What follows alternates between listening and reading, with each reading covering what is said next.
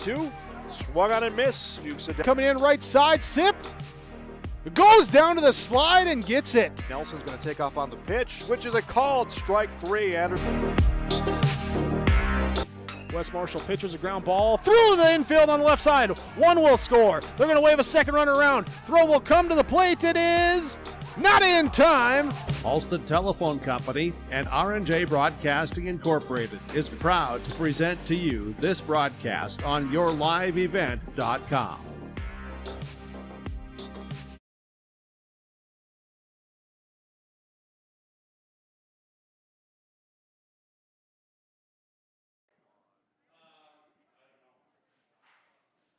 Good afternoon and welcome to Mayville, North Dakota, the MPCG High School track as we get ready for the Northeast Region Track and Field Meet, which officially is underway on yourliveevent.com. We are a cast of thousands here today as we bring you the action from Mayville, North Dakota. Kevin Kochman on lead vocals throughout most of the day here today. Leaf Bakken in production in coordination with everything else that we've been doing here this morning, arriving on scene at 9, and we certainly appreciate the assistance with, of course, yourliveevent.com and Mark Forseth bringing with the ability to make it happen here today. There was a little bit of up and down moments at times here today, but we are ready to go a little bit later than we anticipated, but we are getting ready to throw you the Northeast Region Track and Field Meet. Throughout the day, we'll have a number of different opportunities to bring you the events here today from Mayville. The events will include getting underway here now, the discus, the shot put, the high jump, long jump, triple jump, the javelin, which we will not be able to bring you javelin. That's the only site we can't get you a visual on. But the javelin will be going here today as well, and the pole vault, which will be happening here at the Northeast Region Track and Field Meet. We'll follow all the running events as the running event will get underway here today at 1 o'clock.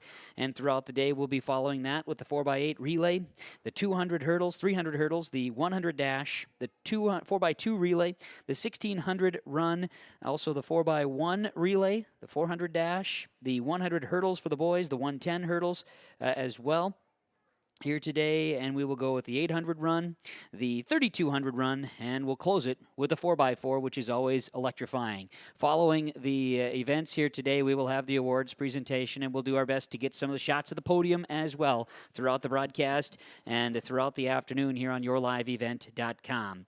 As we underway with our coverage of the Northeast Region Meet, the Irie Insurance pregame show. For all your insurance needs, visit Irie Insurance online at irieins.com.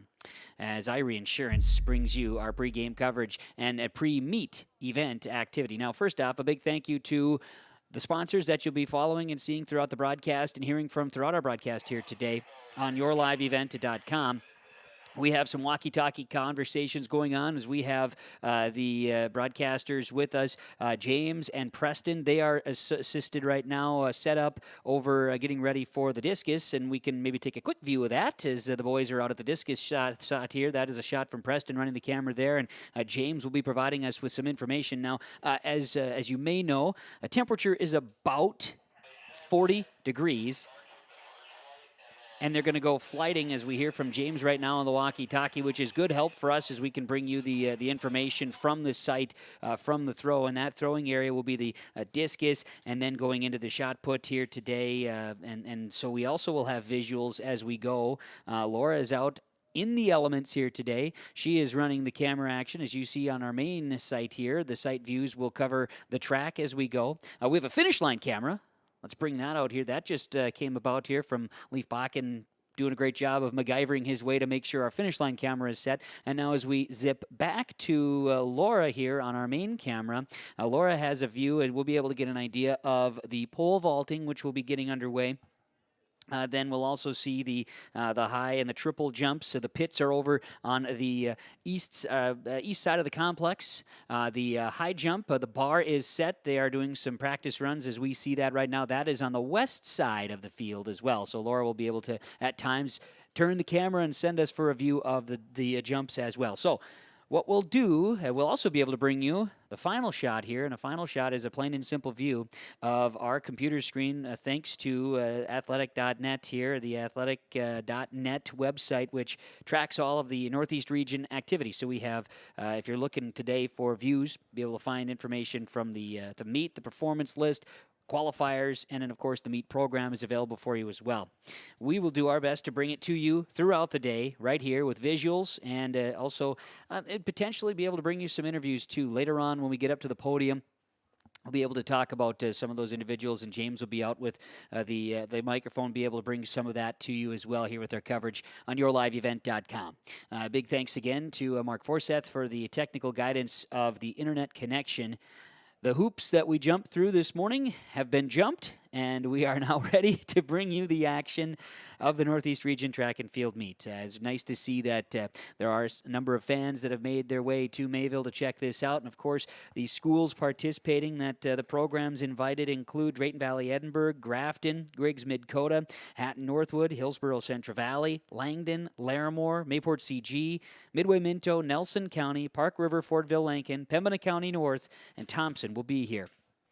This is the Irie Insurance pre-meet coverage and our pre-game show for the Northeast Region Track and Field Meet in Mayville, North Dakota, as we bring you the action. Let's take a quick peek as just to give you an idea over at the discus. We're getting some warm-up throws happening in the discus throwing area, which again is on the west side of the complex. And just to give you an idea there, as Preston is running camera there right now, and James going to be talking to us a little bit more too as we get a chance. We'll pull up and have some conversations with the throwers that will be there. So what I want to do right now is let's take our first commercial break here of the day.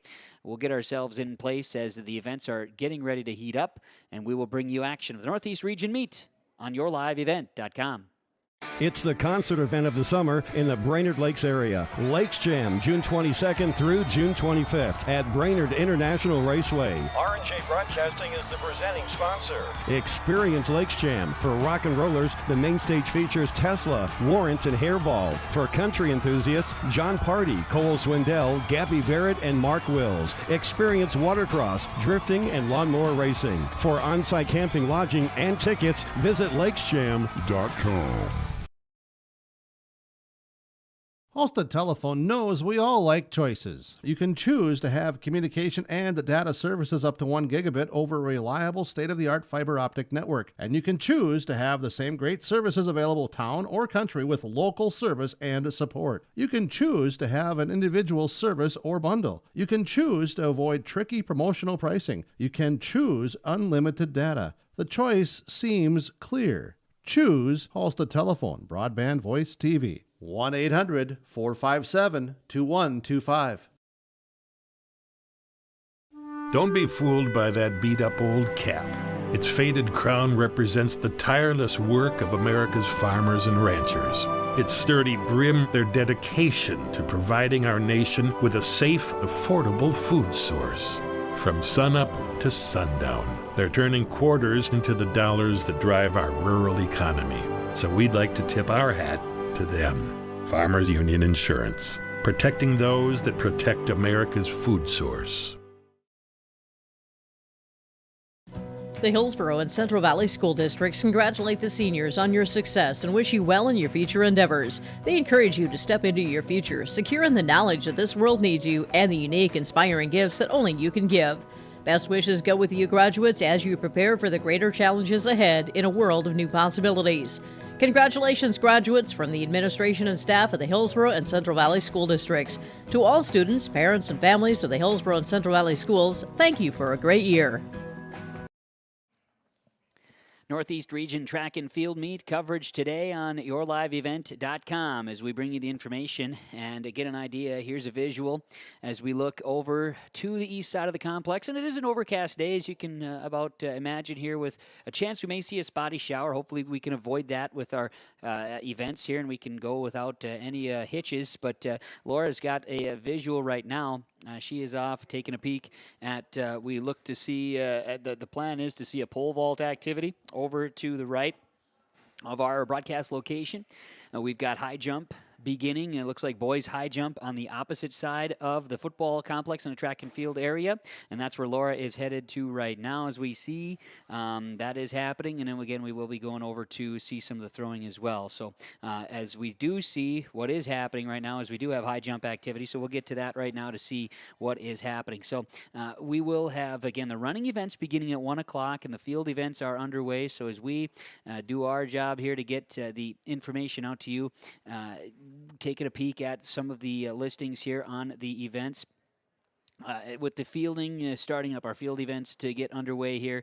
The throwing is happening, so we're going to pull up the information, and we will, once we get some confirmation of what's happening and the individuals who are going up and throwing, because, you know, the other thing is with the colder weather today, we're not seeing the scenarios of, you know, your traditional track and field outfits. Some of these individuals and athletes are wearing shirts or sweatshirts or whatever. You're kind of losing some of that ability maybe to follow exactly who everybody is, so we'll just kind of see how the day goes. But a visual right now is on the boys' high jump that we see, so let's keep it right there. Laura's got the camera that direction. We're going to find the high jump information, and we'll talk about the individuals who are involved. And as far as the field events are concerned, there will be 3 attempts for all athletes, and the top 9 in each event will advance to the finals, where they will have 3 attempts. So there will be lots going on, and we'll just try to follow it along as best we can, bringing you some visuals of the activity going on here from the meet. Now, the other fun thing is just to make sure that all of our files are in place and non-paper. This is all on a computer, so then you got to, you know, deal with what's coming at you with the computers. We do have the high jump happening right now, and we're watching high jumpers go on the boys' side. We have participating Jace Rosinski of Park River Fordville Lankin as an 8th grader. Charlie Kittleson of Drayton Valley Edinburgh is a sophomore. Peter Onis of Hillsborough Central Valley is a sophomore. Mason Hetler of Pembina County North, a freshman. Kaysen Buchholz of Hillsborough Central Valley, and also a sophomore. Broden Allen. Ethan Bergstrom, Mayport CG, as a junior. He will be jumping in the high jump. Brady Riley of Drayton Valley Edinburgh, Isaac Pfeiffer of Larimore, Eric Hoffman of Larimore, also Exer Rios of Grafton. He'll be going as well. Jack Steffen of Nelson County, Avery Rosinski of Park River Fordville Lankin, Gavin Mitchell of Hillsborough Central Valley, and Michael Longthorne of Hillsborough Central Valley. They'll be on the high jump. Michael Longthorne, a jump of 6 feet, is the best coming into this event, the boys' high jump, which we're getting a chance to see right now happening. Very good stuff there. As again, Laura's running the camera out in the elements here today. It is a far from perfect day, but you know, last year the event was held in Hillsborough at the Hillsborough Sports Complex, and we had temperatures of 80s and 90s, and then that kind of led into some more overcast skies by the end of the day, but it was a fantastic day last year.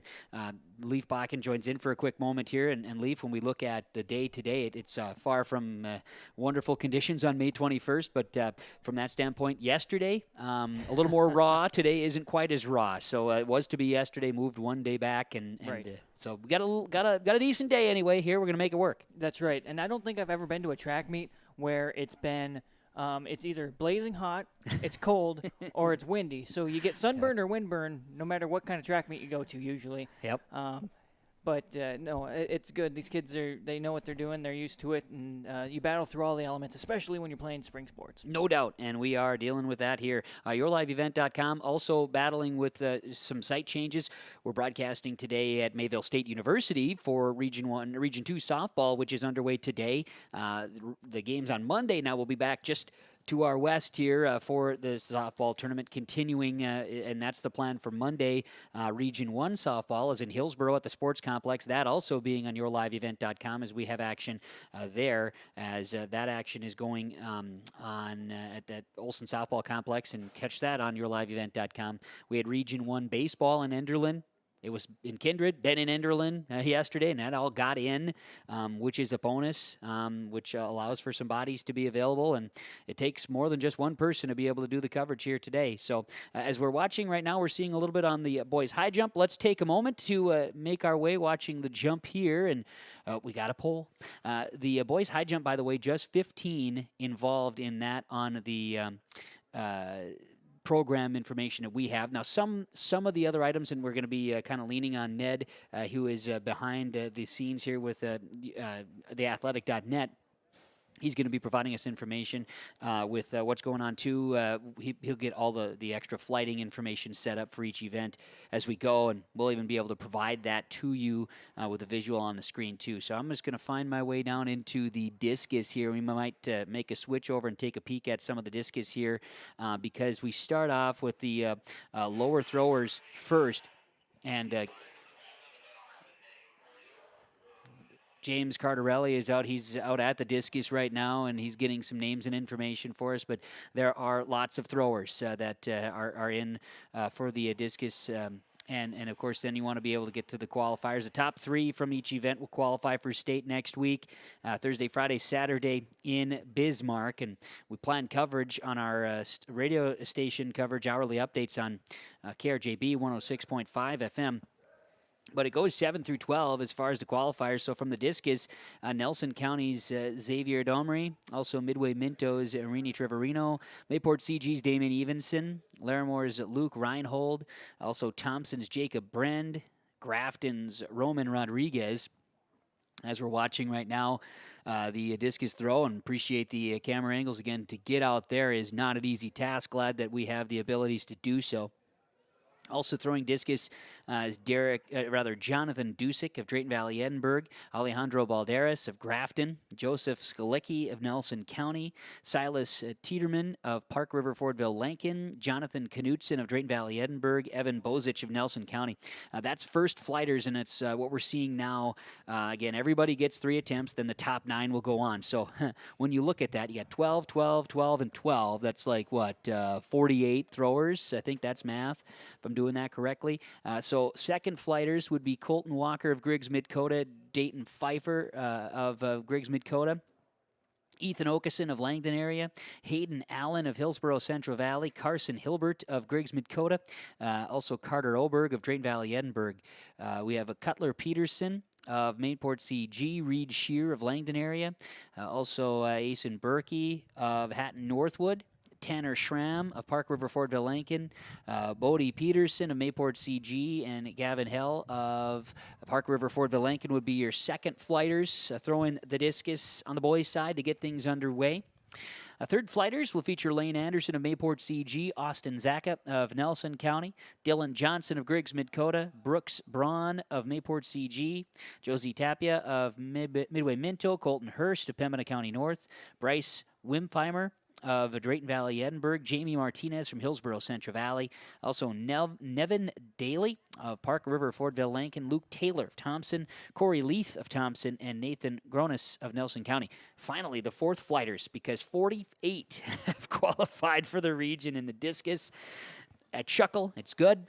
We've got Wyatt Demers of Grafton, Cody Eisenby of Pembina County, also Jordan Sundstrom of Grafton, Lane Kautzman of Griggs Midkota, Aaron Schultz of Thompson, Oscar Leal of Hillsborough Central Valley, Santiago Galvin of Grafton, Peter Dryberg of Hillsborough Central Valley, then Ben Jurat of Langdon area, Aiden Hill from Drayton Valley, Edinburgh, Easton Baszler of Hillsborough Central Valley, and Cole Potter of Thompson. Cole Potter with a discus throw of 144 feet 4 inches is your first place. Now, interestingly enough, last year in the discus we saw records drop in the Northeast region. And we had Hutch stop by, give us some information earlier here today. The conversation went that last year there were records that went down, including the discus. Caden Pashtian. Now, Caden Pashtian had just some background on him. He had a scholarship to the University of Minnesota in the Twin Cities, a Division I Big Ten track and field scholarship in hand. That got taken away when Minnesota cut their track and field program. He landed at NDSU. Pashtian this year set NDSU records as well. Now, he had last year set the record at the boys' discus throw in the region at 193 feet 4 inches. That happened on a throw in Hillsborough at the region. This year's top qualifier is 144 and 4, 144 feet 4 inches, so that's nearly 50 feet further. It's a record. So that just kind of shows you what happened last year and where we are today to see where we are. We're getting the discus throw happening right now. Again, we are looking at some of the first flighters, and we'll continue on with more. The only event, as we brought up there, the only event that we're not going to be able to bring you a visual of is the javelin. The javelin, if we were able to somehow have, if we had like some other additional camera angle from behind us, maybe we could get that, but that is not going to happen. We tested our cameras that direction, and we were not able to get what we need to provide you good coverage of the javelin. So we'll share the information and results as we get those. And again, as you're following along, we're following along too, and we'll be able to pop those up on the screen for you as our day goes along. When results are had, it'll be a little while for additional results because right now we're in the prelims for the throwing events. And also, we've got the boys' high jump happening. We talked about them. We've got the pole vault happening. That is the next angle we'll be taking in. Laura, I'm just going to direct you. Yeah, zip over there, and let's get a view of the pole vault happening. We'll get to that here as we're going to leave the discus. And once Laura is in position here with her shot, we'll be able to watch the pole vaulters. That looks pretty good there, Laura, and just kind of hold steady as we're going to be able to see, and also seeing some of the jumpers going into the long jump, which is happening as well. There we go. Let's lock in there. Through the people, this is going to be one of those shots that at some point we'll take our guys that are in right now. Laura, you are on. We've got you, and you could see pole vaulting happening. That appears to be the boys pole vault, if I'm not mistaken. We've got that happening along with the long jump. You can kind of see those guys flying through as well. So let's talk a little bit about what's going on there on our view that we're seeing here on the Northeast Region Track and Field Meet coverage on yourliveevent.com as we get a chance to chat in on that. So as right now the view is a double dip. We've got the pole vault and we've got long jump happening. So we'll get the information we need. I'll tell you this right now. The speed at which it takes for me to go through the file is incredibly slow, so I greatly apologize for that. That's just kind of what it is, and we'll be able to flow through the day as we go here. But certainly do appreciate you hanging out with us wherever you are, watching in and enjoying. So boys pole vault. We've got Sam Kittleson of Drayton Valley, Edinburgh. We've got Tucker Fredrickson of Griggs Midcoda, Isaac Feltman of Drayton Valley, Edinburgh, Mason Dramstead of Griggs Midcoda, Karthik Chapra of Langdon area, Edmore, Munich, Harley Hildy of Drayton Valley, Edinburgh, Luca Berg, he is out of Griggs Midcoda, Dylan Mitzel of Hillsborough Central Valley, Noah Mehus of Mayport CG, Jake Sanders from Langdon area, Charlie Kittleson of Drayton Valley, Edinburgh, Cutler Peterson of Mayport CG, Coulter Thorsel of Larimore, Warren Jelinek of Grafton, Eric Hoffman from Larimore, Oliver Marquardt of Mayport CG, then Jack Paulsrud of Hillsborough Central Valley, and Parker Gallagher of Hillsborough Central Valley. Now, Parker, a senior, he had a pole vault of 13 feet, and that would be your best vault throughout the year. So we're seeing the boys' pole vault. Now, let's flip over to the boys' long jump, and this, again, really stretches. And then when you look at, and we're good there, Laura, you can stay on where you're at there with the shot. Yep, we'll keep you there. I'm just going to keep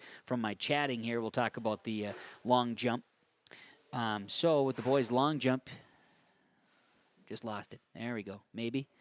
Yeah, all of a sudden my computer caught up and started spinning me there. So sometimes having the paper in hand might be even better. But yeah, look at this happening. Holy cats. We're just all over the mark here.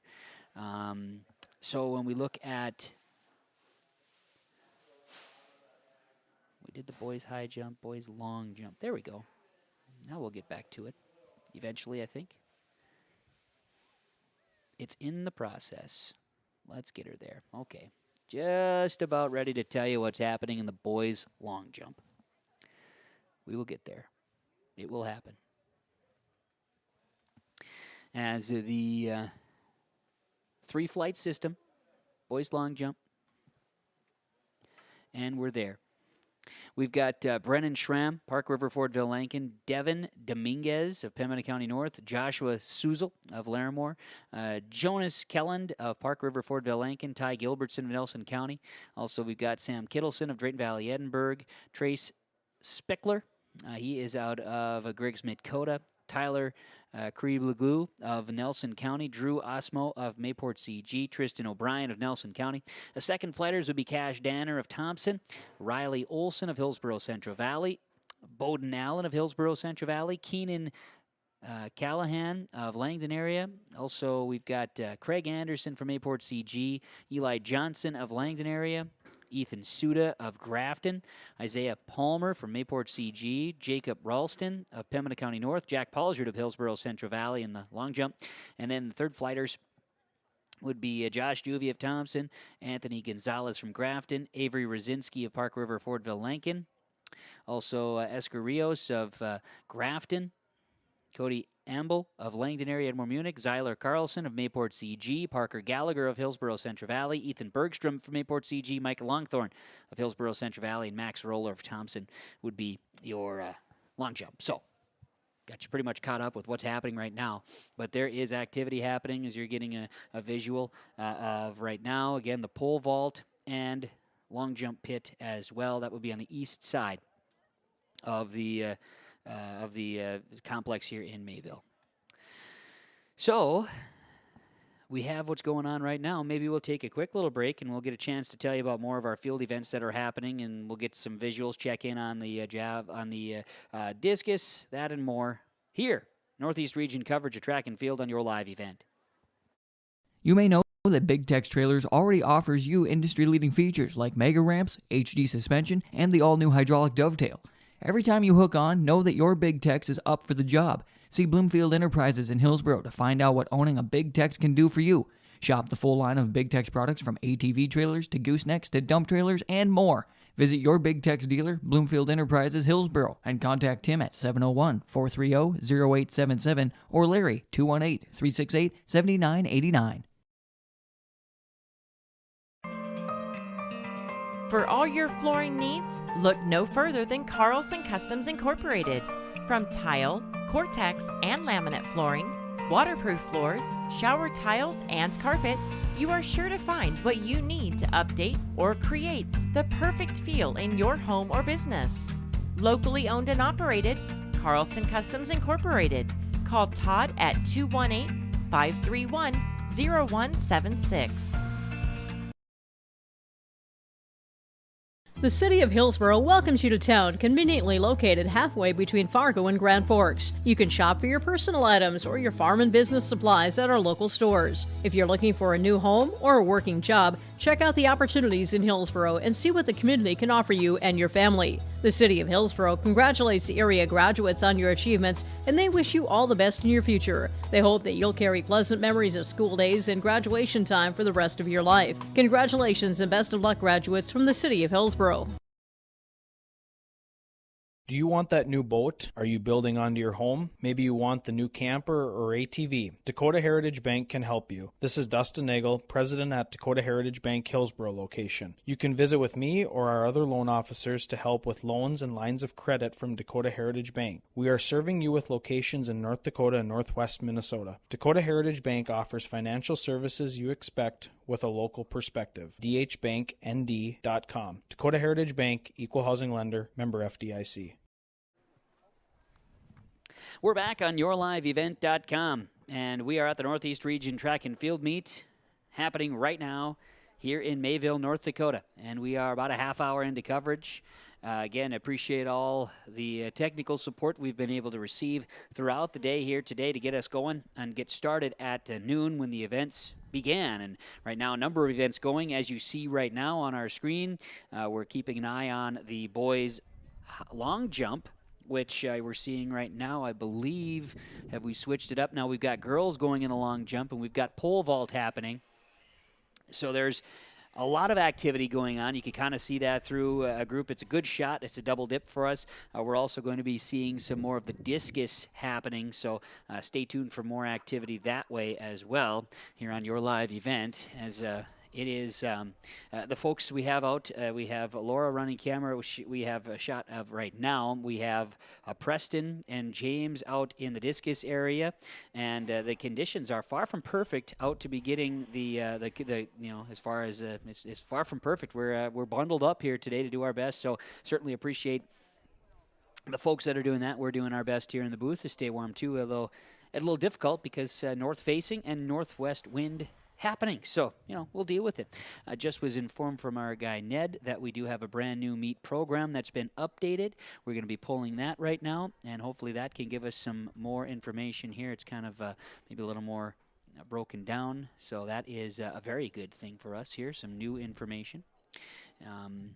Computer's still not super happy, but I'm guessing that has something to do with the fact that it's not warm in the booth as well.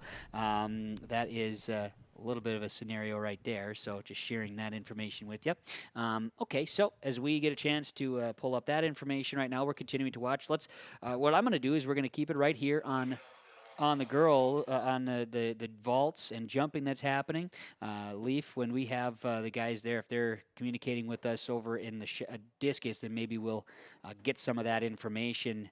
When they're doing a good job of following along at this stage as best they can, but doing information to share with us. We'll keep an eye on what's going on here on that end too. I was going to see if I could pull up some information and share with you the girls pole vaulters and the girls jumpers that we're seeing as well as the most recent uploaded meet program. Trying to get that information from Ned here's running the show, getting some calls over the loudspeakers here, trying to get some shot putters to throw as well, and that's all happening in the same spot. So, all right, all I'm seeing is running events right now, so we're going to be able to get some more. Are we ready to make a transition?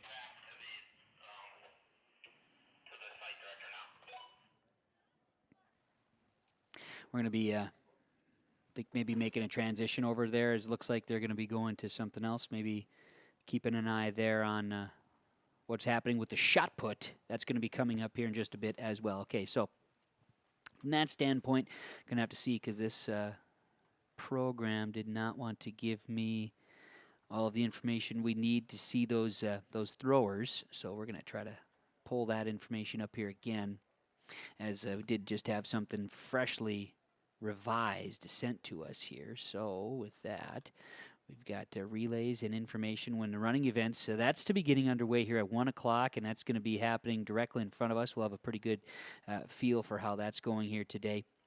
Right now, we're just going to grab the latest information and try to get more of our throwers info to share with you here on yourliveevent.com.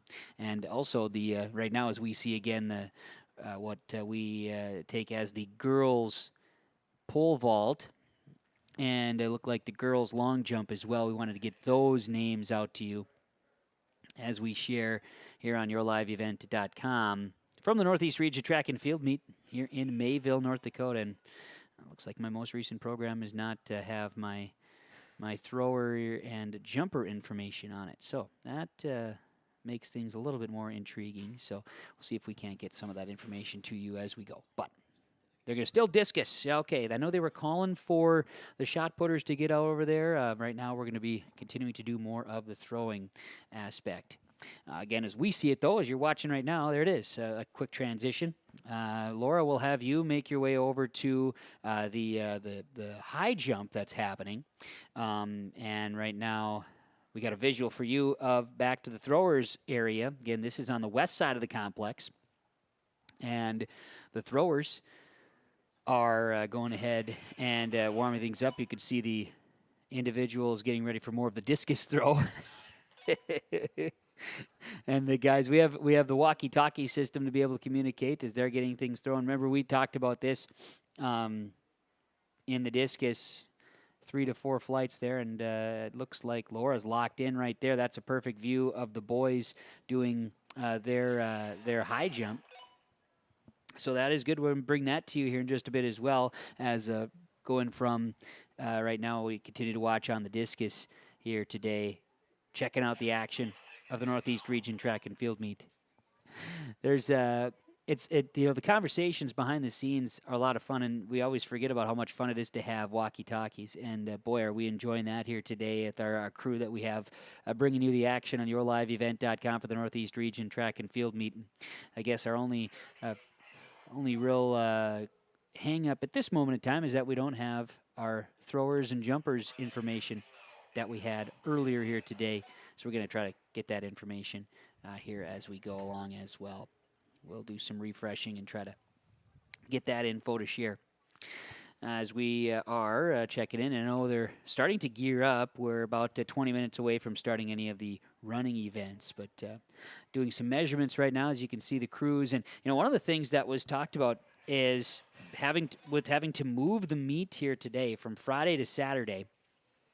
Having to move the meet, we lost some helpers that were involved in coordinating the events here in Mayville. So they had to do some additional finding of some volunteers and people to come and work the events here today. So certainly appreciate everybody who is. And one of those things, too, is that some of the coaches have to take over roles and do that rather than having, maybe someone that can just come in and help rake the pit area. Maybe you've got to have some coaches help do that when coming onto the high jump, long jump, things of that nature. Let's go ahead and flip it. We're going to move over to the boys high jump again as we're watching that. Laura is live here on her camera. We're seeing the high jump and getting an opportunity to get the athletes there. You can see them from start to finish, which is a bonus. So we'll continue to watch that. And again, we'll try to get the most recent updates and information in on this on our computer here as Northeast Region Track and Field Meet. Again, athletic.net is where you'll find the information, and you could just type in Northeast Region, athletic.net, Northeast Region. And then that's going to be able to pull up. You could actually look back on previous year's information. And there you'll also be able to get, of course, this year's event, which is in Mayville. So you want to find that in the posting that they have. And then they'll be sharing results. Ned posts those, and that goes live for us here later on today. Try to see if we can get the most recent download to give us the information we've been looking for. Okay, looks like it's still not giving me any of our throwers. So that is, a little frustrating on our end here. We had that, now the update took it away. So that's unfortunate. So the high jumpers, long jumpers, triple jumpers, the throwers don't have their lineups anymore. So we do have all the running events, which will be helpful when we get to the running events. In the meantime, crew over at the throwers site will be getting us information. We do know this. The field events are off and definitely running, to say the very least here, which is a big positive. Walkie-talkie down for Preston. That's okay. It's cold outside. We may have a little bit of that. Now, we are getting a chance to see here at the high jump. We've got a Hillsborough Central Valley jumper, which the top three were from HCV. So we'll get a chance to take a peek in on this as the jumping activity. High jump. See if we can clear.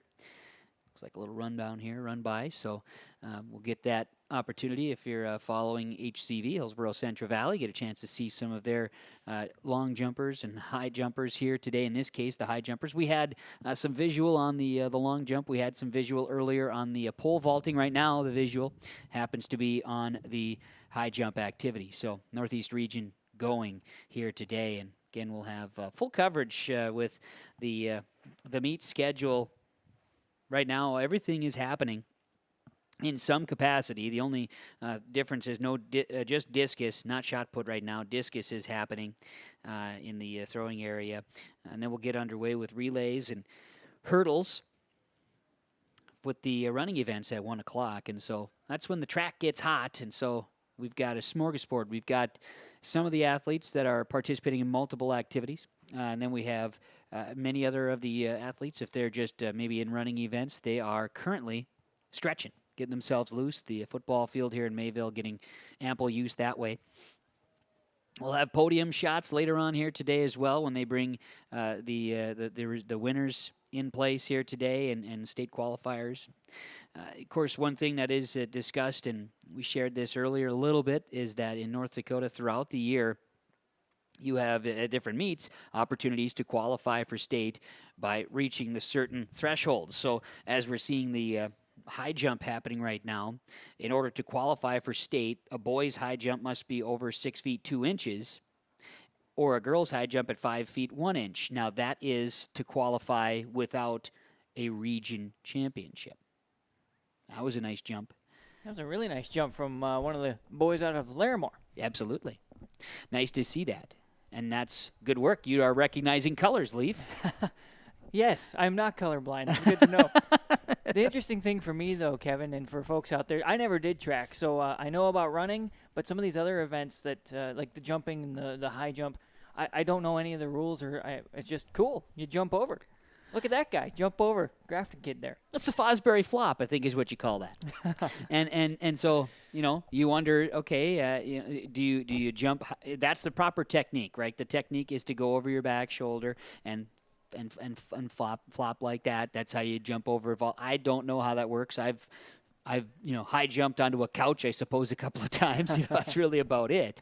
But yeah, it is different. So I too have experience in being at track and field meets, and now, of course, in the last few years doing some broadcasting of them, and it is truthfully easier than you think when you have the proper information in front of you. It does certainly help. And once we get to the running events, the most recent update of our region program will have that, and we'll be able to share more details to it, especially like when we get to those finals. So the prelims, as we were running over with you, everybody in the field events, you get 3 attempts, and then the top 9 will advance to the finals, and then they'll get 3 attempts within the finals. So it is definitely muddled down. You go from 7th graders all the way to seniors in this Northeast region meet.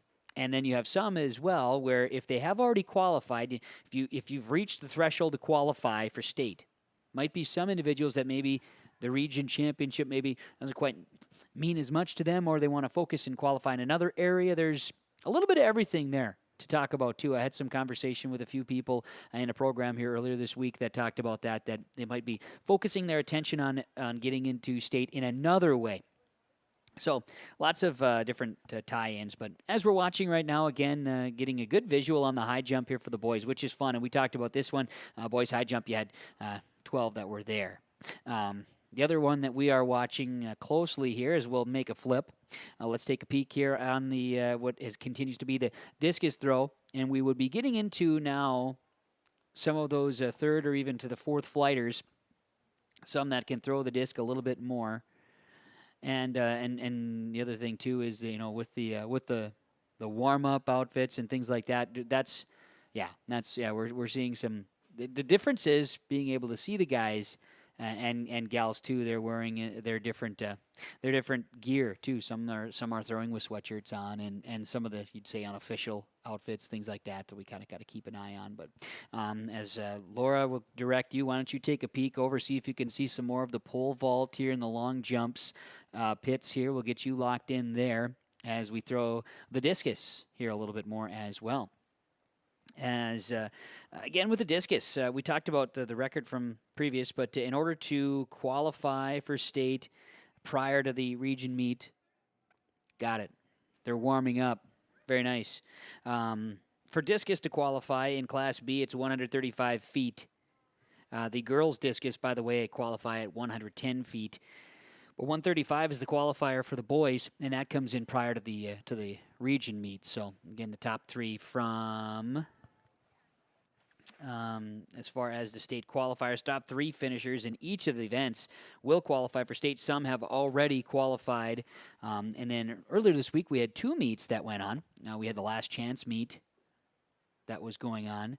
Let's go back now as the discus takes a break. In their warm-ups, we're going back. Laura is live here with our shot again. They're setting the pole vault bar higher here, and you can kind of see it's starting to get a little bit packed, but you can kind of see the pit still in front of the pole vault pad.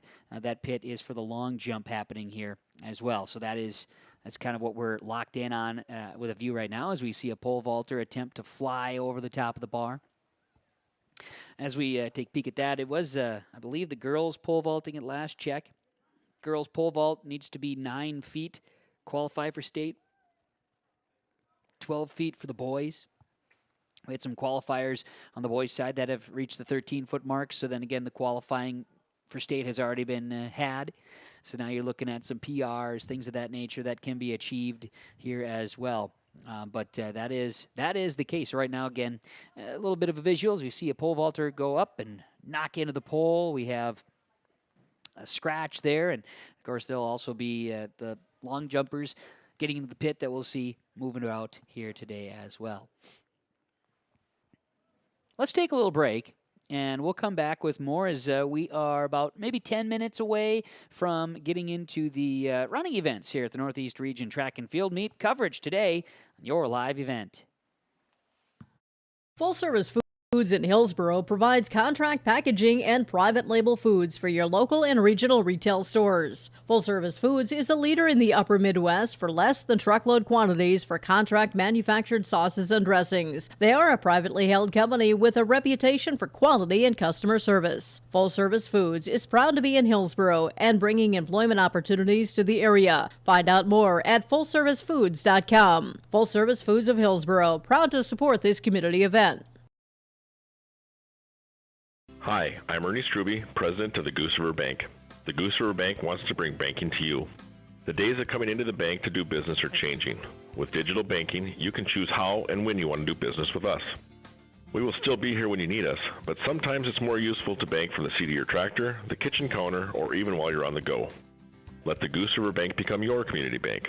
We believe that a strong bank builds strong communities, and we would be proud to be your bank. Member FDIC, Equal Housing Lender. Whether you're in need of a short-term or long-term care stay, Halsted Living Center offers a variety of first-rate services with a tailored plan to exceed your expectations at any level of care. With Halsted Living Center, there is an attached medical clinic and independent senior housing facility. Physical, occupational, and speech therapy services are available for both inpatient and outpatient. Respite care is available too, as well as hospice services. Call 218-456-2105 for openings available now with Halsted Living Center, or find more information at halstedlivingcenter.com.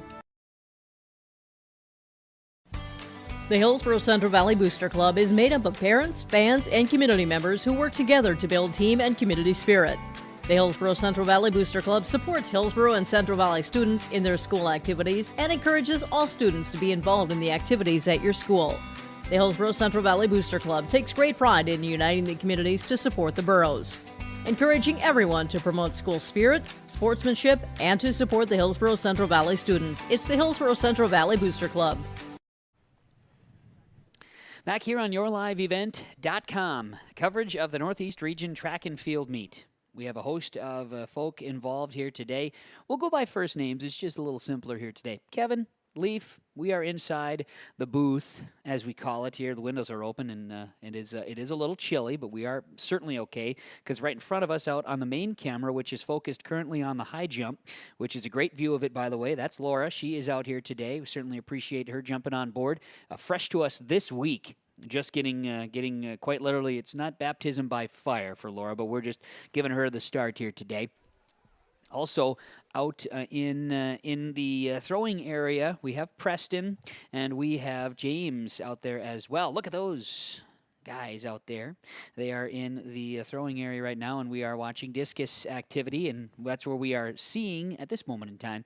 That plus we're watching in on the long jump, the high jump activity, which is right there. And that is where we will continue to watch right now. We also have a camera situated as we went through earlier on. Let's take a peek at the finish line. Look at this. The finish line, yes. When we have running events here, we will have that to view as well. Back here now to Laura's camera shot, watching the boys high jump, and we have Scratch right there. As, again, results for the Northeast region. We'll be keeping track of that here as our day goes along, and that is available at athletic.net. Athletic.net, then you just search out the North Dakota High School Activities Association, and then you can find the Northeast region there by simply searching Northeast region. But different meet entries, an opportunity to get a peek at the program, and I know that the overall here schedule of events as we continue on with all of the field activity that is happening right now.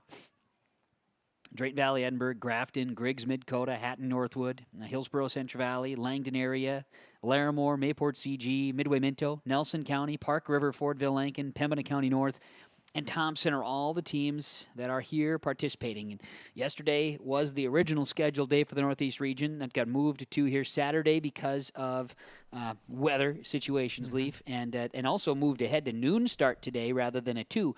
Part of it is to accommodate for some graduation commencement exercises that are happening in our region, and that's another aspect of the spring that, why don't we just throw that on top of it too? Right, and then of course you have other events that, like we've said, with track, and you have track and golf that usually go a little bit after graduation or after the school year even because of their state timings. And then, hey, I don't know about you, Kevin, but I'm glad that these guys moved it to another day. The wind is not howling like it was yesterday. Yep. Where I was at, it was in the lower 40s, and with the wind, it was probably in the upper 30s. And I know a lot of the Red River Valley, I think when you got a little bit further west here, it was maybe a little bit warmer. And when you got north, it was actually surprisingly warmer. But the frost advisory was across the area. So how funny is that in the middle of May? Yeah, we had 37 on the vehicle as we were driving into Mayville today. And the overall certainly is a pretty decent day. In fact, the sun is trying to peek out. Chance of a scattered shower today. There should not be anything to threaten this event. The discus... Let's go switch back to the discus now. It looks like we've got some throws happening, and once we get to these deeper flights, the disc starts to fly a little further, and we'll be getting some more of the names too. James Cardarelli is set up out there, and he's able to provide some information to us as we roll through the day here as well with more information. So just kind of getting an update there. And hopefully later on too, we'll be able to get a chance to chat with some of the coaches that are involved and some of the teams involved here today to share on their experiences here for this Northeast region. This has been a challenging season to try to get activity in. You talk about having the grounds to do so. Leaf commented on just in general here. So as the season goes, next Thursday, Friday, and Saturday, right into Memorial Day weekend, will be the state meet in Bismarck, and the state A and state B all happens at the Community Bowl in Bismarck. So that is from the boys' side. All right, this will be Reed Shear stepping into the circle to throw. Fantastic. Get a chance to watch from the discus side. Reed Shear getting a chance. Langdon. We are in the latter portions already of the boys discus. Again, you had 4 different flights here in that, 48 throwers. And good to see in at 71 even. So he's still, as far as his throws are concerned, we're still kind of in the middle of the pack there. The high-end throwers are at the 140s. Brody Peterson of Mayport CG is going to throw right now. This is very helpful for us as we bring the action. Here's Brody Peterson throwing the discus. Mayport CG's throw. And he scratches. Just a little too far to the far side from our camera there, just Yeah. outside the perimeter. Yep, and so that's something we have a visual of. You talk about the way that this season finishes, so then the golf will finish following that. Baseball and softball finish at the same time in North Dakota as well. And the other topic was East and West, right? And West side, where, Leaf, you've got a lot of familiarity. We had blizzards, we had lots of snow, and we had not good conditions there. Usually the West side is much gets an earlier start even than the East Siders, but that's right. This year it's been difficult for everybody to go, period. It's just been a little bit wet for everybody. The guys out north are more appreciative of maybe it being a little more wet. Not appreciative. What's the word I want there? I know the guys around here have been struggling with wanting to get into the field and get things done. So it's just one of those things that it's been just an odd year. But, hey, we've been through a few of those before in the last few years. Probably have an odd year in the future again, as, again, our eyes are on the visual here, bringing you coverage of the discus. And James Cardarelli standing by, providing some Greg's Midcota's Dylan Pfeiffer is throwing right now. He's up in the discus as we see that. He's a scratch there on his throw. We're continuing with the other visual. Maybe we'll just take a quick peek, Leaf. Let's head ourselves over back to Laura right now. Laura is on the boys' high jump, which continues, and the bar is raised. Here's a jumper from Hillsborough Central Valley that scratches. Just jumped over to the high jump. Good to see some activity on both sides. Some positives there, and I know that this is the second year of our coverage of the East Region meet, and always good to have the new information that we get when we get that meet info, and we're going to try to take a peek at that once more, see if a program upload has happened for me again, so we can get a little better view. It appears like I still have the same amount. So once we get to the running events, we're going to be able to provide you a lot more information, and then we'll get some final results here on the throwing as well. But again, athletic.net, if you are interested in taking a peek at the meet program, things of that nature, it is available at athletic.net. Just type in Northeast Region, and again, producing you all the information there, and he'll spit out live results too that we'll be able to share, and we'll share that with you on our screen as well here on yourliveevent.com when we get there. But running events are about to begin according to the schedule, which it is 1 o'clock here now, and we're getting folks lined up on the track as well. So this is good. So we've been getting our visuals, and the throws are happening in the discus. The jumps are happening over at the long jump. We've got pole vaulting. We've got high jump. We've got the long and triples and the javelin. We don't have a great visual of that one. That's going to be on the backside for us to see, but there is stuff happening here today. Okay, you're looking for the result information there, Leaf?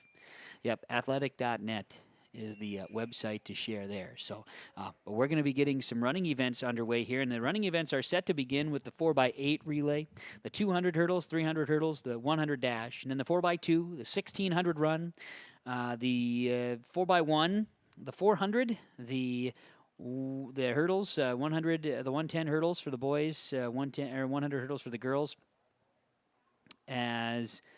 Yes, 110, they had that just backwards on the information, but the 110 and the 100. And then you got the 800 run. You've got the 200-meter dash, 3,200 run, which is the 2-miler, and then the 4x4.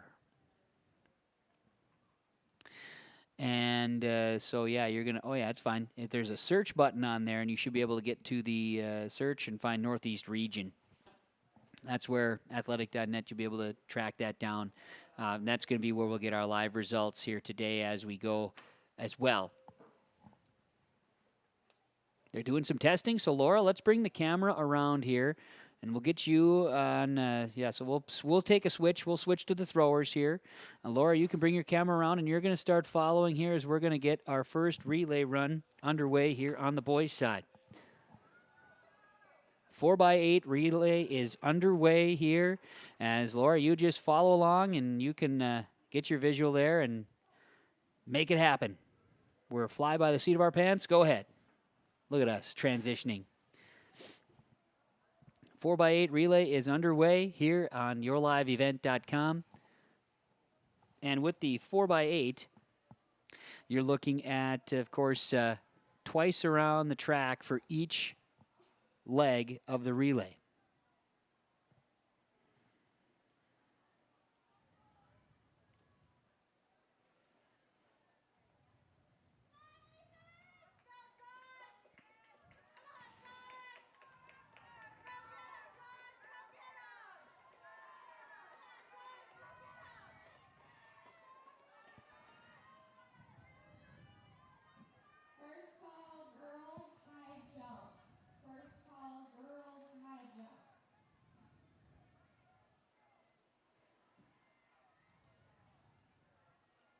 So as we watch the 4x8 relay roll, we also, of course, have our end visual of the final finish line there for the opportunity. But 4x8 relay, the boys are running. Hillsborough, Central Valley, Thompson, Griggs, Midcota, Grafton, Nelson County, Pembina County North, Drayton Valley, Edinburgh, Park River, Fordville, Lincoln. And Laura, you can kind of just focus on that lead runner as you go there. Yep, you've got him coming in there. This is Laura's first time at the East Region Track and Field Meet. She's keeping an eye on that lead runner. Don't want to lose them. There you go, right there, coming in.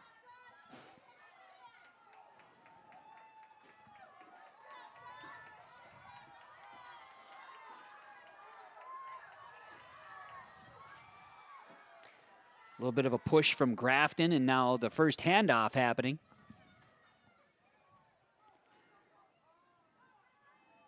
as the first leg of the 4x8 is done. So second leg of the 4x8, Peter Onis of Hillsborough Central Valley has this. Thompson's Reese Nygaard.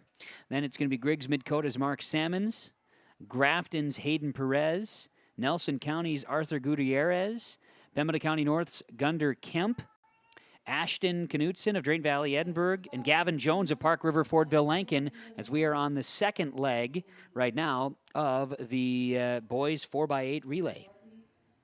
Go ahead, Leaf, if you've got something. The relay runners coming around on their second leg of the relay. First time around, 4x8. Get a visual of the leader.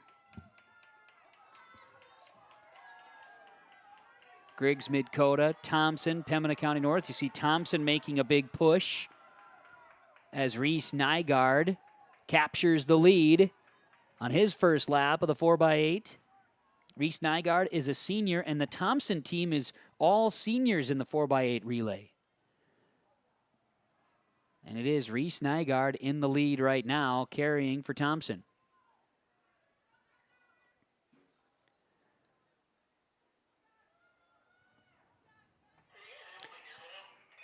Nygaard starting to push a little bit of space now as Thompson and the boys 4x8 relay having the lead. We are just a couple minutes after 1 o'clock when the first event gets underway here for the boys track events, field events all continuing, and we'll share more as we go throughout. A little bit of a push as we'll have another handoff here for what will be the third leg of the relay, 4x8. Thompson will come in the lead. Grafton in second. Griggs Midcota coming with a push. Now they're in second ahead of Grafton. Pembina County North in fourth. 4x8. Hillsborough Central Valley is in fifth as the handoff's happening. Seeing that on our finish line camera. And Thompson, third leg of the relay out in front. That is Connor Praska. Hillsborough Central Valley's Jaron Reed. Griggs Midcota's Eli Larson. O'Marion Brown of Grafton. Jack Steffen of Nelson County. Cade Schaefer of Pembina County North. Jonathan Knutson of Drayton Valley, Edinburgh. And Ian Rutherford of Park River, Fordville, Lankin. The 4x8 relay. And it is Thompson out in front in the 4x8. Third leg again, that is Thompson's very own Connor Praska on the senior-led group. And we'll have a little bit of lap traffic here in this as well, so we got to kind of keep our eye on that. But Laura, you're doing a great job following the lead runner. Headband wearing Thompson's Praska. And not too terribly far back, a battle for second and third place. Grafton taking the lead there with O'Marion Brown as we have the first lap complete on the 4x8. Out in front, Praska got a pretty good lead now on second place. Grafton's O'Marion Brown carrying the baton in second place. 4x8 relay leads things off. On the boys' side, the girls' 4x8 should follow.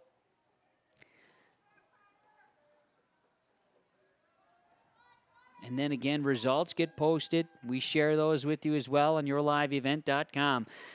The field events will still also get an idea to take a few peeks. We're getting to be able to watch some of the field event fun. And now, again, some lap traffic, as we'll call it, on the backside here.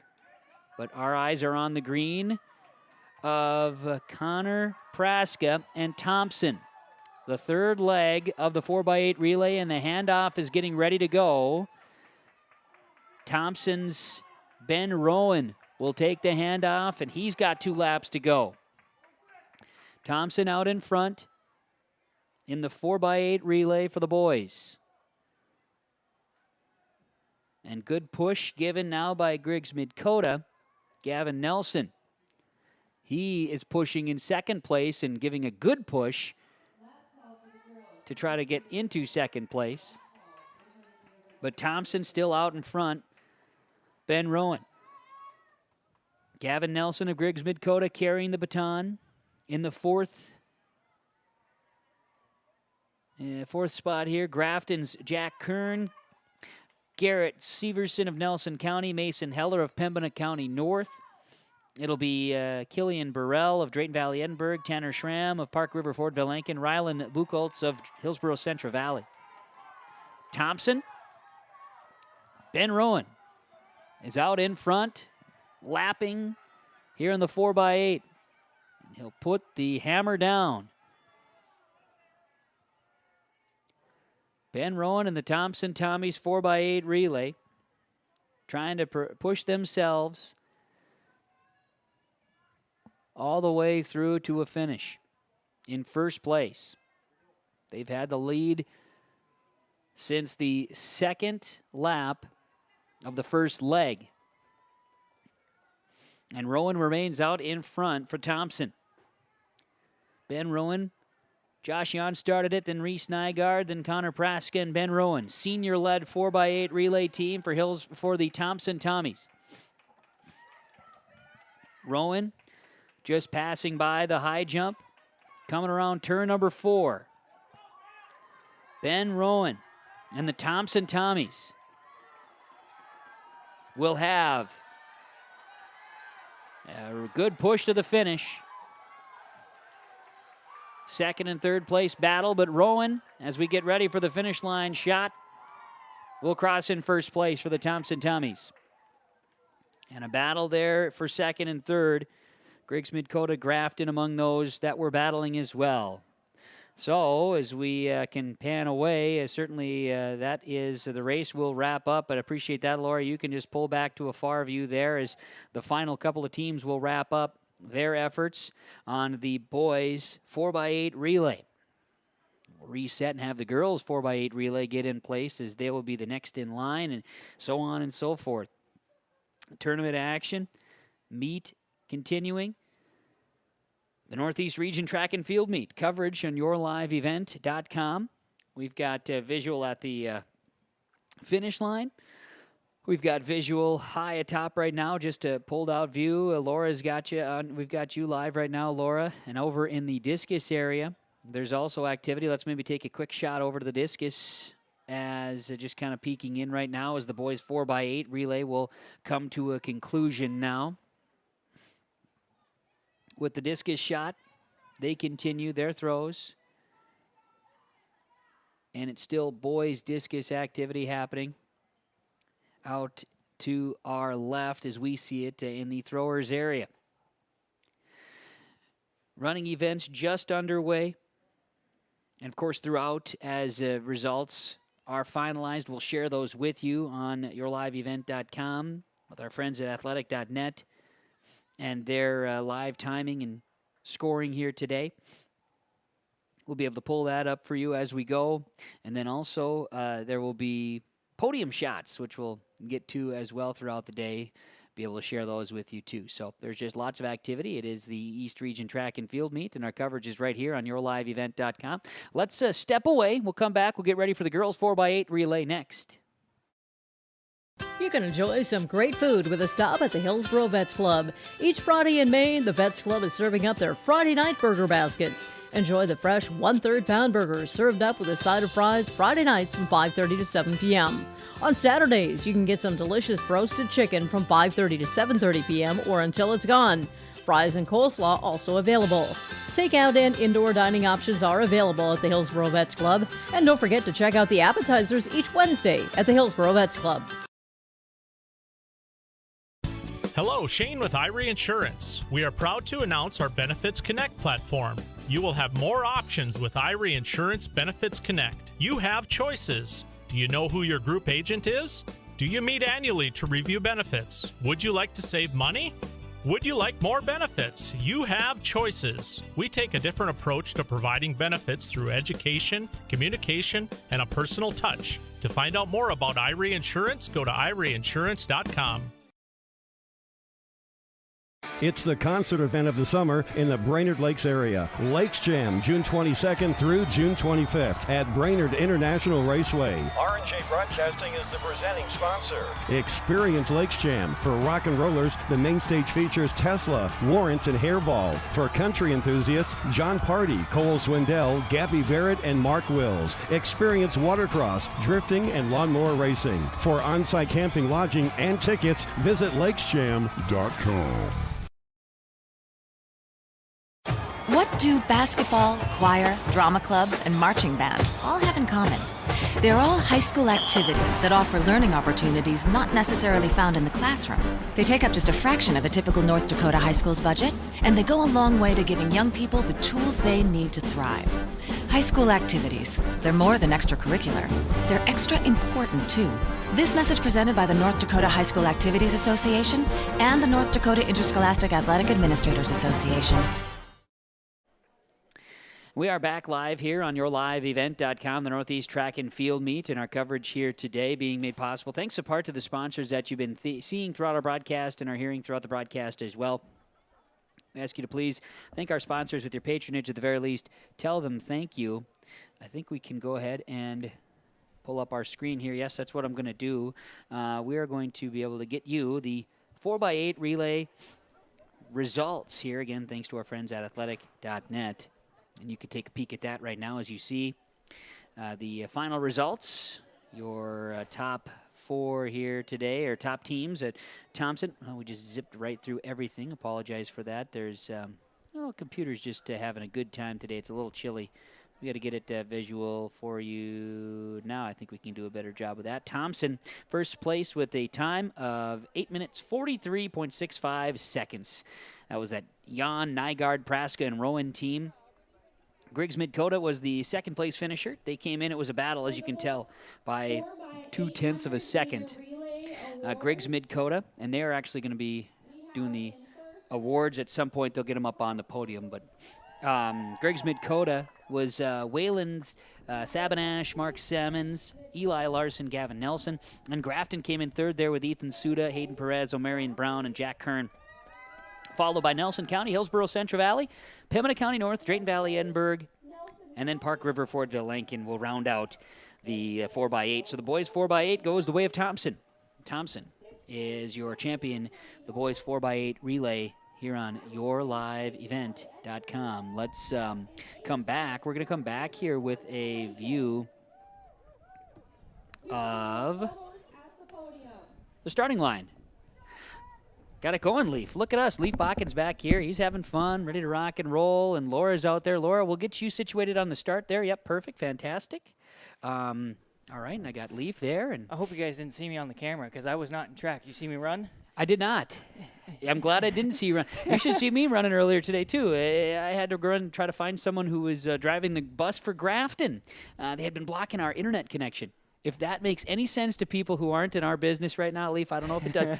We had to have them bust move because they were in our way. But we're going to get the girls 4x8 relay underway. And my excitement is I get to click a button, and there it is.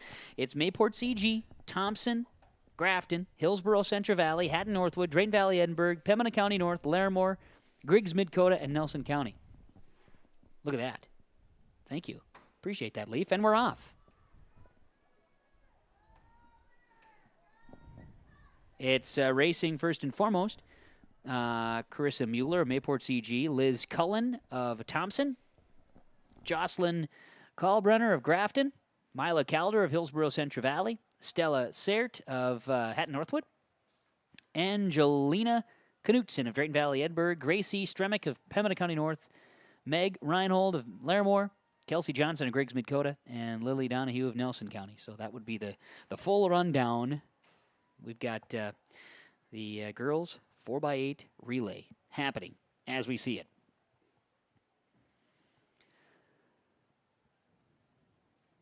And the boys teams, they've made their way out because they'll be out on the podium here at some point. But first leg of the girls 4x8 relay is happening.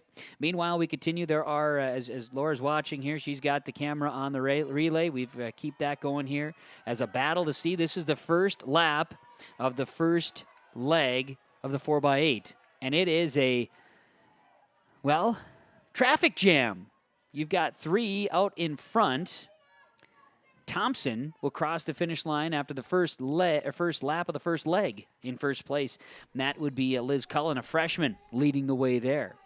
It's funny how in the races you see the groups, they cluster together, and that's just how it goes. You see that throughout the season, and then you see the improvements of some of the other teams as they get better throughout their season. They move along and they move into that next cluster, and you folks who pay attention to track and field a little more than I do understand that and how that grouping works as we go along, much like the flights we see in some of the field events. Absolutely, 100%. And those they'll kind of flow together, and it's neat to see as we keep an eye on the meet here and we watch the 4x8 relay.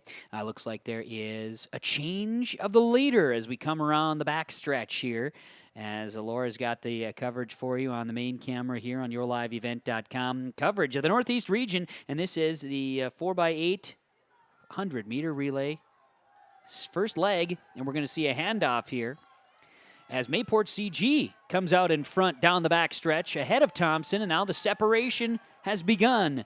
As we'll hand off the baton, Mayport CG will cross in first place as we begin the second leg of the 4x8 relay, as the boys 4x8 teams are being honored at the podium out in front. So neat to see that.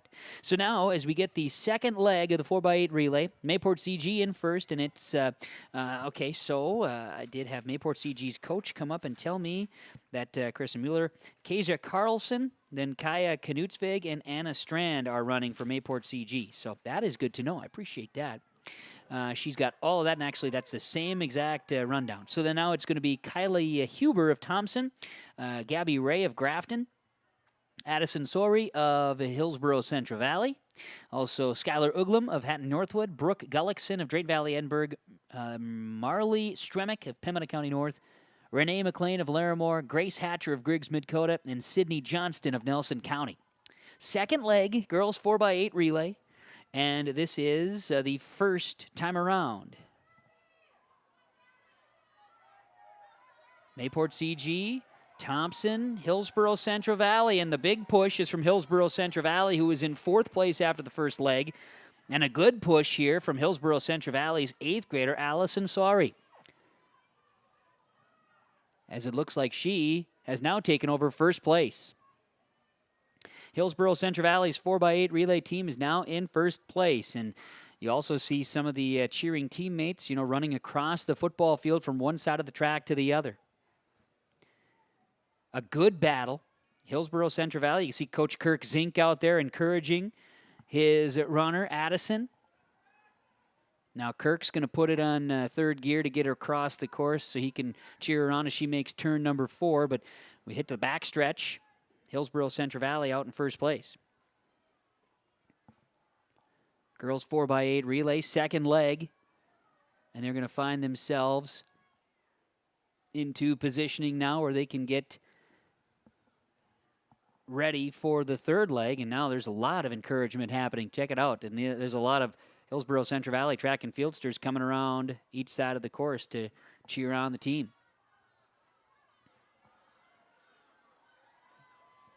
Big push there by Mayport CG. Mayport CG, who led after the end of the first leg, then Hillsborough Central Valley got it. Now a big push down in front. Look at the battle. Girls 4x8. This is where it's at. Mayport CG came in with the best time, and they have it right now. They'll hand it off, and it's Mayport CG. It's Hillsborough Central Valley. Grafton coming up behind Thompson to try to take over, and it is going to be Grafton, then Thompson. So Grafton takes third right now, Thompson in fourth in the girls 4x8 relay.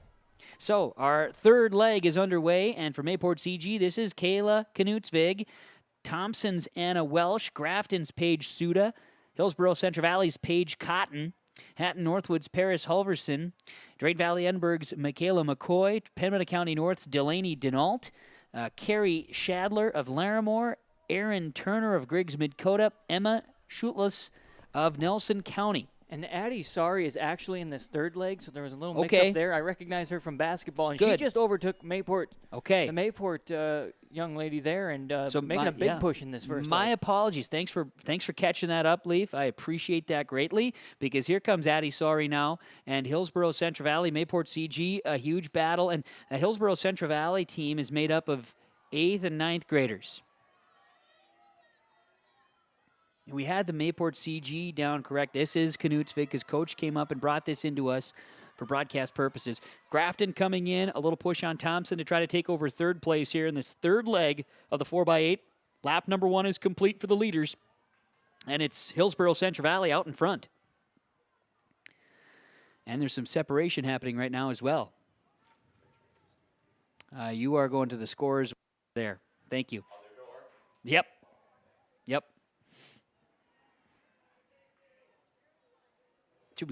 We don't want to shut our door in this broadcast booth. I was going to say we try to make it a little bit more difficult for people who are bringing up their stuff. We could, I guess. It kind of is what it is. I don't know. It's good with it. The only reason, I have it open so I can step out and talk to the guys on the walkie-talkie. Which is important. Not to disturb you. Oh, but I appreciate the disturbance. If you want to you can disturb the silence. There's a song, I think I called that.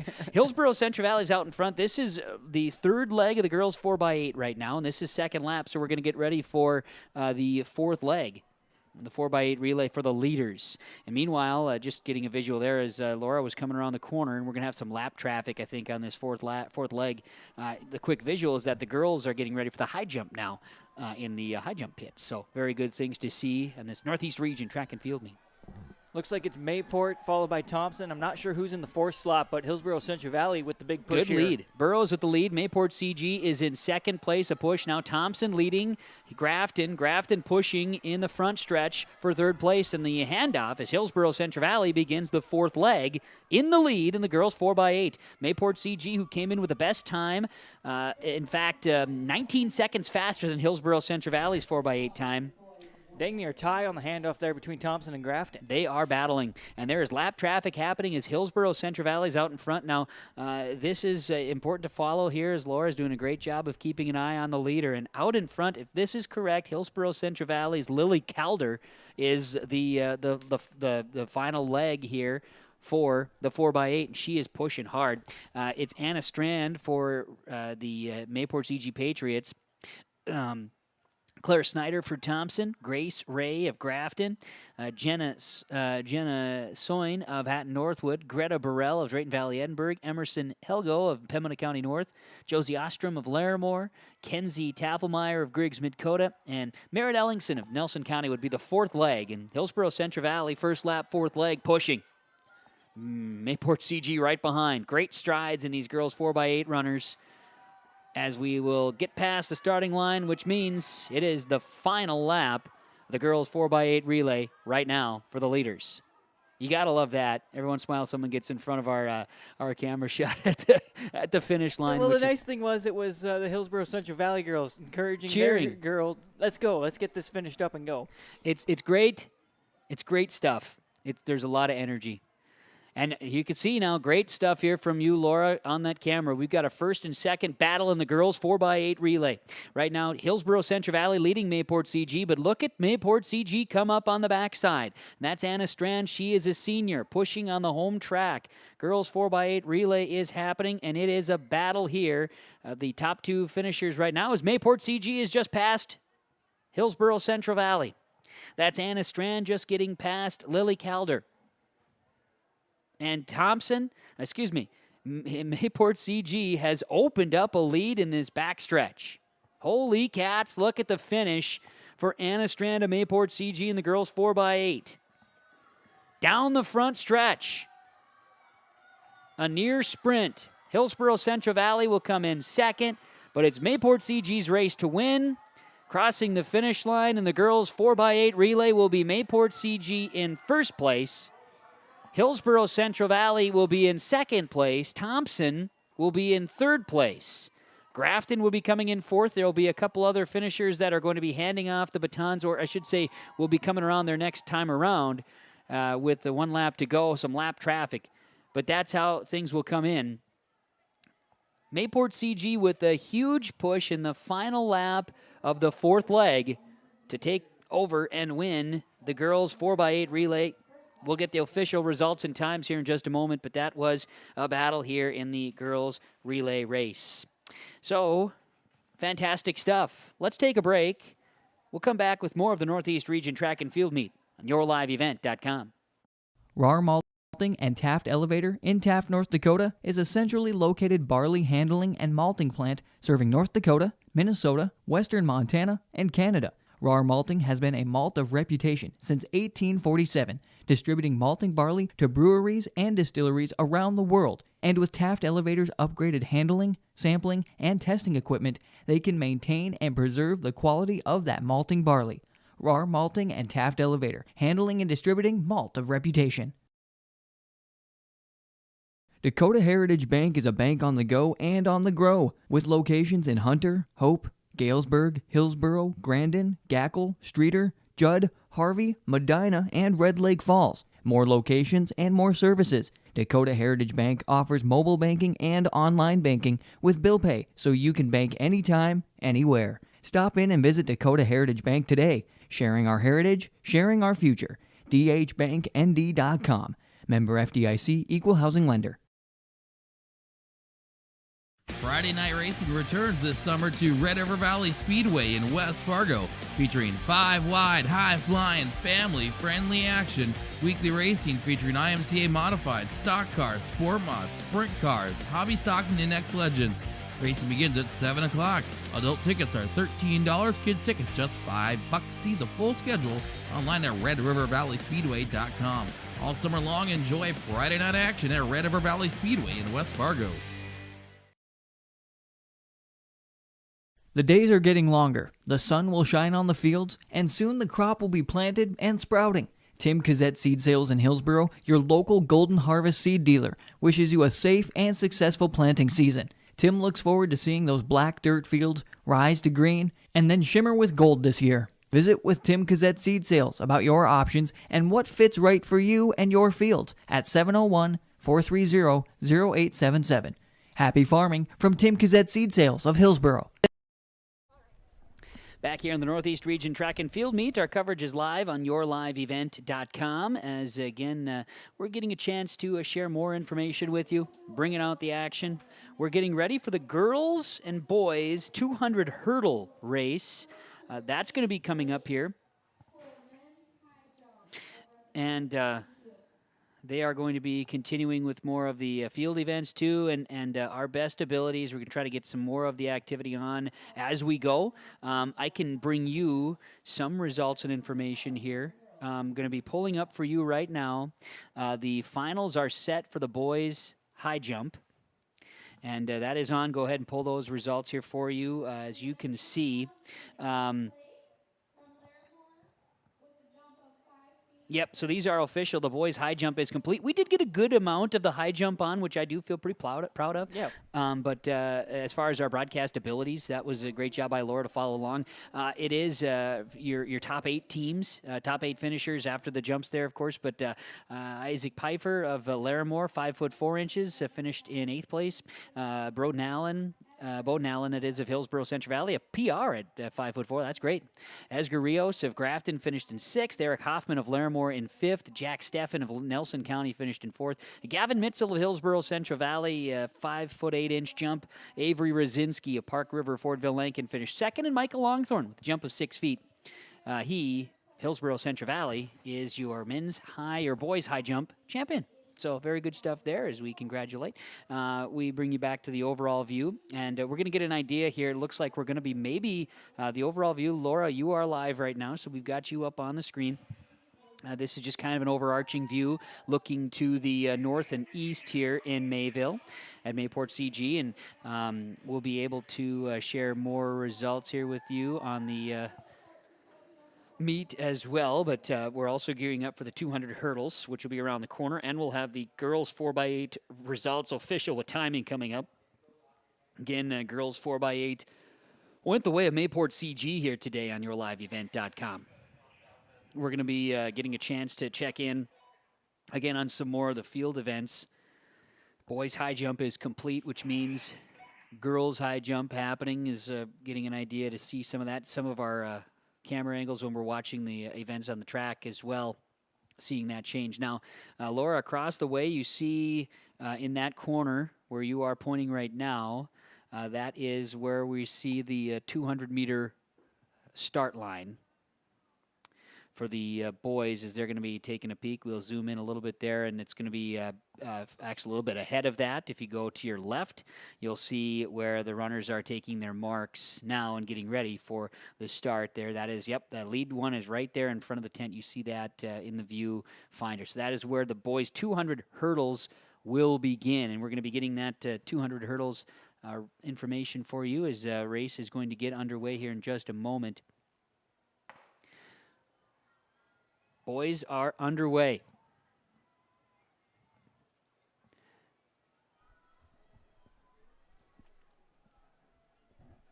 Hurdles was something that in high school one of the coaches tried to ask me to do, but I just can't run or jump or any of it, so that's, again, why I don't. But this has always been a really interesting event to me, Kevin. You run along and jump over these bars. That's what you got to do. And we have the Hillsborough Central Valley out in front. I know that we're going to get a finish line shot here in just a moment as well as we are underway, and a good finish. Hillsborough Central Valley runner out in front of this, and there in our first heat of the boys' hurdles. Should have 2 heats there, and some pretty good finishes. I know our lane assignments may not be 100% accurate, which, to be honest, as a broadcaster within our situation is incredibly unfortunate. So right. From that standpoint, we're a bit at the will of what we can see. Unfortunate nature there. So I can tell you this, it did not happen a year ago. We had everything lined up in perfection. That is not happening here today, it appears. So from that standpoint, we apologize. We'll do our best to get out what we can. But the 300 hurdles, because for whatever reason, 200 hurdles were set here to start. And this is the 300 hurdles that are happening. So I don't know why, unless I guess we'll have to get to the bottom of why that was listed. I don't think there is a 200 hurdles, but that is what was listed. We're watching the 300 hurdles is what we're watching. So greatly apologize for the inability to accurately describe what's going on out there. It's a bit of the frustration aspect, so apologize for that. 300 hurdles happening, and we'll have another heat of the boys. So back in that same starting line is where we'll have the next race upcoming. And then, Kevin, I think we'll be able to switch over to the discus and get Flight 4. They'll be starting shortly. They're going to start warming up soon, so we'll see how fast the hurdles go, and maybe we'll be able to get back over to the field and see what's going on there. Oh, yes, absolutely. And we haven't seen the top throwers, so we get to finally see those guys do their job and keep that rolling as well here on yourliveevent.com. Coverage of the Northeast Region Track and Field Meet. About an hour and a half old here today in our coverage on your live event. You can go ahead and zoom in on that a little bit there, Laura, because we are getting ready. Yep, a little bit to your left. There's your start right there for the 300 hurdles. Here it appears that we've got racers from Drayton Valley, Nelson County, Thompson, and Park River, Fordville, Lankin.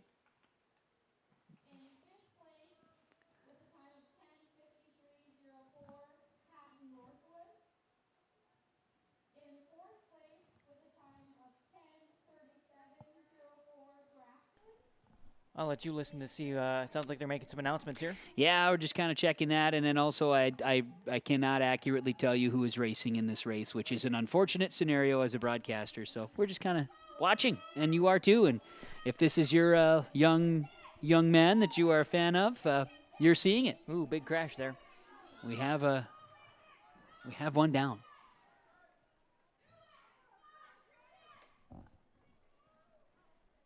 And there's a finish. Looks like Thompson out in front there. And that was the second heat in the boys' 300 hurdles. So that was the announcements they were making and pulling up the final results, and we can maybe share that here in the next moment once they're there, which it's the process, and bang. Let's go to the results for the girls' 4x8 relay, which we have finalized. the girls, as we break that information down, as you see it here on the screen at yourliveevent.com, the girls 4x8 relay. Mayport CG with the first place finish. Again, that time was 10 minutes, 19.17 seconds. A little over 2 seconds faster than Hillsborough Central Valley's team. Thompson third, Grafton fourth. Hatton Northwood finished in a distant fifth place. Then we had Nelson County, Pembina County North, Drayton Valley, Edinburgh, Larimore, and Griggs Midcote. Those the results. Girls 4x8 relay. Thank you very much, Leaf. Appreciate that. Leaf Bakken is running all the controls. I'm doing my best to muddle through things. The girls 300 hurdles are set to begin. Now, I can tell you this much. The first heat, that's going to be your speedsters. And there are going to be 4 heats of the girls the girls 300 hurdles. So we should have Claire Sheppy of Langdon area, Edmore and Munich, Brindley Coleman of Hatton Northwood, Tatum Limke of Hillsborough Central Valley, Jordan West of Thompson, Marley Hedelvet of Langdon, Maddie Meyer of Hatton Northwood, Kennison Azure of Hatton Northwood, and Stella Sert of Hatton Northwood. Should be your 300 hurdles heat number 1, which is going to get underway. And so lane assignments, again, this is take it with a grain of salt. So I guess from that standpoint, we just kind of watch and see. And there's a lot of Hatton Northwood in this first heat of the girls 300 hurdles. There will be, for sure, 3 heats, if I'm reading that correctly. It'll be 3 heats, yes. Will be 3 heats. Got it. Now we're all squared away. And then we'll get a chance, as Leaf has mentioned, once the discus is up and running with those 4th flighters, we'll go and take a peek at that, as we've got a crew over there getting a chance to get settled in to watch that unfold. And then we'll break down the results because with the running events, the relays get 1 chance. We see all the heats in the races, and then the top times come out of that for the races of the individual races here for the track events. Now we're underway. First heat, girls 300-meter hurdles. As it's getting a lot of black and blue out there with Hatton Northwood runners. There are 4 Hatton Northwood runners on the course right now for the girls 300-meter hurdles. Laura's running the camera there and getting a great aspect of where we have the racers at on the track. Everybody huddles up in this 4th corner. Yes, gotta check that 4th corner area. A good race here. The Thunder, the Tommies, and the Burrows all out racing. Hatton Northwood looks to be closing in. Hillsborough Central Valley and Thompson as we see the finish. And Hatton Northwood will have a racer out in first place. It looked like Tatum Limke of Hillsborough Central Valley, then Jordan West of Thompson in the run. I believe that was Brindley Coleman of Hatton Northwood, if I'm not mistaken, that was out in first place there in the first heat of the girls 300-meter hurdles. Nice tough run, and again, you kind of see some of them cluster up like that, which is more awkward in the hurdles because you have an object to jump over. So those clusters kind of they get separated pretty easily. It was a good job, a good push by Thompson and Hillsborough Central Valley there at the end. Great job by Hatton Northwood. Yeah, absolutely. Coming out in first place finish on an individual side there. Laura, that camera can move again towards where will be the starting line for the 300 hurdles for the girls. Here in the second heat, you'll see individuals like Reagan Zerfis, Kaiser Carlson, also Aubrey Batting. Okay, let's start that over. So Zerfis of Mayport CG, Carlson of Mayport CG, Aubrey Batting of Langdon area, Edmore Munich. She's a 7th grader. Trinity Parsons of Grafton, Brooke Gullickson of Drayton Valley, Edinburgh, Hannah Miller of Grafton, and Amy Draxon of Hatton Northwood. And they should be lanes 2 through 8. That's effective, what I see. And then the third heat is going to be just 4 individuals running in the 300 hurdles. Runners will be taking their marks. I forgot that you can choose to start standing. That is news to me, but it's an option. And we have a fault here, so we'll restart. I was just looking because I saw some people standing there. I'm like, okay, wait, they're standing on the blocks. And then I see a few people just standing there. They're in the race. But, yes, that's an option. But you're assigned a different location Mm-hmm. based on your push off. Well, you're not really pushing Not off pushing. blocks when you're upright. Yep. And in maybe a little bit more of the distance too, it might make, I don't know if that makes much of a difference or not, but nonetheless, that is the case. So it is the girls' 300 hurdles, and then the next one will be the 100-meter dash. So the hurdles will come off. The fast one. The fast one. That's only, it's just a short one. It's It only is. 100 meters. Right. Right, the front stretch. So we'll look forward to seeing that unfold. But right now, they'll try again, second heat of the girls' 300 dash. Hurdles. Excuse me. 300 hurdles, yes. Thank you for that. You're welcome. Mm-hmm. We're working together. It's a team, you know. We're all team here today. Just like the folks out there running. Yeah, we appreciate the efforts on a chilly day. The concern would be, of course, the cramping, that type of thing that can happen sometimes from the cold weather or the muscle pulls, things of that nature. Mm-hmm. Doesn't appear anything glaring here today. We've had a couple of hurdles hit on this second heat of the girls' 300-meter hurdles. Mayport CG up front. Down the front stretch. Zerfis is a name I recall, an individual I see. She's in second place. Mayport CG will come across the finish line. Looks like Kasia Carlson will take home the second heat best time, followed by Reagan Zerfis. And that means we have just a 4-person third heat on the girls' 300 hurdles. As I know the discus, I think they're still getting things settled for the discus run here, discus throwing here for the fourth. Looks like we do have some fourth flighters throwing. We'll check in with those guys here in a little bit. See the disc is flying a lot further than it was earlier. They are still doing some warm-ups, which is good, again, on a chilly day. Gotta stay loose. Gotta stay loose. So, okay, back to our girls' 300 hurdles. We'll see Justina Carlson of Mayport CG, Taylor Nygaard of Thompson, Grace Sands of Larimore, and Ingrid Myrdal of Drayton Valley Edinburgh. So back to the starting line of the girls' 300 hurdles. And Laura's got that zooming in on us. As you can see the tent in our foreground, that's an opportunity there. We've got awards presented there, and also, every once in a while, we see some wafting of the smoke that's coming up from the grill that's doing burgers right underneath us, too. I can smell it. I don't know about you, but I can smell the burgers. Oh, boy, yeah. And I've been around here today enough. Both of us have. We've been in the same spot since the start. But it's definitely been around, yes. It's enough I can see the smoke coming out of my mouth. Yes, the char is real, and I'm sure Laura is really dealing with that as well as she's out, right? The waft is happening, too. The sound of the gun, and we are underway in the final heat of the girls' 300-meter hurdles. As, again, they'll seed them out, and then in the heats, all the best times will get together, and we'll have a finals run.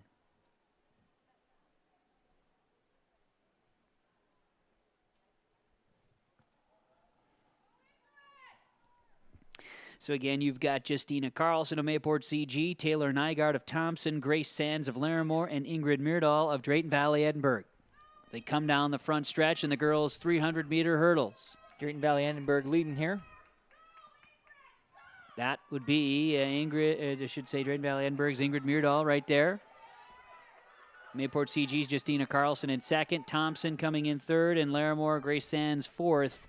And that's how it'll finish. One more hurdle knocked down there by Mayport CG's Taylor Nygaard.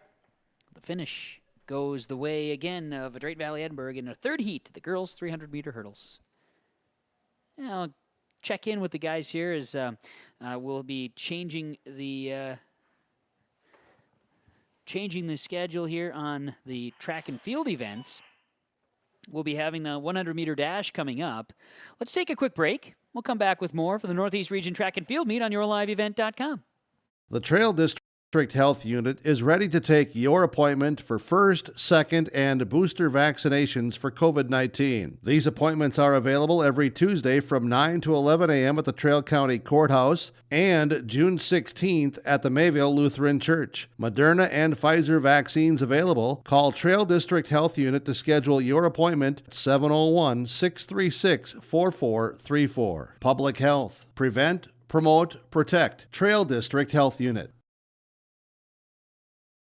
Let's get real. You're ready for a place that's big enough to grow and small enough to care. So get ready for the University of Minnesota Crookston. With more than 30 majors, minors, and certificates, you'll earn a University of Minnesota degree in a close-knit community where faculty become friends and friends feel like family. And to get a degree that can make a difference, you don't need a big city, just big dreams. The University of Minnesota Crookston.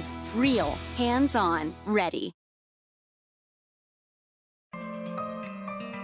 For all your flooring needs, look no further than Carlson Customs Incorporated. From tile, Cortex, and laminate flooring, waterproof floors, shower tiles, and carpet, you are sure to find what you need to update or create the perfect feel in your home or business. Locally owned and operated, Carlson Customs Incorporated. Call Todd at 218-531-0176. The Hillsborough and Central Valley School Districts congratulate the seniors on your success and wish you well in your future endeavors. They encourage you to step into your future, secure in the knowledge that this world needs you and the unique, inspiring gifts that only you can give. Best wishes go with you graduates as you prepare for the greater challenges ahead in a world of new possibilities. Congratulations, graduates, from the administration and staff of the Hillsborough and Central Valley School Districts. To all students, parents, and families of the Hillsborough and Central Valley Schools, thank you for a great year.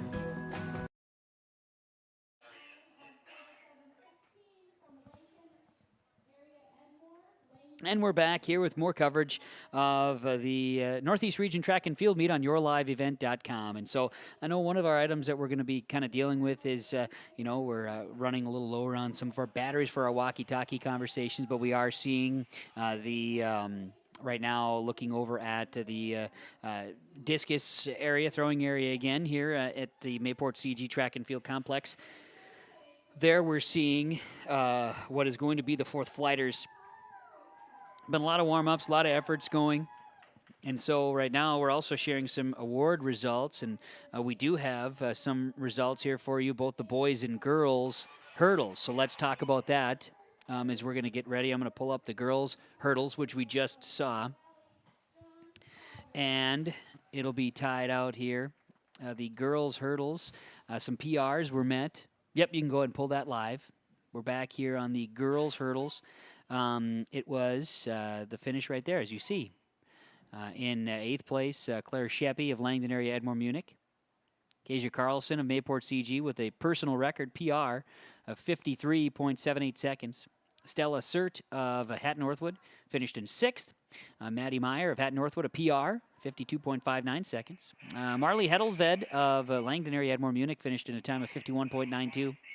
Good for 4th place. Jordan West of Thompson, 50.41 seconds. The 3rd place finish is good there to get her to qualify for state, the top 3. Qualify for state. Then Tatum Limke of Hillsborough Central Valley, a time of 49.73, a 2nd place finish. And Brindley Coleman, Hatton Northwood with a 49.43 finish, a PR. And Brindley Coleman will take home top honors in the girls 300 here today. And we'll also be able to check in on the boys 300 as well, as that one has come to a close as far as their timing. So we'll get that information up to you, and that is available now if you'd like to pull that one here. The boys 300, the 300-meter hurdles results. That goes the way, looking at the top 8, Gavin Mitzel of Hillsborough Central Valley, a PR, 47.81 seconds. Andrew Meardall of Drayton Valley Edinburgh finished in 7th. Miles Fincher of Langdon area, Edmore, Munich finished in 6th. Wyatt Braswell of Thompson, PR, finished in 5th. Riley Suda of Grafton, 45.6. She finished in 4th. He finished in 4th. That is Connor Prask of Thompson, a PR, 45.47 seconds. And he will come in 3rd place. That's a state qualifier there. And Drake Wright of Hillsborough Central Valley, 45.38. And a 43.7 for John Calder of Hillsborough Central Valley, a 1st place finish. Those 3 are your top finishers in the boys 300 hurdles heading off to state. Now we're getting some throws here that are happening as we got an idea of the discus as the 100-meter dash is getting set to get in place, as we have the boys 100-meter dash getting ready to go on the track. And for the boys 100-meter dash, heat number 1, Jesse Eisenby, Shaden Thomas, Matthew Rexine, Look at how fast it is. It looks like we've got Hillsborough Central Valley coming across first place. That's John Calder. John Calder will be coming across in the boys' 100-meter dash heat number 1. And there are, I'm not kidding, we've got 5 heats of the boys' 100-meter dash.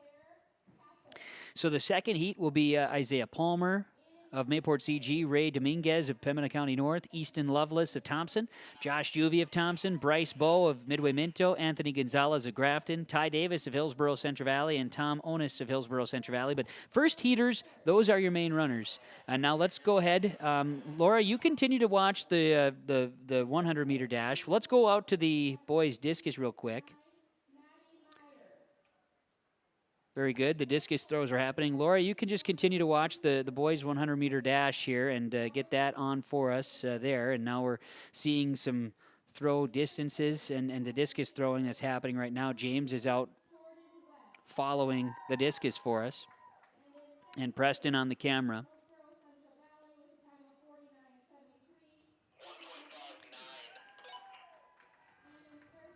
$105.9. 125? Okay. So the throws are in the 120s. Okay. Junior at Grafton is throwing next in the discus? That's right. Okay, so we've got a fourth flighter, which is the top flight of the discus, and we've got the fourth flighters. That one flew off our screen and is out. Guys got to be careful out there, you know, as we have the second flight. Or second heat, of the boys' 100-meter dash happening right now. That also is going on. Yep, we can go to that as it's underway. Second flight of the boys' 100-meter, second heat of the boys' 100, and they faulted. This, again, is going to be Isaiah Palmer, Ray Dominguez, Easton Lovelace, Josh Juvie, Bryce Bowe, Anthony Gonzalez, Ty Davis, and Tom Onis.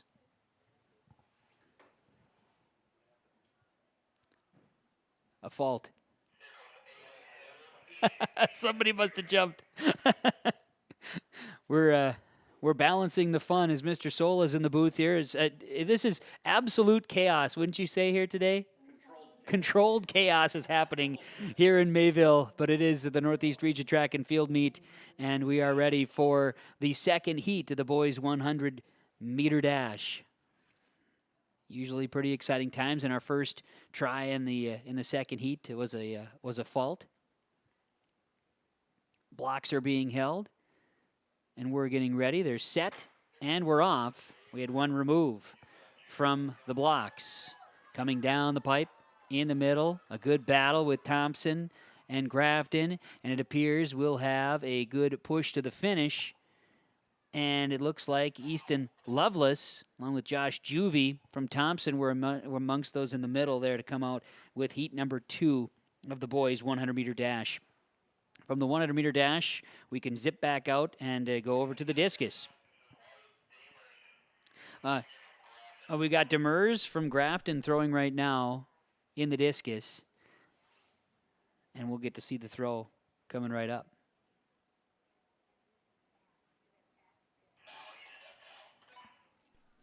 Sounds like he scratched. He stepped out. That was his second attempt of 3. Okay. Well, we've Demers throwing. Okay, Pembina County's Eisenbeis. Now, every once in a while you get some mispronunciations, things of that nature, which is kind of fun. But James, we can't blame James. James at all. Cardarelli's from Ohio and Akron to be exact, and he is with us as part of the crew that broadcasts with R&J Broadcasting Incorporated, and also spent some time in Montana. He's a little bit familiar with the area, but we're going to keep sharing what Eisenbeis going to be throwing. 113. Okay, so we've had some throws in the 120s. As we get ready for our third heat, Jordan Sundstrom of Grafton is up right now in the discus throwing. Meanwhile, let's go back to the 100-meter dash, third heat. Cade Hansen, Cash Danner, Matthew Withrow, Hayden Sands, Jackson Groneberg, Reeve Leiser, Charlie Jan, and Craig Anderson. As we are underway, this is the third heat of the boys' 100-meter dash. out in front, and a big push. Griggs Midcoda, a big push from, Griggs Midcoda's Jackson Groneberg, the senior. Looks like he'll be coming across the finish line in first place in the boys' third heat of the boys' 100-meter dash. And they go 5 heats. Then the girls will have a couple of heats as well. 3, in fact. Back to the discus as we go back and forth. And Laura does a great job covering the boys 100 for us here today on yourliveevent.com with the Northeast region. So again, this right now is the discus. We appreciate the coverage there and getting the updates on who's throwing as best we can, because this is not anywhere near where we are. Likewise, we don't have the flight list of it, so it makes it a little more intriguing for us as we broadcast. But certainly appreciate you following along wherever you are. It's now 2 o'clock, a couple hours into the coverage.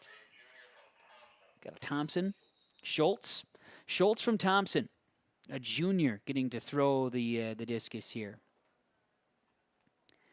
And there's a throw, and we'll transition to the third heat, make it fourth heat of the boys' 100-meter dash.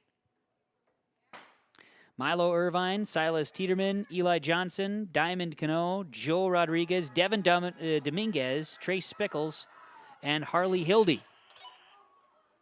Coming into the finish, looks like we have a Grafton racer.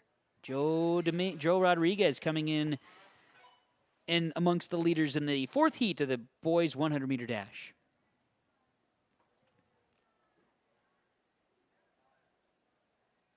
And we'll transition back as we see the discus throw.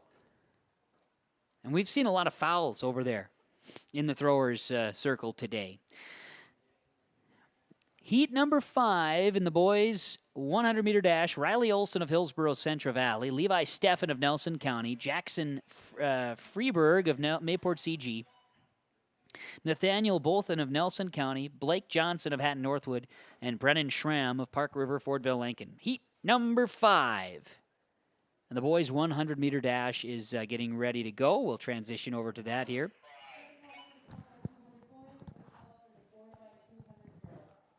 The girls' 100 meters will be following this. And then we'll get into the 4x2 relays. And then more throwing.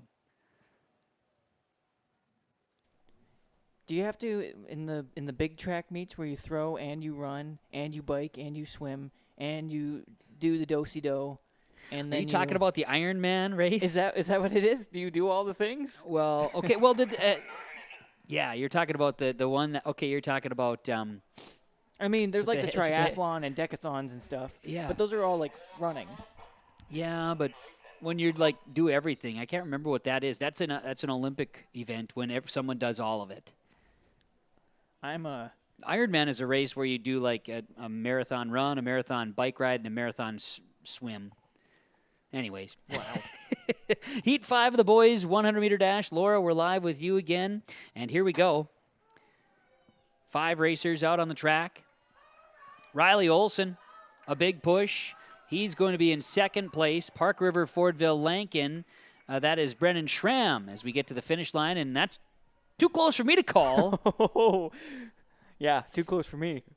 Riley Olson was on the inside, and Brennan Schramm was on the outside. And Brennan Schramm's an 8th grader, folks. Riley Olson is a pretty decent football player for the Burros and a junior, soon to be senior. Let's transition back, and here's a throw from Hillsborough Central Valley. I believe this is Baszler, Easton Baszler, who is a state qualifier already in the disc. He was a year ago as well.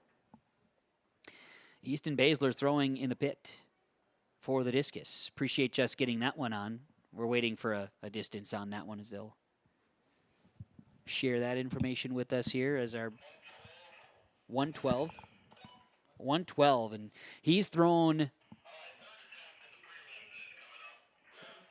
Okay, flight 4 third attempts in the prelims are going to be on the way. That's what we're seeing over there. Now, the girls' 100-meter dash is coming up next, and we can get that lined up here for you. Quick transition. Laura, we're live on you again as the girls are getting ready for the 100. Boys, by the way, just going back to the discus thought here. We're not switching anywhere, but just talking about it. Mm-hmm. Easton Baszler, state qualifier a year ago. Baszler has thrown over 140 this year. as a Oh, state wow. qualifier. Yeah, so that 112 is not So his he best. gets to go. He's going to go no matter what. Whatever happens here today, he's got that in the book. He's qualified. Yep, so there's that little note. Okay, so as we see on the screen, Northeast Region Track and Field, girls 100-meter dash, getting ready. So we've got coming up Anya Fisher of Pembina County North, Brooke Carroll of Hatton Northwood, Medora Bradner of Griggs Mid-Coda, Cameron Adams of Hatton Northwood, Alexis Tompkins of Grafton, Megan Misson of Pembina County North, Drew Rosvet of Langdon area, and Hudson Zerfus of Mayport CG. Heat 1, girls 100-meter run. And they are taking their marks, and it appears, folks, that our lane assignments are accurate, which, to me, is exciting. Northeast Region Track and Field. 100-meter dash on the girls' side. And then we'll be zipping back for more of the discus, as well as the runners are taking their marks in the girls' 100-meter dash first flight. And they're off. Girls triple is done. Perfect. We have Grafton out in front. This is Alexis Tompkins, an 8th grader. She is going to take home heat number 1 in the girls 100-meter dash. She came in with a time of 12.99 seconds, which was the second best time in the first heat. She will come in as heat 1 winner. So we can tell you this, that we'll get some more of the girls' triple jump has completed. And we're going to get that result as our guy Ned came in and filled us in. Awesome. He's in charge of all of it. All of it, huh? Well, Sola's in charge of all of it. Ned keeps track of everything. How's that sound? Would you like me to bring those up for I would everyone? love to share the girls' triple jump as our 100-meter dash second flight gets ready. And first off, we'll get rid of this little pop-up ad. Thompson thrower here. Going to throw out, and we will take your triple jump results. Very good. So Kelsey Johnson of Griggs Mid-Coda finishes in 8th place in the girls' triple today. Then it was Sarah Major of Thompson finished in 7th. Carolina Mautis of Hillsborough Central Valley finished 6th. Annalise Pristing of Grafton 5th. Easton Larson of Drayton Valley Edinburgh 4th. Jordan Tozier of Thompson of PR, 32 feet 4.5 inches, 3rd place. Ella Holksvig of Hatton Northwood finished a record there at 2nd. Stella Benson of Hillsborough Central Valley, top finish, 33 feet and 2.5 inches in the girls' triple jump. So we transition in the East Region meet. Second heat, sorry. Heats and flights, 2 things happening. We got so much going on. Looks like one of the burros jumped off come before on. the start. So in lane 1, it is Evelyn Koshny of Mayport CG, Emma Amald of Hillsborough Central Valley 2nd, Lauren Carrier of Pembina County North 3rd. In the 4th lane is Danica Gross of Thompson, Kennedy Olson of Hillsborough Central Valley in the 5th lane, Reagan Zerfus of Mayport CG in 6th, Sierra Schramm of Park River Fordville Lincoln in the 7th lane, and Alora Berkey of Hatton Northwood in the 8th lane. Heat number 2, girls 100-meter dash, as we are getting ready to roll. We're live on you, Laura. The camera is set, and the sun is coming out in Mayville, and we're underway in the second heat, girls 100. A big push, and it's Thompson coming out with the lead. This is Danica Gross in the middle.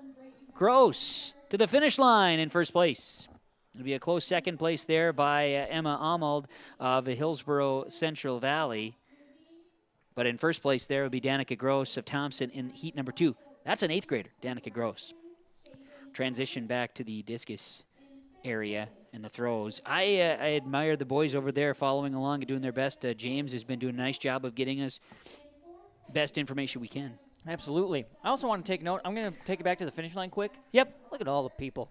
That's awesome. We got a great crowd here today, and there really is. It's a great crowd that's on hand enjoying the day. And now with the sun peeking out, it's fantastic.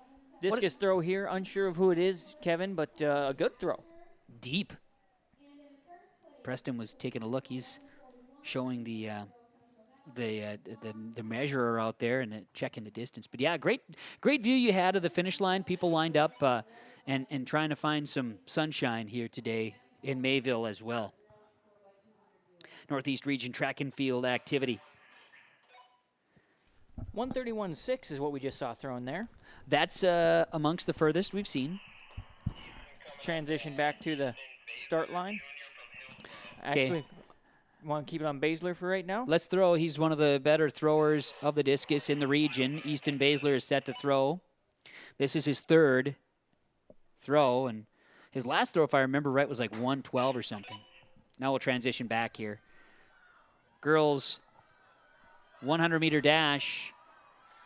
This is the third heat, and a quick transition to this finish line.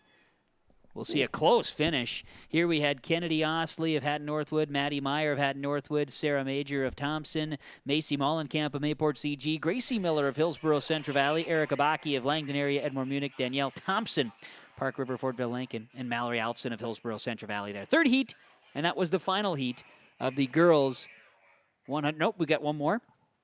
We do have another heat of the girls. It's going to be 4 heats of the girls 100-meter dash. Okay. So I'll get back up to that. What did we learn over there, Leaf? We learned that somebody's throwing javelin right now, so they're waiting for him to return to throw discus. So I've got us a nice shot on the finish line once again. Fantastic. I'm really proud of that shot. I don't know why. You should be. And I have great news for you. Great news. Not only do we have 4 flights of the girls 100, but we have 5 flights of the girls 100-meter dash. Good news, everyone. Breaking news here. Mayville, North Dakota, on the Northeast Region Track and Field Meet. Laura is there.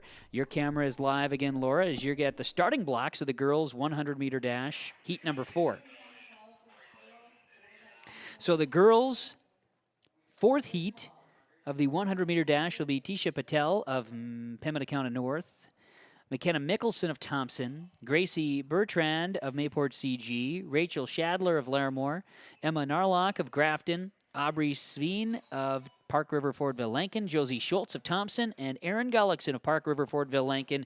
Your 4th heat of the girls 100-meter dash. Runners are in the blocks and getting ready to roll. Coverage here today being brought to you by the sponsors you're seeing and hearing throughout the day on yourliveevent.com. And we'll have, again, girls' final results shortly. But here is the 4th heat of the girls' 100-meter dash. Could say, and they're off. And there's a lot of even running happening right now. A bit of a push from Park River Fordville Lincoln's Aubrey Sveen. Looked like maybe the inside finish there by Patel of Pembina County North might have come in lane 1 as your top finisher, but a good finish, a good battle in the 4th heat of the girls' 100-meter dash. There are 3 racers set to go in the 5th heat of the 100-meter dash. I'm going to flip things back over here quick, Kevin, over to the discus throw. It looks like these guys are warming up. We've gotten through our prelims, so we'll be figuring out how we go along. Again, they all got 3 throws. And so now the top 9. Right. Yep, so the top 9 will get a chance to get into the finals where they'll go in the top 3. They'll also throw 3 more times in the top 9 there. So that's how it'll work out. So like you said, I heard you say it. I just wasn't listening to absorb the information. We only have a few left, 3 runners in this last heat, correct? Yes. Okay. Last heat of the girls' 100-meter dash. 3 runners to go. We're there. Yes. Very exciting. We've shared with you final results today, and I will actually have the boys 100 when we're ready for it. Because we've done the 300, the 4x8, the triple jump for the girls, and the boys high jump. But we'll talk about the boys 100 here in just a moment because we have the girls' 5th heat of the 100-meter dash. Angelina Munoz of Grafton, Avery Mostad of Pembina County North, and Annie Harris of Grafton will all race. They're in the blocks. They're set. And they'll come out. All the excitement, and we'll break. The blank wasn't in the gun, so we got to reload the gun. That might be the case. I'm not sure. Our marshal out there today, Mr. Hutch, gives them their marks. Girls are in the blocks and get ready to set.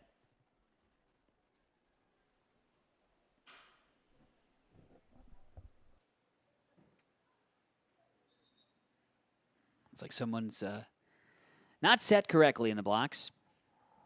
Get a couple from Grafton. As you see it on the screen, Top of the screen would be Munoz. Middle racer is Mosted, and then Harris is in lane 5, or on the left side of the screen, I guess you could say.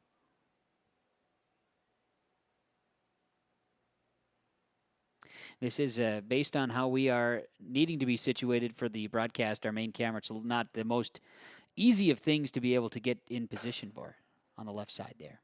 And we're underway.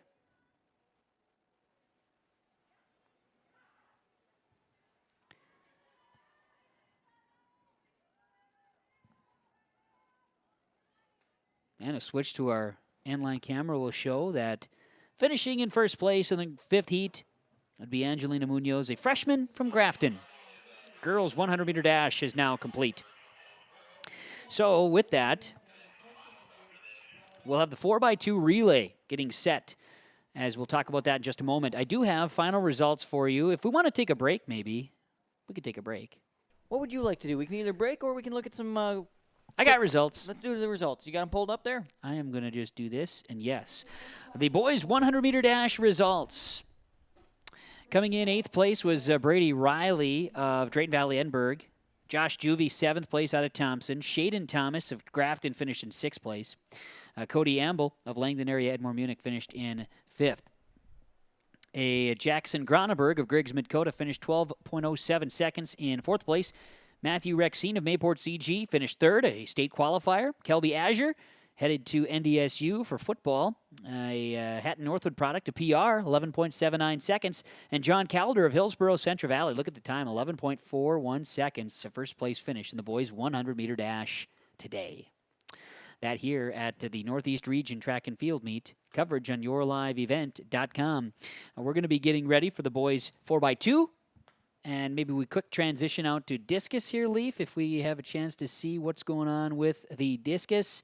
We're in our, they're setting things up here now, I guess, as they're going to look for the finish, our final 9 qualifiers, and they'll be able to throw a little bit and, of course, see who will be the representatives off to state.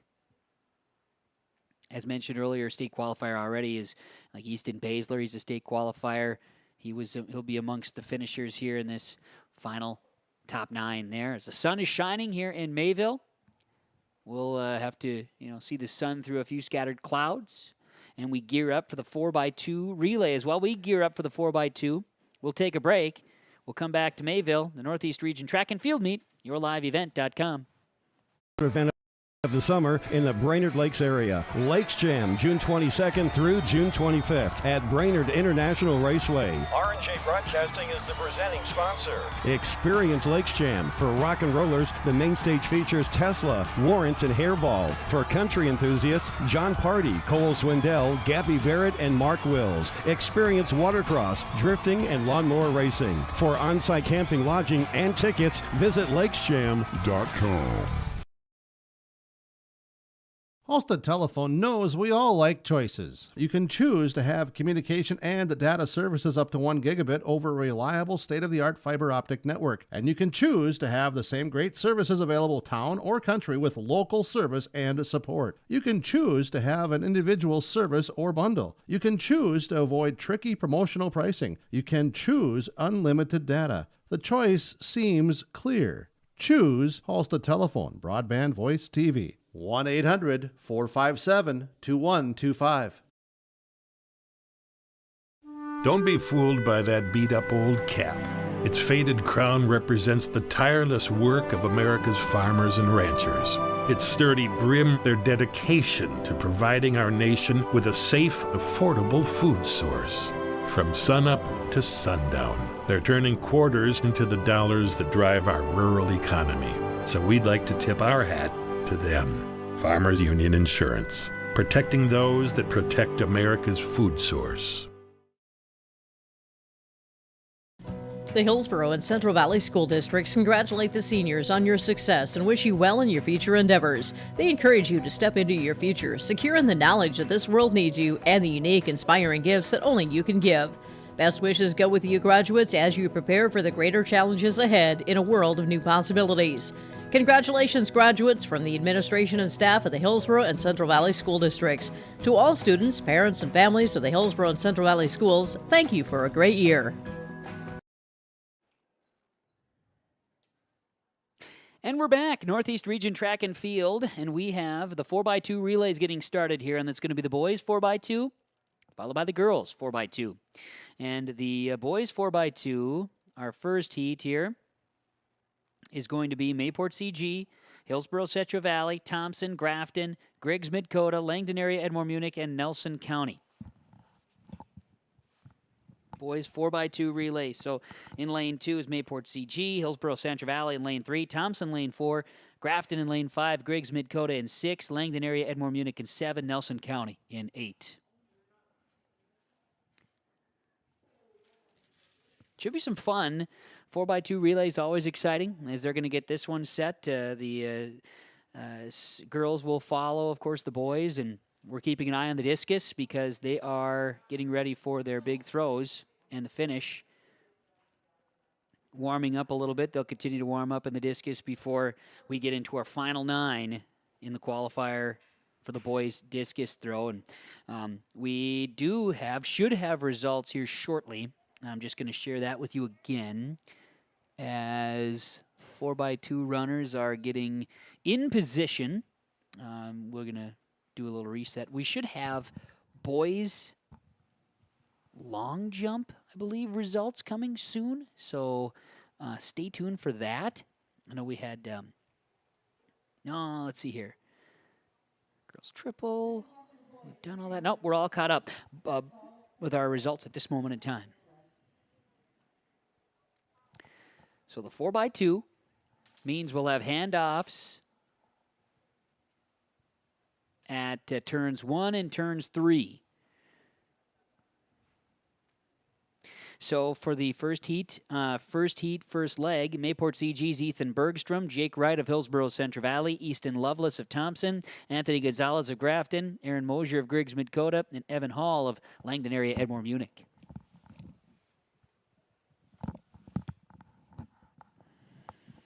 Getting warm up here for Kevin. No, wearing hats and then wearing headphones over the hats. A person kind of, after hours of doing this, your ears kind of get a little bit tough. There it is. We're underway in the boys 4x2. And out in front, there you go, Laura. Yep, it's they have a staggered run, so we're getting that outside lane 8 in the starting point here in the 4x2 relay. We'll have the handoff as they stagger around. We'll get an idea here coming into the home stretch after our first handoff.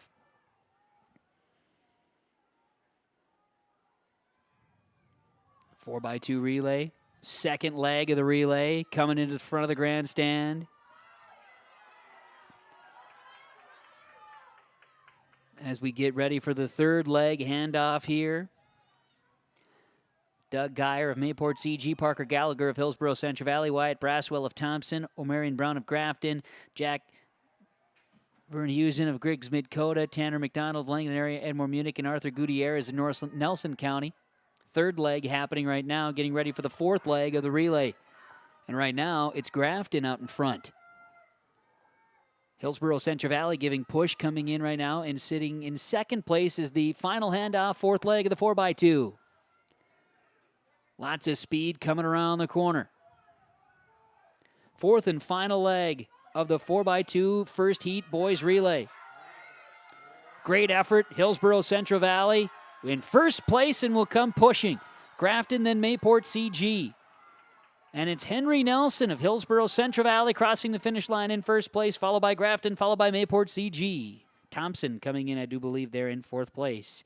The boys 4x2 relay, first place finish for Hillsborough Central Valley's team of Jake Wright, Gavin Mitzel, Parker Gallagher, and Henry Nelson. That is 4x2 relay team in our heat number 1 on the boys' side, so we should have a second heat as well.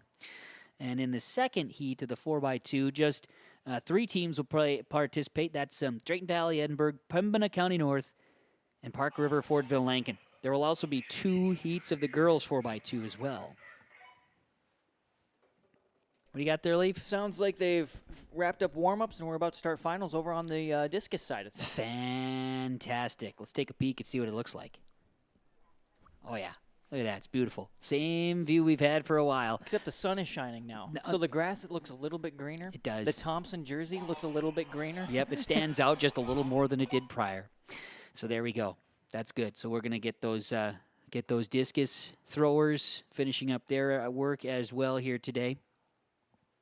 I'm just looking around in our stuff here, and it's going to be interesting putting it all away.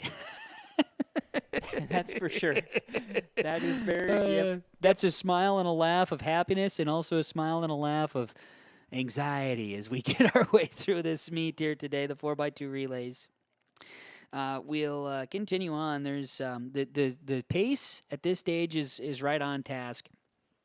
We are ways away from the 3,200 meter run. When we get there, it's always a highlight. The 2-miler. Going to bring you the finish line look. Just kind of set things up, get things ready for this relay. Yeah, well, yes, boys 4x2. So the 4x2, it is heat number 2. Will feature Drayton Valley, Edinburgh, Pembina County North, and Park River, Fordville, Lincoln. 3 teams in the second heat of the 4x2. Finals are getting underway for the discus. I apologize, I missed the last name that James gave me. Wyatt from Grafton, though, Okay. is throwing right now. You see it on screen. Fantastic. I feel like that's Wyatt Demers. I could be wrong. I went through. We did read all of the discus names earlier today before we lost the before we lost all of the information on that. But getting ready here again for the 4x2. 104.10 throw you saw. Okay. Watching the disc throw happen on yourliveevent.com. We're back to Laura on the 4x2. Easton is up Baszler's next. up throwing okay in the finals. As the 4x2 race, heat number 2 for the boys 4x2 relay is underway. Drayton Valley, Edinburgh, Pembina County North, and Park River, Fordville, Lincoln are your 3 teams here in this race. 4x2 relay.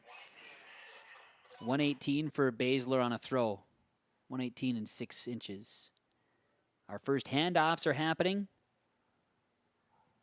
So now the second leg of the 4x2 relay.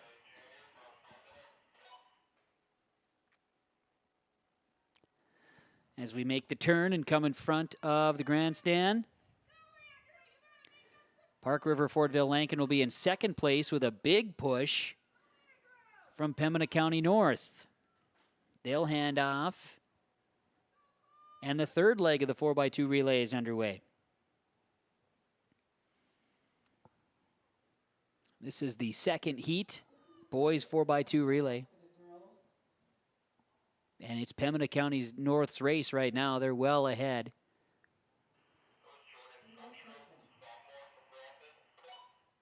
Here comes the handoff of the fourth and final leg, in Pembina County North has the lead here in the 4x2 relay, heat number 2.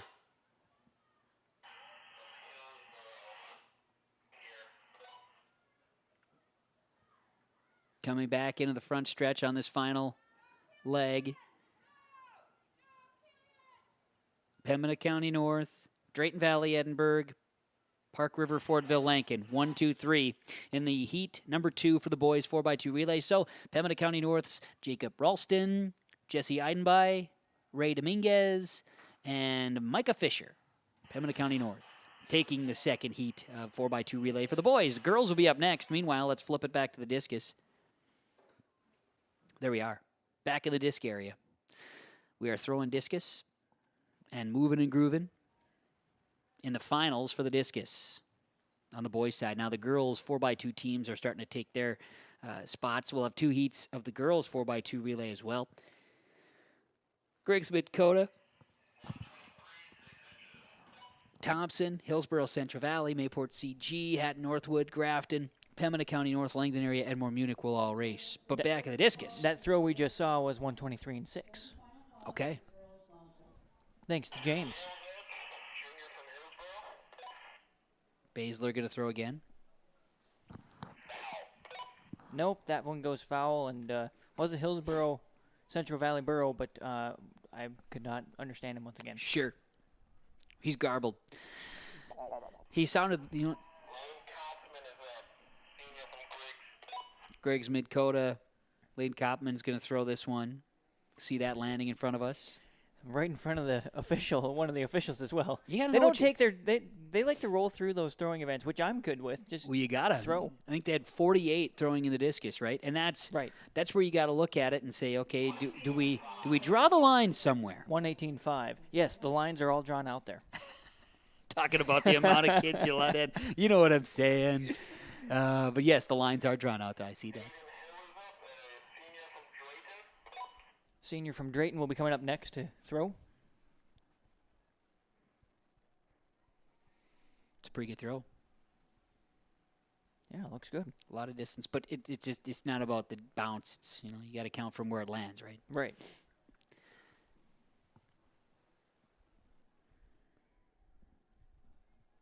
Very helpful to get the information. 122. Yep, even. Want to flip over here to our races? Girls 4x2 relay. We've got Griggs, Mid-Coda, Thompson, Hillsboro, Central Valley, Mayport, CG, Hatton, Northwood, Grafton, Pembina County North, and Langdon area, Edmore, Munich are in line. Girls 4x2 relay. There'll be a second heat. That'll feature Drayton Valley, Edinburgh, Nelson County, and Larimore. So it's good stuff coming here in the 4x2 relay. Girls 4x2. So again, the handoffs happen at the corners. Corners 1, turns 1, and turns 3. Runners are taking their mark. I asked a track and field member here recently if you start out a relay, if there's a difference, like in your, I know that there's a positioning, like sometimes you want your fastest to be, sometimes it just depends what the coach wants. But I asked if you start the relay, is there something about that? Is there more difficulty? And then they say, well, you have to start with the baton. And out of the blocks, with the baton in your hand, that can throw you sometimes. Oh, sure. I never thought about that. I never did either until that one guy told me. I was interviewing a track and field member talking about relays. And we're off in the 4x2 girls, as we see, yourliveevent.com. And right now, Nelson County out in lane 8 is your leader as we make the turns. And the first handoff in the 4x2. Second leg underway. Get an idea of where we're standing here on the turn.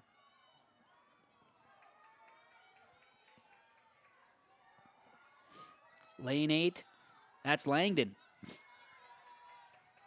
They are out in front. So just a slight change. I thought lane 8 was actually meant lane 7 is out in front. Third leg now. Langdon area, Edmore, Munich was out in front. And on the third handoff, that looks to be maintaining.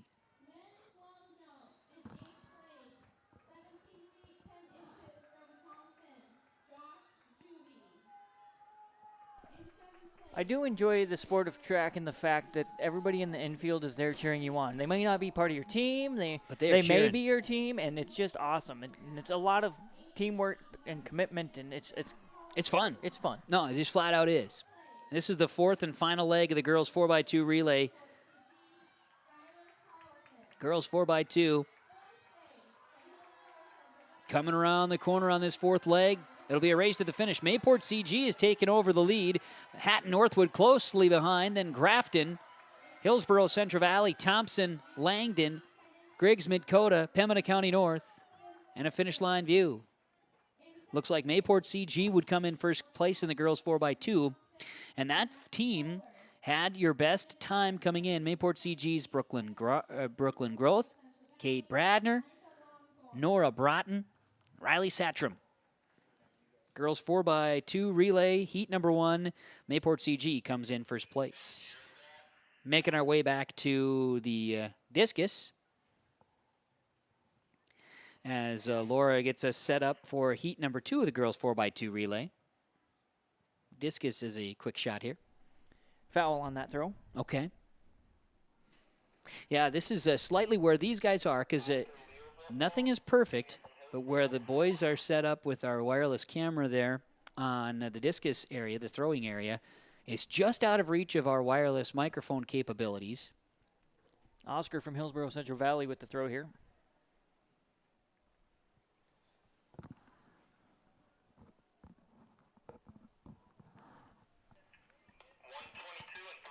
All right. 122. A 122 throw. So, Kevin, you never did track and field at all? No. I did not. I could, track and field days, whatever, I could run a little bit, but I didn't participate in track and field events. I was a golfer in high school. I also golfed. Look at you.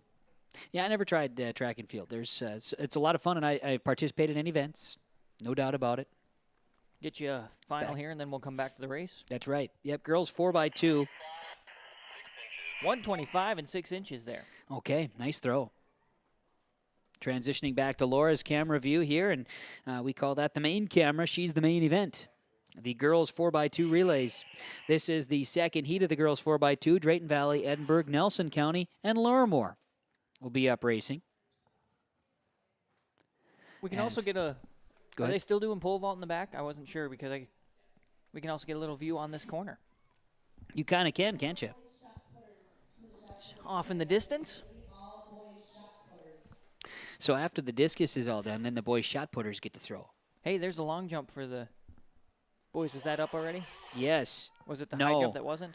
One of Yes. these wasn't there. We have the long jump. We'll have more results to get to, but girls 4x2 is going to come next. But yes, we'll get the boys long jump. I heard them announcing that, and so there we were able to get our live results, and we will talk about those momentarily.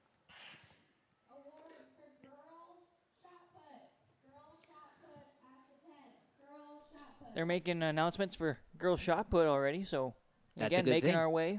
And the girls 4x2 second heat of the relay is underway. Again, Drayton Valley, Edinburgh, Nelson County, and Larimore are racing here to see where they line up. Top relay team advances.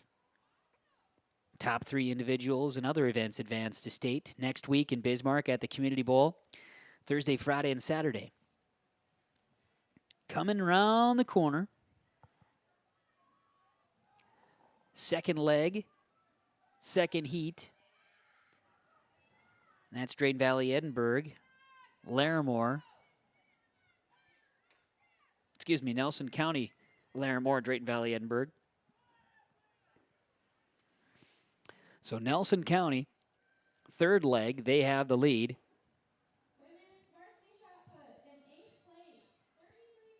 I'll have a girls' shot put result for you here in just a bit, too. So we'll have a couple of results to share after this relay race is wrapped up, because then it's the 1 mile run. The long one. Not the second long longest, one, yep. but the long one. Yeah, it's a long one. It's a long race, yep. Nelson County still out in front, third leg, and the handoff for the fourth and final leg in the girls' 4x2 relay.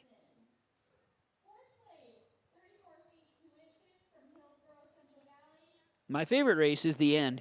Second to last is the 2 miler. Big fan of the 2 mile race. But the 4x4 relay is the best at the end. Tons of fun. Do we break for commercial in the middle of the 2 mile and come back and update everyone? We'll No, do I'm just lots. kidding. We'll do lots.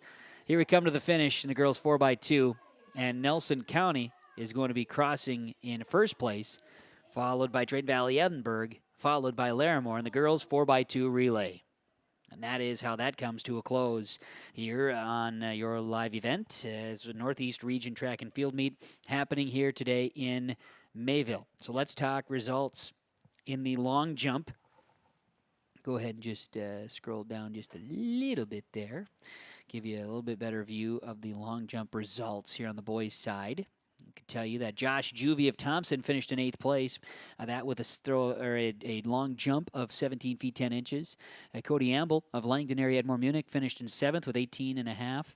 It was Jack Paulsrud of Hillsborough Central Valley, a PR at 18 feet 9 inches at 6th place. Zyler Carlson of Mayport CG, 19 feet 7 inches in 5th place. Parker Gallagher of Hillsborough Central Valley, 19 feet 9 inches, finished in 4th. Ethan Bergstrom, Mayport CG, 3rd place with 19 feet 10 inches. Max Roller of Thompson, 20 feet 1.5 inches. And Michael Longthorne, Hillsborough Central Valley, a long jump winner, 1st place at 20 feet 7 inches. Going to send it back out to the field. Very good. Let's take a look at what's going on there in the discus.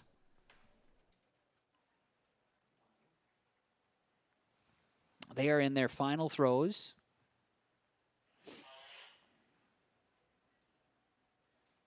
Right now, boys discus happening in the Northeast Region Track and Field Meet. We've had a good view on that most of the day here thus far. An event that started at noon, you're looking at 2.5 hours of discus throwing when you have 48 participants, which is a great thing. We have a moment. We do have results for the girls' shot put, which we can get up, and then we also have the boys' mile run, which we're going to get to here in just a moment as well.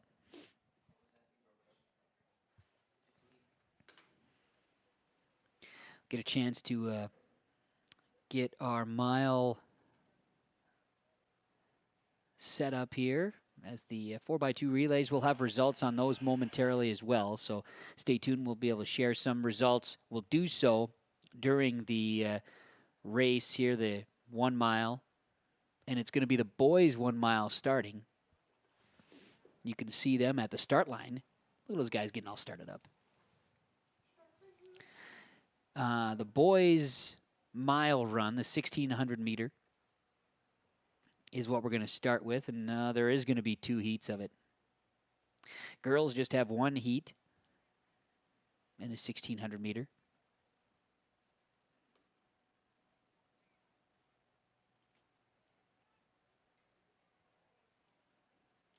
There's a lot of mile runners here for the boys. You've got 13 in the first heat, 12 in the second, and there's 20 runners on the girls' side, at least in the program setup. But they're all piled in to the start line. And Laura, you'll follow as best you can here on the lead runner as they go, because it's going to be packed up as the mile race is underway. 1,600 meter run for the boys, and this is heat number 1. Christian Brist of Hillsborough Central Valley, Jack Kern of Grafton, Connor Prask of Thompson, Brock Freer of Langdon area Edmore Munich, Eli Larson of Griggs Midcoda, Reese Nygaard of Thompson, Ryan Buckholtz of Hillsborough Central Valley, Jaron Reed of Hillsborough Central Valley, Nico Zink of Hillsborough Central Valley, Hayden Perez of Grafton, Carter Garrett of Mayport CG, Bryce Bowe of Midway Minto, and Karthik Shapara of Langdon area Edmore Munich. And so the 1 mile race, as Laura's got the lead runner there, and that will be Christian Brist. His best time coming in qualifying 4 minutes, 35.95 seconds. I always find these long distance ones kind of entertaining as well, because right now they're, we're just doing our thing, we're pacing ourselves, get a pace going, and then, come the third time around, here we go. Christian Brist, a cross-country runner as well, and a very talented one at that, comes in, gets his first time in. Yeah, we're not going to switch over to see our guys in the throwing area, as discus, I do believe, is wrapped up now. So we'll be getting those results officially out to you very soon. Yep, we were able to follow that pretty well here. So as we watch the race, we can tell you, we'll take a quick flip here. Laura's continuing there. We'll check in with Laura in a moment. Let's go over to results for the girls' shot put. We can share that with you here as the mile race is underway. The shot put results, top 8 here, as Elizabeth Pinkey of Hatton Northwood finished in 8th place. Lexi Zafka of Thompson finished 7th. Trista Bilden of Hatton Northwood 6th. Makai Anderson of Langdon area Edmore Munich 5th. Matea Ahrens of Hillsborough Central Valley with a PR, 34 feet 2 inches in 4th place. Kaylee Johnson of Griggs Midcoda in 3rd. She'll qualify for state along with Paige Bishop of Hillsborough Central Valley with a 35-foot throw. And a shot put by Asia Burkle of Griggs Midcoda, 36 feet 4.5 inches. Your first place finish. As we see Christian Brist of Hillsborough Central Valley out in front in the 1,600 meter run. And we continue on. If you could see the preview screens like we see behind the scenes, you'd be getting your stomach churning as well with the guys in our remote camera moving around. It's good. Not doing anything bad. It's just a lot of movement. It's a live camera. And those of you who have been part of yourliveevent.com know that when the camera moves a bit too much, it just gets to be a bit too much. It is very true. So Christian Brist opening up a big lead as we see him coming around, and he's wearing the orange shoes. He has the lead off a good way here. We're looking probably 50 meters ahead of second place in the boys' 1,600-meter run. We've been able to share the shot put results for you. I think we're all caught up.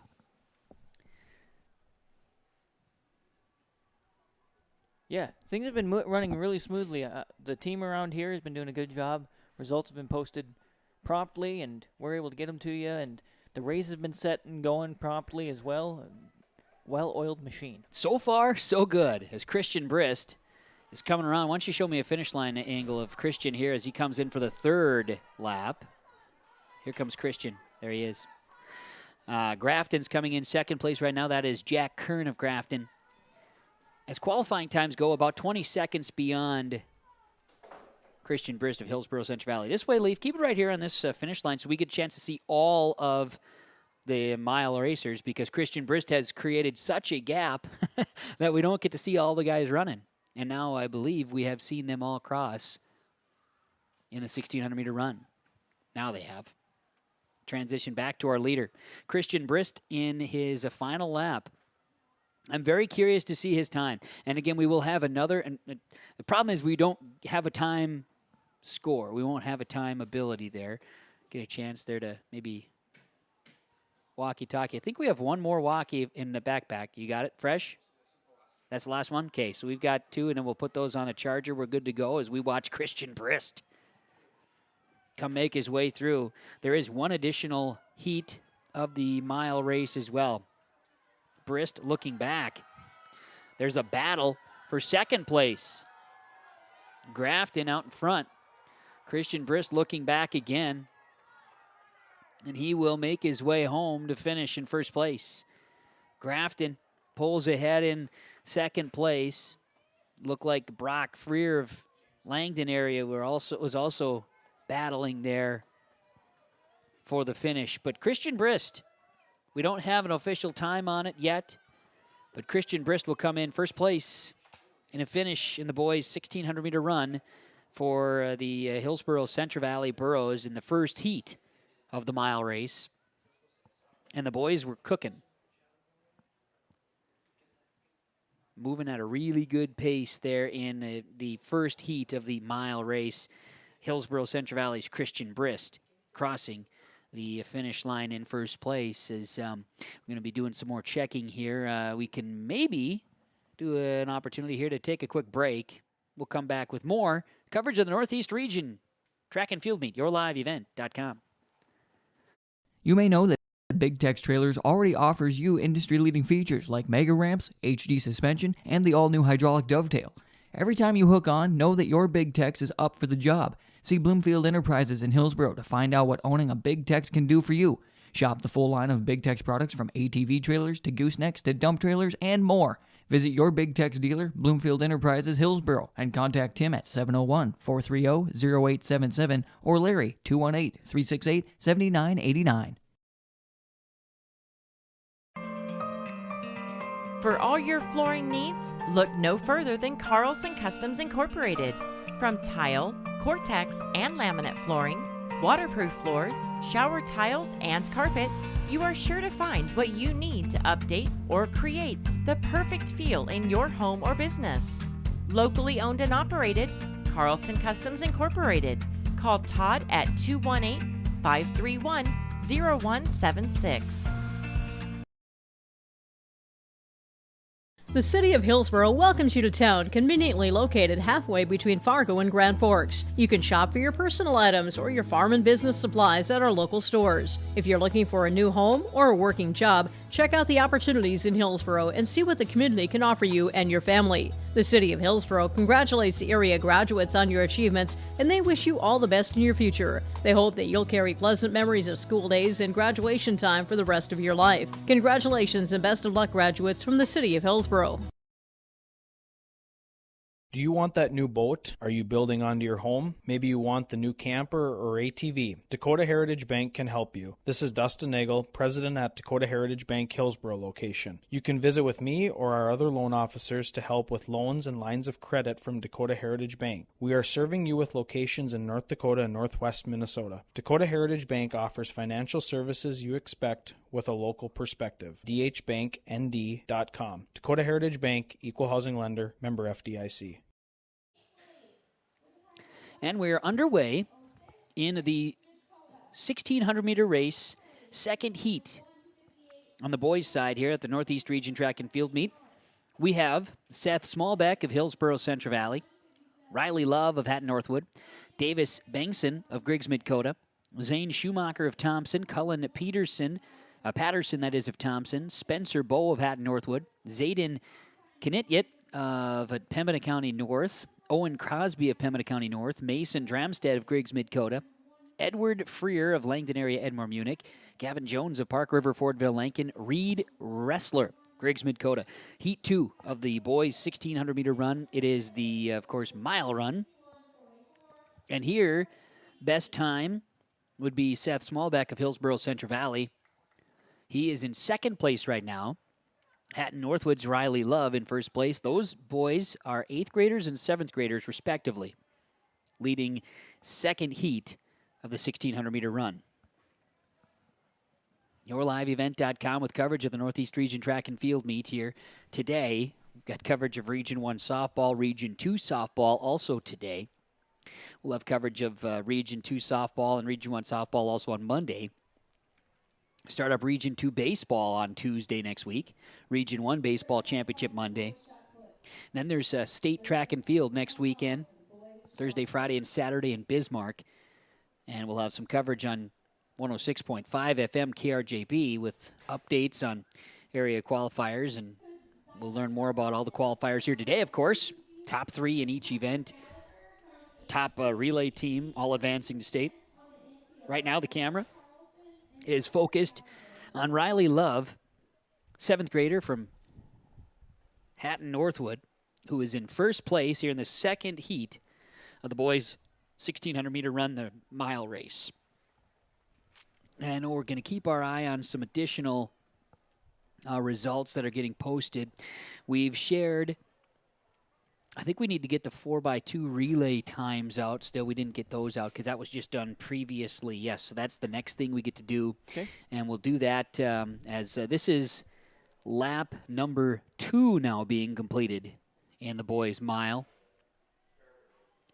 And we're getting our camera situated in the pit area, which is fantastic. We can see some jumping going on, and it's going to be a great view. That's the one I was excited about, just a matter of having enough cameras to do so. And Preston's going to get situated there for our best opportunity. But as right now, third lap of the boys' mile race, a second heat. So let's talk relay. We flip into that here in just a moment. We'll be hearing in on the microphones there. So go ahead and we'll get the 4x2 relay results for the boys. And shoot, just a little herky-jerky on me here. Okay, go ahead. Boys, 4x2 relay goes the way of Hillsborough Central Valley. As we mentioned, their time was 1 minute, 36.99 seconds. It was a fantastic race. The 4x2 relay for Jake Wright, Gavin Mitzel, Parker Gallagher, and Henry Nelson. They edged Grafton by a second and had a 3-second finish ahead of Mayport CG. And the boys, 4x2 relay, as those results being shared with you now, as you can see them on your screen on YourLiveEvent.com. As right now we see completing his third lap. It is the 1,600-meter race.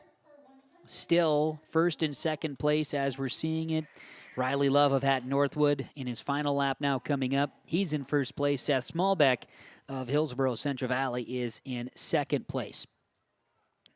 So we got a chance to mention the 4x2 relay boys. We'll get the 4x2 relay for the girls here and talk about that in just a moment as we effort those results. We can share them in just a moment. Cameras on the leader in the mile, the 1,600-meter race, the final lap, and Hat Northwood out in front. Hillsborough Central Valley following as we get a chance to click the mouse a couple. Get the 4x2 relay results here for the girls. We can flip to those quickly. That goes to, again, Mayport CG with a time of 1 minute 51.44 seconds, just ahead of Hatton Northwood by 0.3 of a second. Brooklyn Growth, Kate Bradner, Nora Broughton, Riley Satram finished first place there. Then Grafton, Hillsborough Central Valley, fourth, Thompson fifth, and you see the rest there on your screen as well. Back to the finish. Heat number 2 of the boys' 1,600-meter run, the mile race. And it's going to be Riley Love, a 7th grader of Hatton Northwood, coming across the finish line in first place. Then we've got Seth Schmalbeck of Hillsborough Central Valley, an 8th grader. He'll finish in second. And then you've got Davis Bengson of Griggs Midkota finishing in third place. And you see the finishers come across in heat number 2 of the boys' 1,600-meter run, the mile race. Finish line is all set up for you as the teams will come to a close there. Looks like the last runner is just entering turn number 3 right now.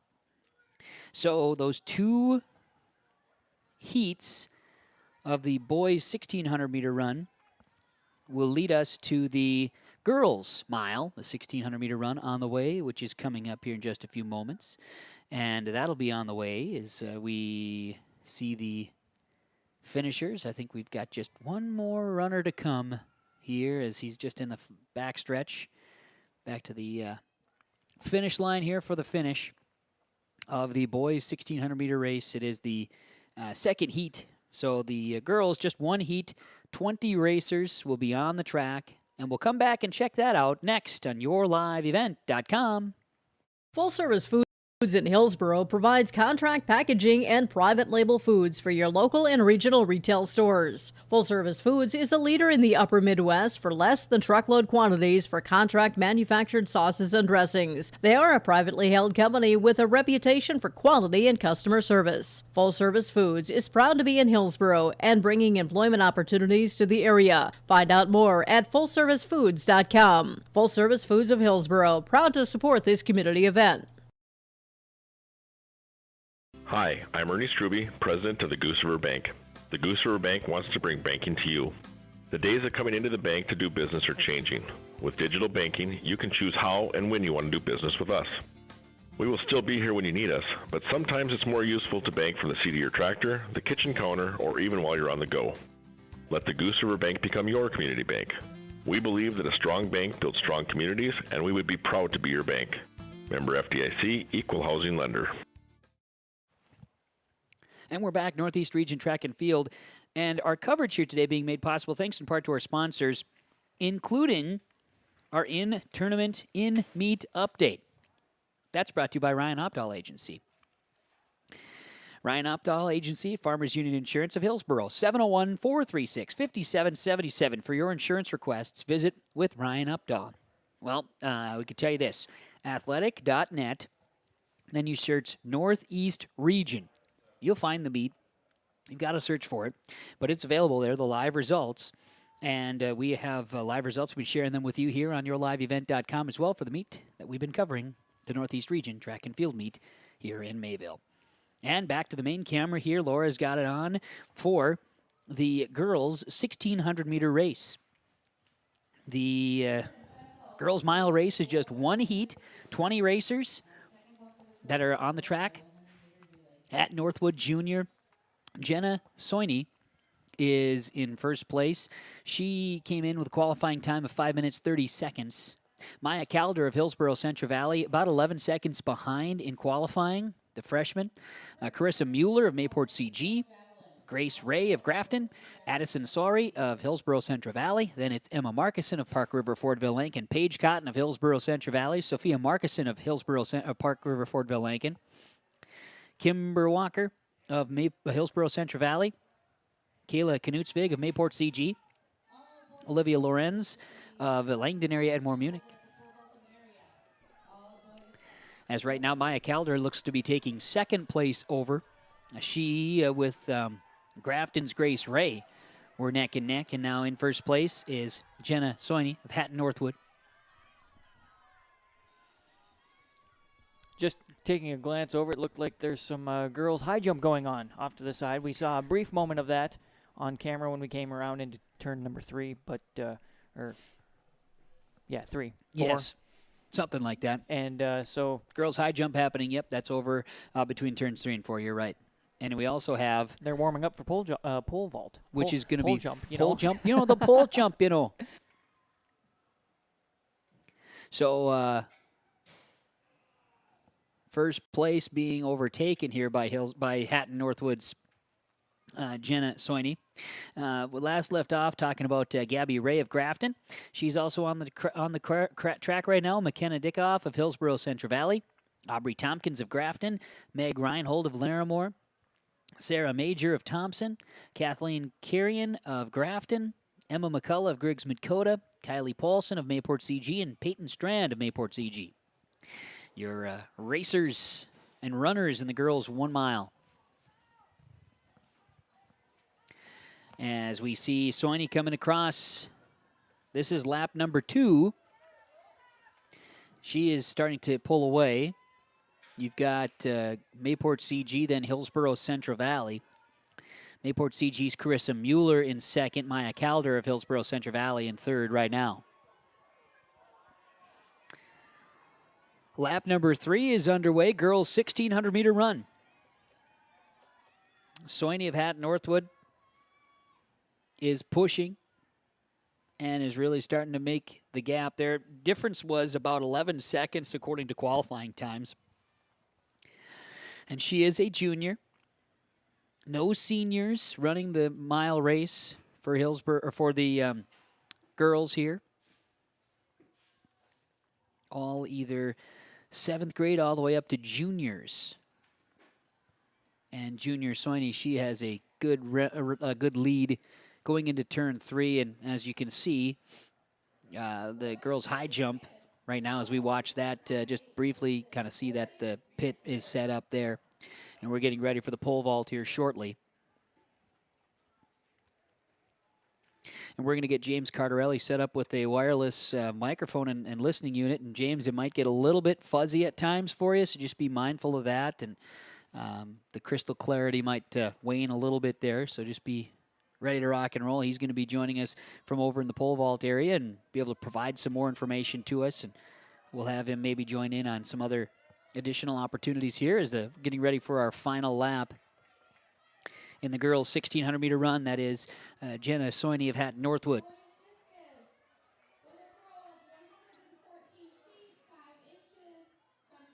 And we're going to be able to get the boys' discus results for you shortly because they are going to be live on the website for us as well here. So that's something we'll be able to share in a few moments.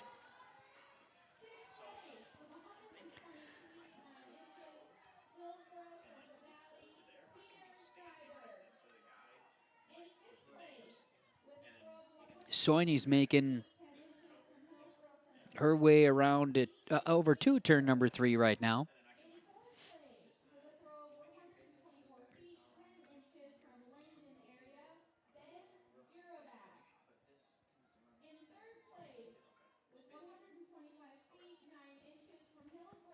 We'll give it a ride, see what happens there for you, James. Power button on the bottom there. Think got it all set up? Okay, good, yep. All right.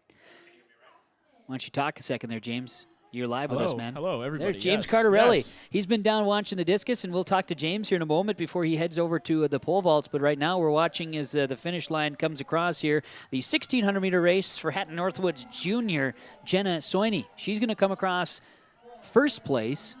Mayport CG will be Carissa Mueller coming in second. Maya Calder of Hillsborough Central Valley trying to get into third, but there's a big push from Grafton, and it's going to be Calder coming in just ahead of Grace Ray, who pushed hard in fourth place. As the rest of the finishers will come through. James, you were set up over James Cardarelli, by the way, again. You've been hearing him through the walkie-talkie. Now we get to hear him in crystal clear clarity, at least for the efforts now. Discus? Yes, yeah, you had me over there tucked away for a little bit. Yep. A little bit, but now I'm back. I'm up here. I'm going to go over to pole vaulting in a second. Yep. How's the conditions out in the area now? Because we're a little bit sheltered, admittedly. So there was a moment where the sun came out. I was able to take the beanie off. The sun was shining. It got a little hot, but then now the clouds are back, so it's a little bit cooler out there. Yeah, people are enjoying it, though. It looks like a lot of bodies out here and enjoying, and it seems like fun. The discus is wrapped up. We'll have the results for that in a moment. Yeah, I have the winner on that. Fantastic.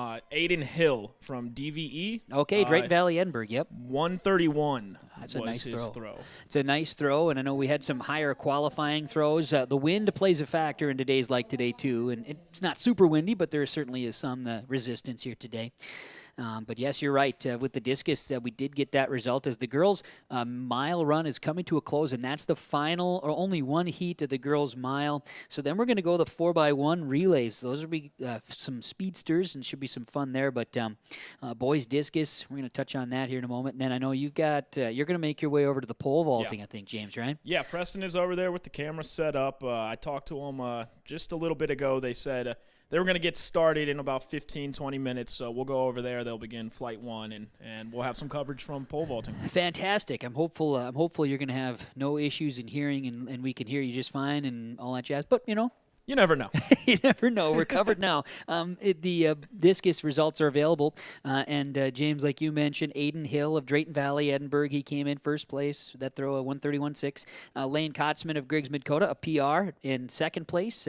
Oscar Leal of Hillsborough Central Valley, third place. And Easton Baszler of Hillsborough Central Valley, he finishes in fifth, just behind of Ben Gerdeau of Langdon area and Munich. Baszler actually has qualified for state already with a throw of 140-something, so he was here and working on that. Peter Dryberg, Hillsborough Central Valley, 6th.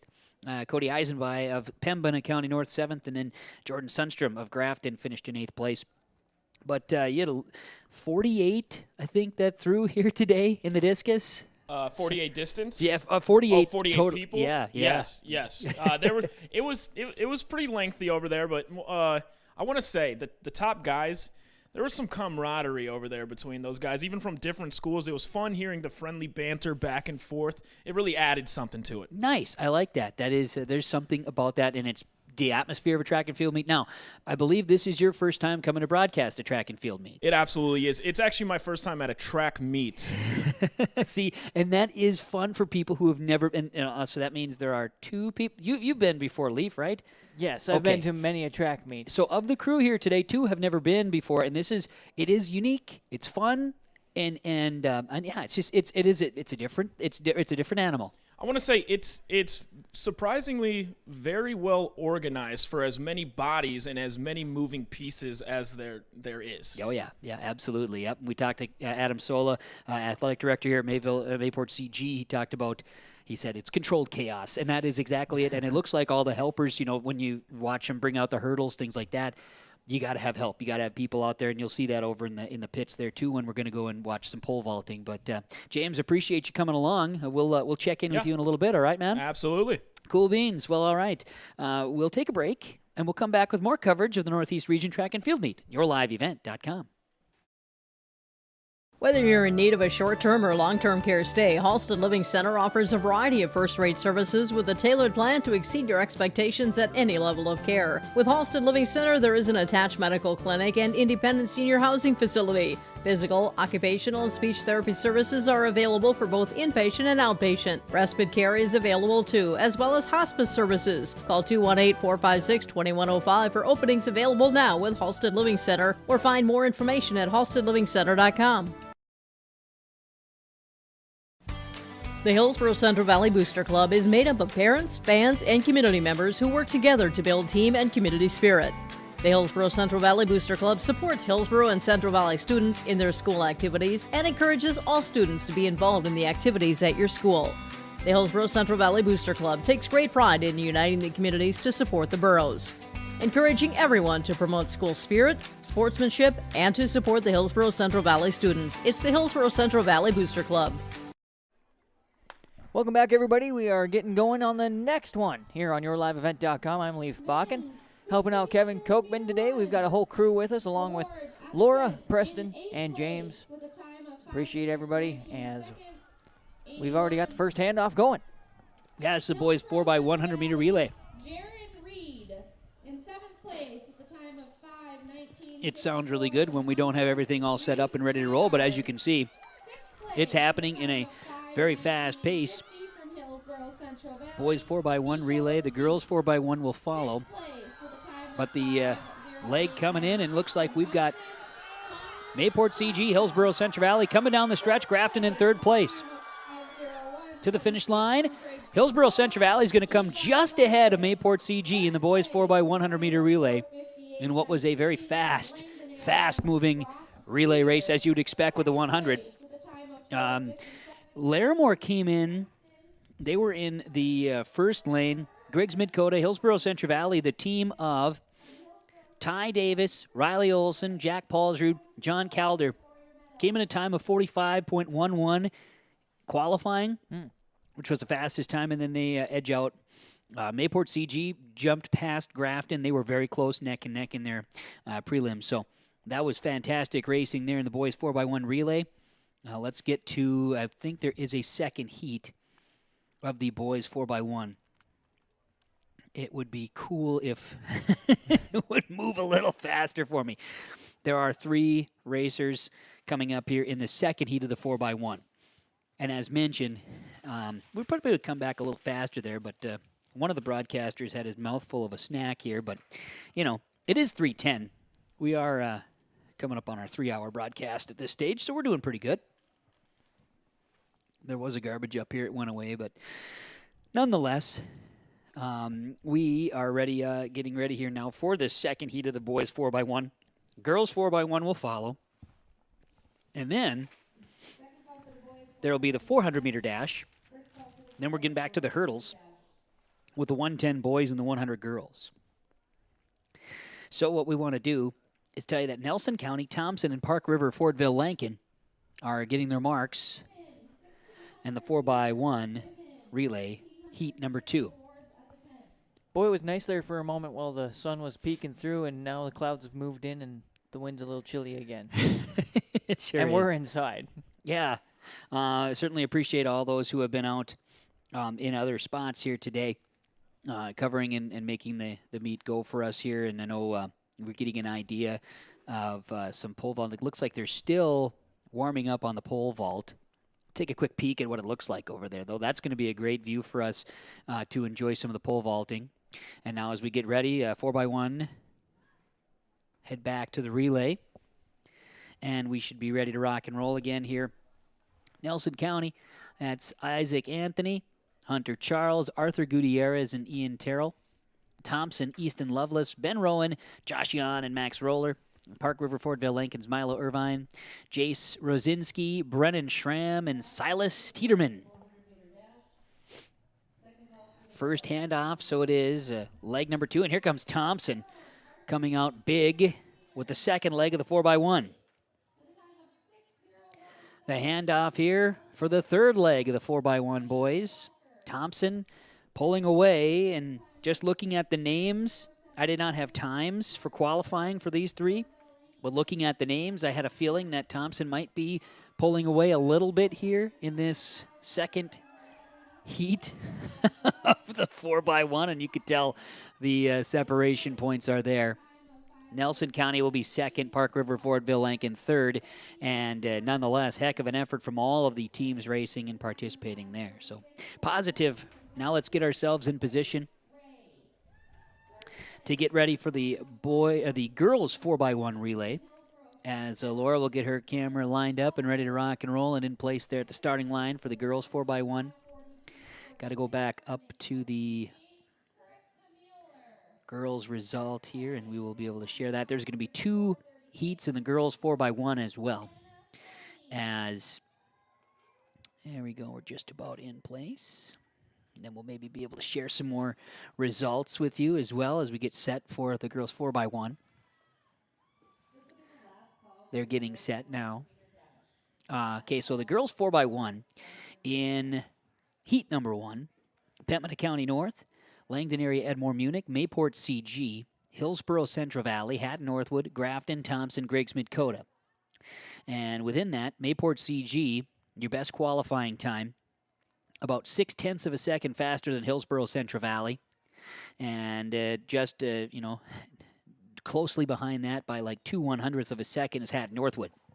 So we should have ourselves a very entertaining race here in the 4x1 relay heat number 1 on the girls' side. Runners are taking their mark and setting in the blocks here, so we should be ready to get this first heat underway here momentarily. Everybody's getting themselves set. You got to stay warm, Leaf. That's kind of the big piece out there, and staying loose. And so for the if you're not racing constantly, you're going to maybe have your racing gear on underneath a layer of sweatpants or something like that here today. Well, and then I know a lot of track people wear leggings or something underneath, or long johns, I guess some people would call them. Sure. And so, and on days like this, it doesn't slow you down. They're tight enough to keep the speed rolling, and you keep warm. Of course, you wear sweatpants or something over, a sweatshirt over the top of it, or whatever. I should have wore sweatpants today. That would have been a good idea. I'm just a jeans guy. I am too, but I'm sweatpants inside. Here we go. 4x1 relay for the girls is underway. And watch for the excitement with specifically Mayport CG, Hillsborough Central Valley, Hatton Northwood, and Grafton. All very close in their qualifying times. Second leg underway. Backstretch. Getting ready for the third leg here in the 4x1 relay. Heat number 1 of the girls. Your best qualifying times are here right now. Coming around turns 3 into turn 4. And our fourth leg, the fourth handoff. It looked like a clean handoff. And Mayport CG rolling. Grafton, Hat Northwood, Pembina County North, Thompson, Hillsborough Central Valley coming up near the back, as it'll be a finish for Mayport CG first place in the girls 4x1 relay. And so there we might have had a scenario with a tough handoff or something like that. That could have played a factor because you looked at the Hillsborough Central Valley time for specifics. They fall back quite a bit on what their anticipated finish would have been there. But nonetheless. And it looked like a really clean handoff for Mayport CG. When I saw that, that's how they took off and got that strong win there. Handoffs, those transitions, passing of the batons, the very, very important pieces when it comes to especially the 4x1. There's not much time to make up. And again, I say this as somebody who's not participated in track. So I've heard some of my friends, some people who have participated, they've talked about just what that takes, that handoff, how key that is, and that also affects, where you're placed in that lineup. Absolutely. As far as results, want to look at some of these? I have the boys' javelin results. Ooh. So I'm going to pull that up here to share with you, Leaf, because this will be good. And then I know we have the second heat of the girls 4x1 on the way. So let me go ahead and scroll on down here and get ourselves a good view of the boys' javelin. There was a lot of throwers, and I'm ready. Are the girls 4x1 ready too? Nope. They're getting themselves checked in. So let's go ahead and take a look at the results. All right, great. As the top 8, Carter Peterson of Thompson, a PR, finished 8th place. Brooks Braun of Mayport CG, he finished in 7th. Carter Thorsel of Larimore, 6th. Ben Gerdeau of Langdon area Edmore Munich finished in 5th. Santiago Galvin of Grafton, he finished in 4th. It was Eric Hoffman of Larimore finished in 3rd. Peter Dryberg of Hillsborough Central Valley finished 2nd. And Avery Rosinski of Park River Fordville Lincoln finished in 1st. That's the javelin on the boys' side. Thanks, Leaf. Appreciate that. You bet, Kevin. Yeah. Second heat of the girls 4x1. Drayton Valley, Edinburgh, Park River, Fordville, Lincoln, Nelson County will be the 3 underway.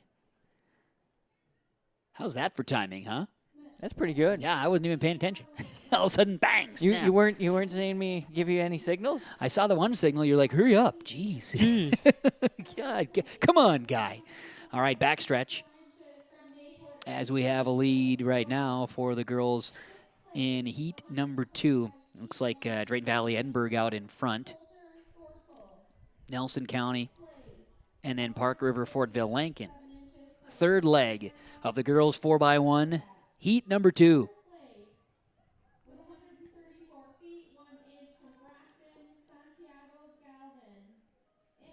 And the final handoff coming in down the front stretch, Drayton Valley Edinburgh.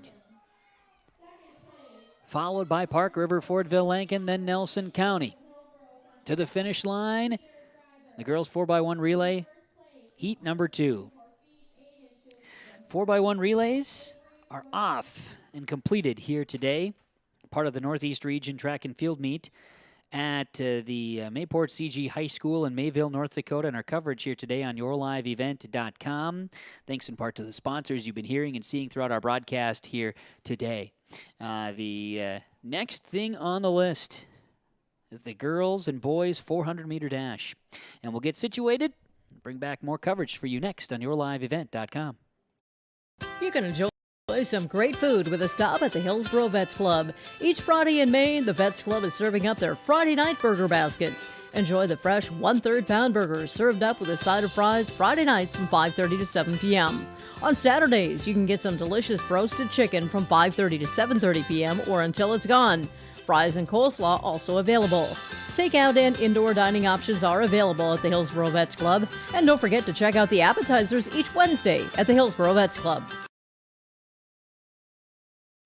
Hello, Shane with Irie Insurance. We are proud to announce our Benefits Connect platform. You will have more options with Irie Insurance Benefits Connect. You have choices. Do you know who your group agent is? Do you meet annually to review benefits? Would you like to save money? Would you like more benefits? You have choices. We take a different approach to providing benefits through education, communication, and a personal touch. To find out more about Irie Insurance, go to irieinsurance.com. And we're back here on the Northeast Region Track and Field Meet. Sun is peeking out here in Mayville once again as we're getting ready for the boys' 400-meter run here. And it's coming up here on yourliveevent.com in the Northeast Region Track and Field Meet that's being held in Mayville, Mayport CG High School. The 400 meters on the boys' side will feature 4 heats. And we are underway in the first heat, as Wayland Sabanash of Griggs Midkota, Christian Brist of Hillsboro Central Valley, Henry Nelson of Hillsboro Central Valley, then Josh Yon of Thompson, Brady Riley of Drayton Valley Edinburgh, Garrett Severson of Nelson County, Cody Amble of Langdon area Edmore Munich, and Isaac Pfeiffer of Larimore. Their back stretch now coming in a turn number 3. 400-meter dash is a one-time around the track. Making the turn. Things are getting interesting. Turn 4, and I would look to see the speed of Christian Brist. There's Christian Brist in second place. There's Henry Nelson in first place. In Hillsboro Central Valley's Henry Nelson is going to be crossing the finish line in first place. Look like Brist second, then Thompson's Josh Yan, I do believe, came in third place there in the boys 400 heat number 1, as we'll have a 3, make it 4 heats in the boys 400-meter dash here today. Girls will follow as well. I know we're having a little bit of a wireless issue trying to get to our guys over in the pole vaulting. Let's take a quick peek over there, see what's happening as far as our audio is concerned. Video-wise, we're clean. We got that going on. I wonder at some point, too, we can maybe just check in and see if James is available. Don't want to pull that off. We'll have to see if he's here and just fine, and then we can do some testing on that again. But we'll continue on. We've got the pole vaulting, though, something we're going to keep a peek on. But now we go back to boys 400, and this is the second heat. Ian Terrell of Nelson County, Omarion Brown of Grafton, Dylan Mitzel of Hillsboro Central Valley, Oliver Marquardt of Mayport CG, Matthew Withrow of Midway Minto, Keenan Callaghan of Langdon area, and Jack Van Heusen of Griggs Midkota. Just cutting out over there, James, is all? Yeah. Okay, sounds good. There we go. Now you should be in the building. Yeah, just cutting in and out over there. I think Sure. it might be too far. Yeah, we've had some. There's limitations on the wireless technology, and some days are better than others. But getting an idea, at least they're going to start setting up the pole vault as we get ready for heat number 2 in the boys' 400-meter dash. Kevin Kochman and James Cardarelli, Leaf Bakken now in the booth. Got Preston and Laura on our cameras doing a fine job here today as we get ready for heat number 2 of the boys 400-meter dash. This is 2 of 4, and we're off. Again, Nelson County, Grafton, Hillsborough, Central Valley, Mayport CG, Midway Minto, Langdon area, Edmore, Munich, and Griggs Midkota represented here in heat number 2. And we'll be able to check on some more results for you here as well to share that in the East Region track and field meet happening here in Mayville. A good push right now as we see on the backstretch making their way into turn 3 now. Looks like Oliver Marcourt of Mayport CG starting to take a little bit of initiative here as they come around to turn number 3 into turn 4.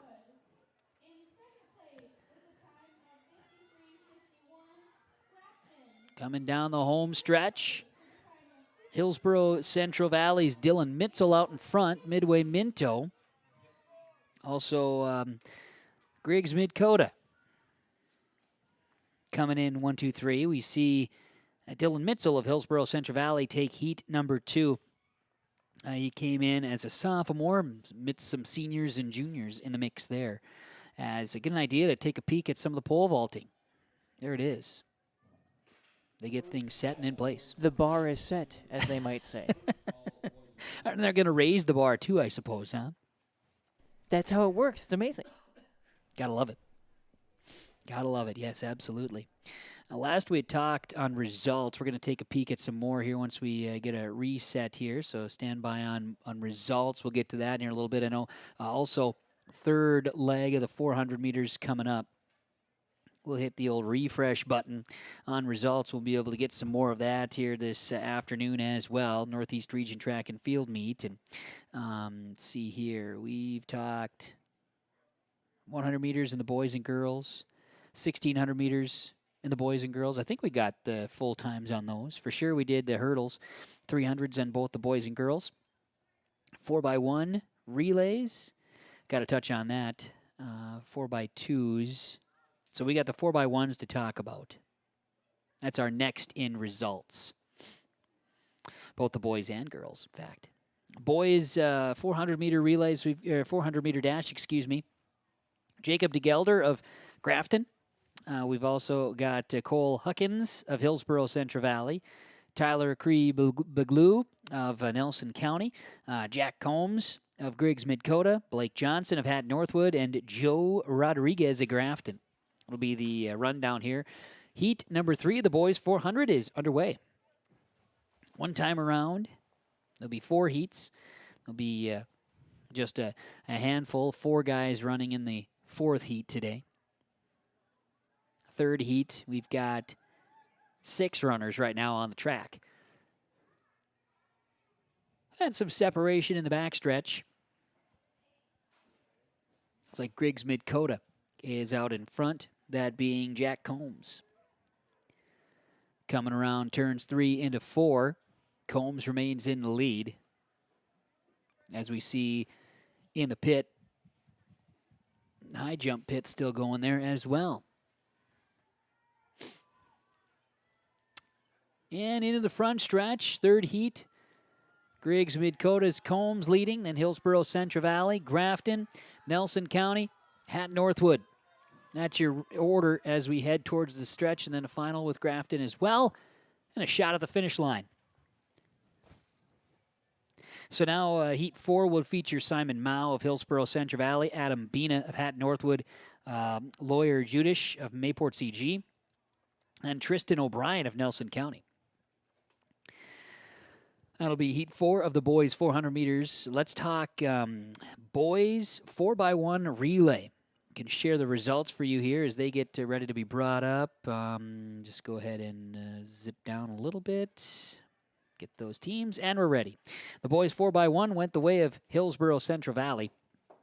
That again was Ty Davis, Riley Olson, Jack Paulsrud, and John Calder. They finished with a 46.09 time. Impressive. Grafton finished in second place, 46.3. Thompson third, Mayport CG fourth, and as you see, Pembina County North finished in 5th, Griggs Midkota 6th, and Larimore 7th. Nelson County would finish in 8th place be podium there for the boys 4x1 relay. Hillsboro Central Valley's 4x1 is state bound. It'll be the final heat of the boys 400-meter race against Simon Mao of Hillsboro Central Valley, Adam Bina of Hatton Northwood, Lawyer Judish of Mayport CG, and Tristan O'Brien of Nelson County. They'll be your 4 in the 4th heat of the 400-meter race. Girls 400 have a couple of heats there coming up for you as well. And then we're getting into the 110 and 100 hurdles and keeping an eye on more of the field events as well.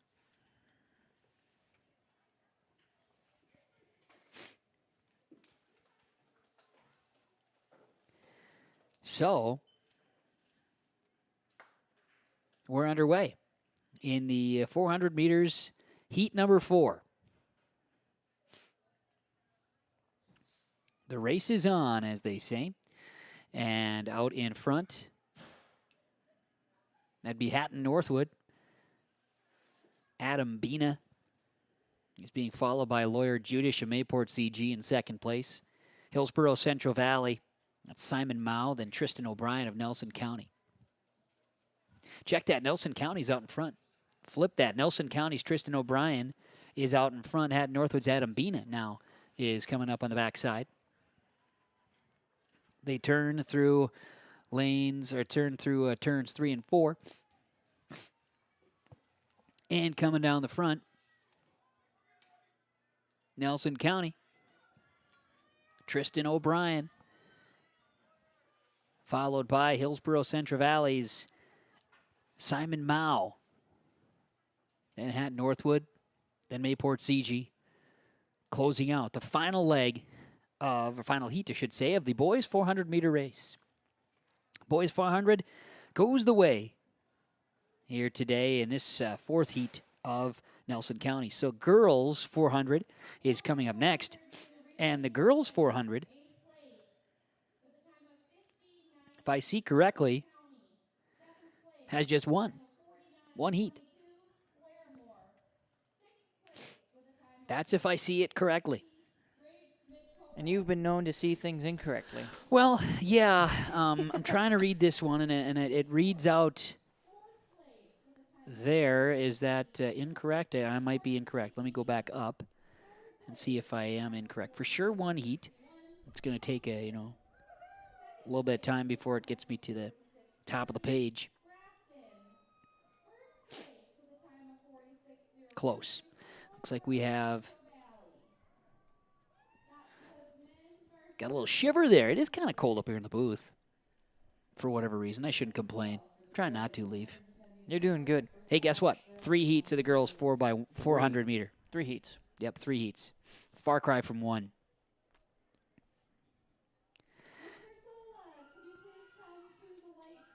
I was just glancing over to see what's going on over in the pole vault pit, but looks like they're settling down for at least a moment. Sent off James with the walkie-talkie, so we'll be able to get us some results, hopefully, as we get along over there, since our equipment's not quite functioning the way we'd like it to. Yep.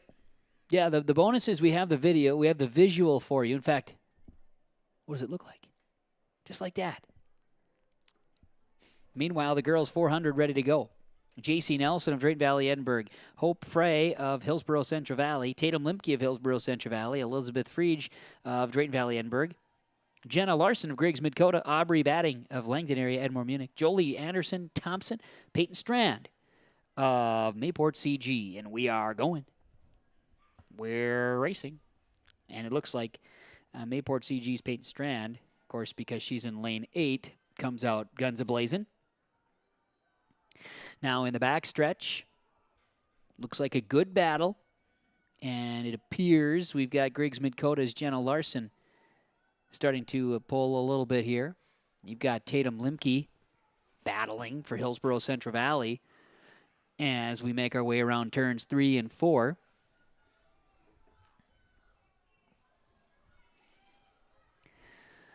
Coming into the front stretch in the girls 400 relay. A battle. There's Tatum Limke. Out in front, Drayton Valley Edinburgh's pushing.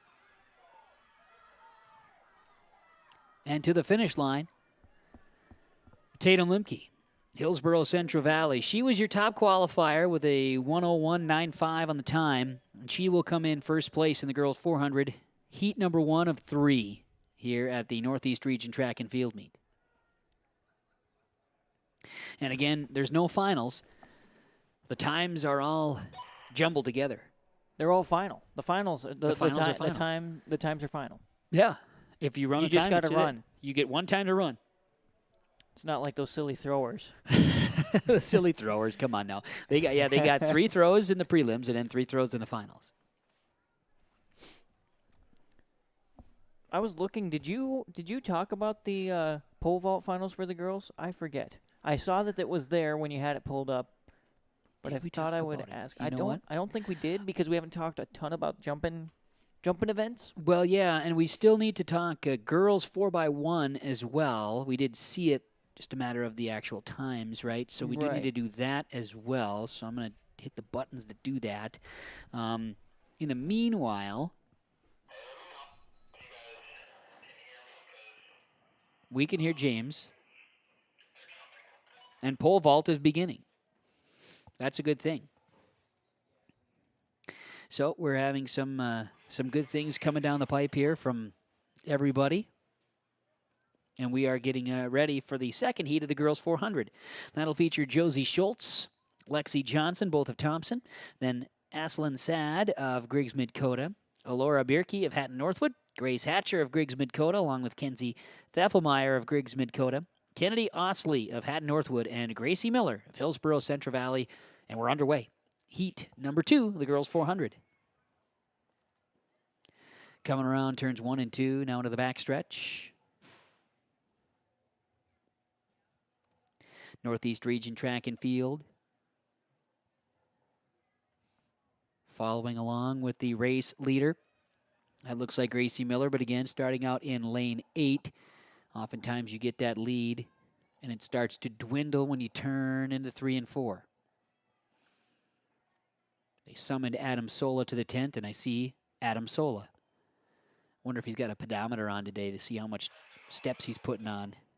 No kidding. Yeah. Activities director here at Mayport CG. Coming into the front stretch. Arms are churning. Griggs Mid-Coda's Aslan Sad.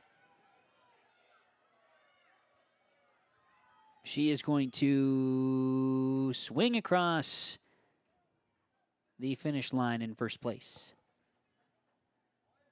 Laura Bierke of Hatton Northwood also in the mix there for heat number 2 of the girls' 400-meter race. Now, look at us and our view in the pits. As we take a peek over there, Leaf, I'm going to check on something here real quick, but certainly nice to see that another view, another event we could watch here on the Northeast Region Track and Field coverage. That's right. We've got the long jump going on here and able to have 2 lanes of that going, so that's good. Triple jump. And then you can see the pole vault just a little bit in the back. So we're able to cover all 3 of those if we need to. And we'll be getting James, hopefully getting us some results for some of those as we go along. And I'll let him know that, Kevin. But fantastic. I'll give us a George Lucas wipe back to the track. And it is heat number 3 of the girls 400. Girls 400, heat 3. Zoe Mayhus of Mayport CG. Kylie Groplin of Mayport CG. Tisha Patel of Pembina County North. Then it's Madison Bernhoft of Park River Fortville Lincoln. Braylon Maverick of Park River Fortville Lincoln. Nora Broughton of Mayport CG. And Tatum Mayhus, Mayport CG. Heat number 3 of the girls 400. Approaching hour number 4 of the broadcasts here today. And we'll get to the hurdles coming up, then the 800, 200, the 2-miler, and the 4x4. That on the track anyway. Still additional as we're getting through the throwing and jumping in the field events happening as well. In the girls 400, Heat number 3. Good energy right now on the backstretch.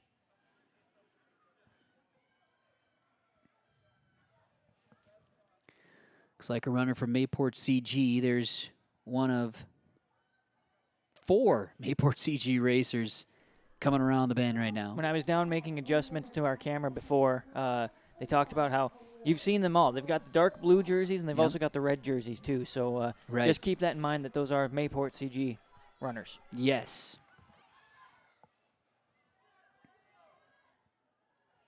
And on the inside, that would be, it looks like Zoe Mayhus. Check that. That would be Kylie Croplin of Mayport CG coming in first, then Zoe Mayhus coming in second place. And they were wearing red and blue, respectively. So there we have it. That's the girls' third heat. And we can pull up some additional results here that we have for you. Leaf, I think you mentioned you wanted to hear the pole vault results for the girls. Yeah, I saw that was updated, and I figure, why not? Yes, you would be correct. So I will just click, click, click, and I think we should be ready to go on the girls' pole vault results here today. And it was 7-foot jumps for both Parker Strand of Mayport CG and Alyssa Hoyles of Drayton Valley Edinburgh. Then Greta Burrell of Drayton Valley Edinburgh, along with Easton Larson of Drayton Valley Edinburgh, each jumping 7.6. A PR for Mackenzie Regner of Langdon area Edmore Munich, 4th place finish there. 8 feet 6 inches for Griggs Midcoda for Jenna Larson. Alexa Schneider of Langdon area Edmore Munich, a PR at 9'6", and Brinley Coleman of Hatton Northwood, 9 foot 9 inches with a pole vault earlier here today. That on the girls' side with the pole vault. Do need to get the girls' 4x1 relay results to be shared as well. I'm going to send us over to the pitch just to watch a little bit there. Please do. There. Yes, please do. Get an idea of what's going on with the jumping pits here today. See what's happening. Leaf Bakken directing and sharing the information and out in the jumping pit area as the hurdles are getting set on yourliveevent.com. Hurdles are getting set for the boys 110 and then the girls 100-meter hurdles. Then there's the 800-meter run and the 200-meter dash all coming up as well. So I'm going to get the girls' 4x1 relay results here. At some point here, I'm going to need to maybe take a break myself, just based on some of the things. But let's take a look at the 4x1 relay girls. We had Mayport CG winning the race by 0.2 of a second, edging out Grafton. Hatton Northwood finished 3rd, Pembina County North 4th, Thompson 5th, Griggs Midcoda 6th, Hillsborough Central Valley finished in 7th. And that winning team of Mayport CG was Brooklyn Growth, Kate Bradner, Carissa Mueller, and Riley Satram of Mayport CG. So I think for the most part we are caught up on where we are with our results. And we'll check through some results later as well. The hurdles are getting set. So with that, let's take a break. We'll come back with more from the Northeast Region Track and Field Meet, your live event.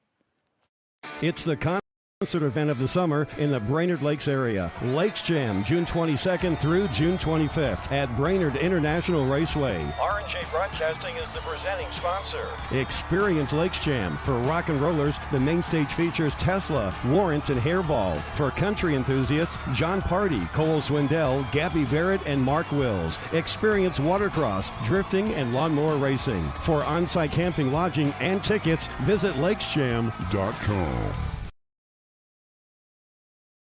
What do basketball, choir, drama club, and marching band all have in common? They're all high school activities that offer learning opportunities not necessarily found in the classroom. They take up just a fraction of a typical North Dakota high school's budget, and they go a long way to giving young people the tools they need to thrive. High school activities, they're more than extracurricular. They're extra important, too. This message presented by the North Dakota High School Activities Association and the North Dakota Interscholastic Athletic Administrators Association.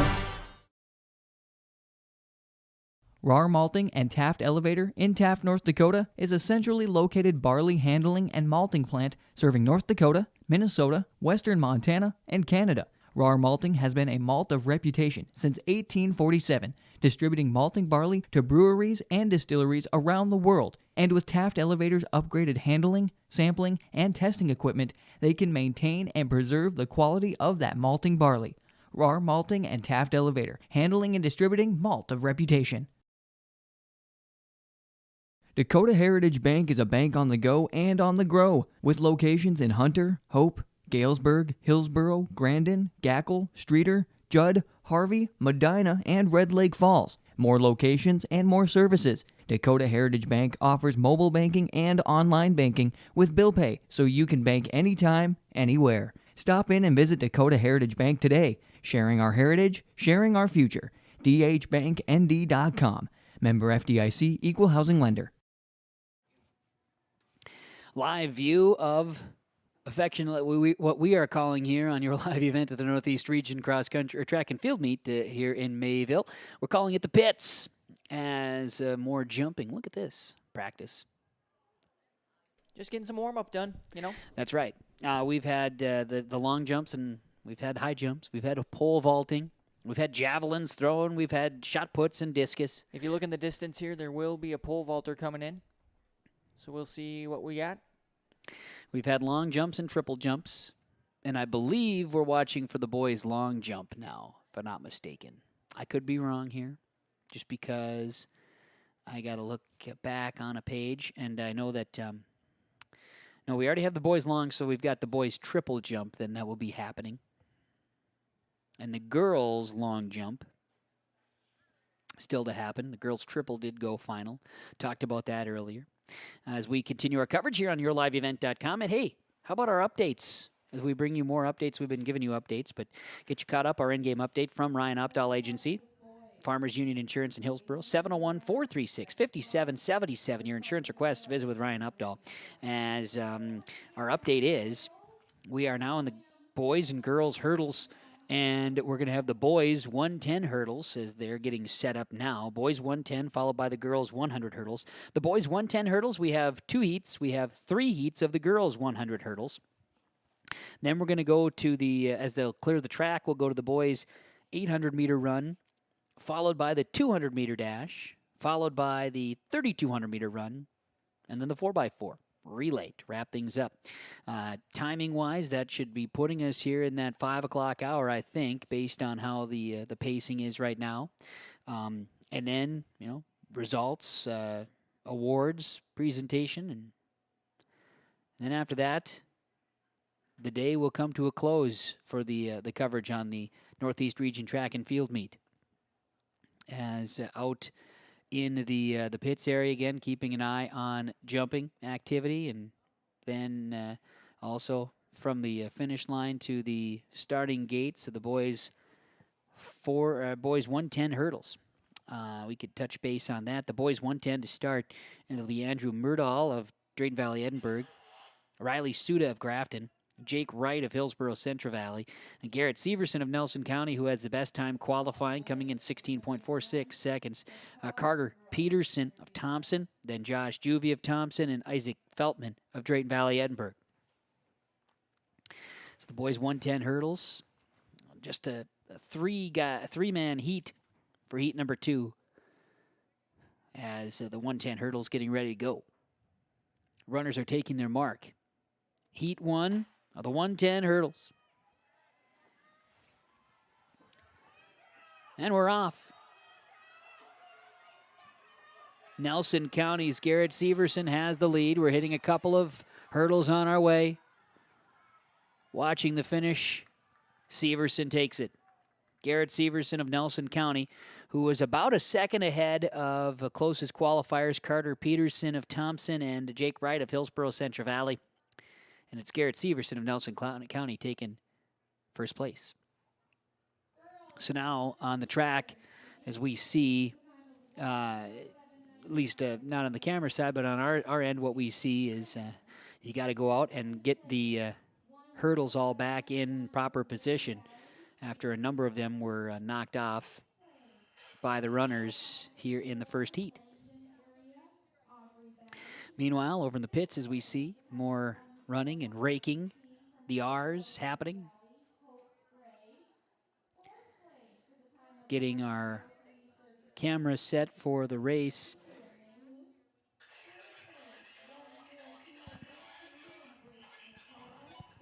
We'll have our second heat coming up, and that'll be Ty Gilbertson of Nelson County, Ashton Knutson of Drayton Valley, Edinburgh, Keegan Parsley of Nelson County. Heat number 2 will be next. Boys 110 hurdles. Girls 100 hurdles will have 3 heats.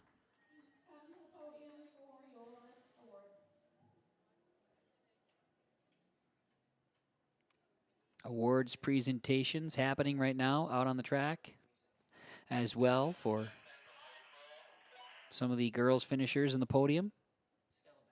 Stella Benson with a long jump for Hillsborough Central Valley there. We see that on yourliveevent.com.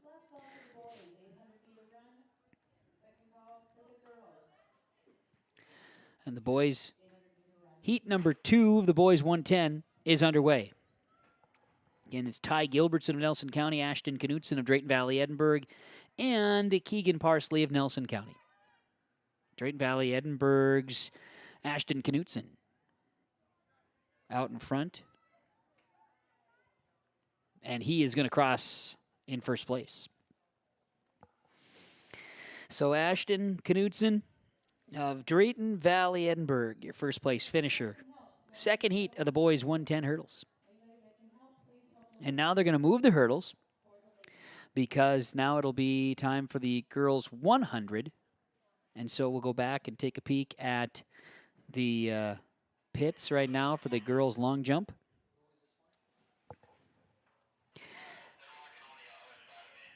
Getting things lined up. We're going to take a peek here. Girls long jump happening. And I'm going to try to see. I think there was another result posted.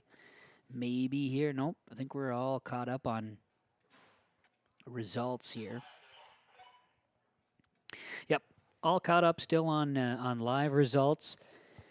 So nothing new to share there as we get back. It'll be the girls 100 hurdles. Now we're watching the girls get set in the blocks and get themselves situated. And meanwhile, out on the track, you got to move all of the hurdles ahead.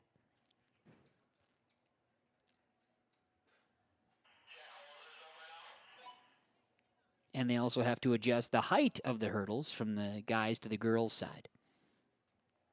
So there's plenty of work to be done. This is Jack Holzer on the triple jump. Fantastic. Boys triple and girls long jump. Right. And and so as you see, we'll call it the one on the right side, that's the boys. So that's the triple. And then the left side is the girls, and that's the long jump. 35 feet, 10 inches. That's a good jump. Triple. All right. We heard there's a guy by the name of Micah doing a jump here. How about that? Or will be, I should say.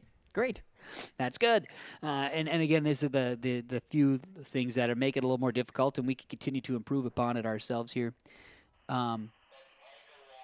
Michael Longthorn. I was going to say there was a couple of last names I was going to go with it, but Hillsborough Central Valley's Michael Longthorn. Now, if I'd have seen his hair, I could have told you that from a distance, but I got a real small screen there to view on that one. But continuing the jumps there, so you got to see some of the long and triple. The long jump for the girls, triple jump for the boys. 37.8 for Micah. 37.8. Okay. The triple jump on the boys' side. Zyler Carlson. Remember him from his, now he's a Mayport CG, but I remember Zyler from the Finley Sharon Hope Page co-op. And his football time, I remember that name. But, of course, with the co-op on the track and field with Finley Sharon and Mayport CG.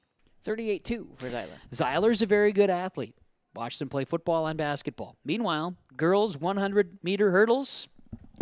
Lauren's got the camera set. Laura's ready to roll. And Ariel Gramboy, Kezia Carlson, Brinley Coleman, Marley Hedelvet, Kate Bradner, Maddie Meyer, Allie Moses, Peyton Rice. All racing. And the girls 100 hurdles underway. See if we can overcome. And there we go. And it's Langdon area's Marley Hedelvet, who has the best qualifying time by over a half a second. She's finding herself crossing the finish line in first place. Marley Hedelvit of Langton area Edmore Munich finishing in 4th place, heat number 1 of the girls' 100-meter hurdles. There's one of 3 heats going on here in the hurdles. Hurdles, again, are an interesting thing to me. Triple jump, not so sure where that fits in my life. I don't feel that you have the athleticism for jumping. I just don't think. I think No, you have some. you are right. I think you have some talent. I think there's ability for you there. I just don't see you being able to do the triple jump. To me, has always been really difficult, and I think that's and some people will say it's easier than the long jump. I've heard jumpers say that. Now that's because they're jumpers. I only remember some of these things. We didn't do triple jump, but, your elementary track and field days. Yes, and yeah. Oh, I've always been terrified of hurdles. I'll tell you that much. I was really good at the sack race. Well, I bet you would. You'd be really good at the calf rope. I was also good. That's a rodeo event. Oh, really? And I would not be good at that. I'm not a big enough guy to throw those calves around. Well, you could definitely do the goat rope then, right? Goat tying? Yeah. Yeah, there you go. How about this? Heat 2 of the girls' 100 hurdles, and Angelina Munoz of Grafton, Danielle Thompson of Park River Fordville Lankin, Kennison Azure of Hatton Northwood, Reagan Zerfus of Mayport CG, Isabel Cole of Grafton, Justine Carlson of Mayport CG, Ingrid Meerdahl of Drayton Valley Edinburgh, and Ariana Thebo of Pembina County North. You're seeing them from the inside out, right to left. Correct, and this is heat number 2 of the girls' 100-meter hurdles. We've got Zerfus from Mayport CG and Isabel Cole of Grafton coming down the end. It looks like Zerfus maybe outlasted. Then it was also Kennison Azure of Hatton Northwood. A really close finish for those 3 in heat number 2 of the girls' 100 hurdles. Girls' 100 hurdles, heat number 3 upcoming. As we had a nice slow pan there from Lauren. She did a nice job at Laura getting us back to the starting gate here for the girls. She's going to do it again. Oh, absolutely. Because it's quiet. Oh, looks like we got a triple jump happening. Just a quick slide away. We just saw a triple jump. Olsen. Oh, is that Riley Olsen? Looked like it. Wow. On a triple jump there from Hillsborough Central Valley.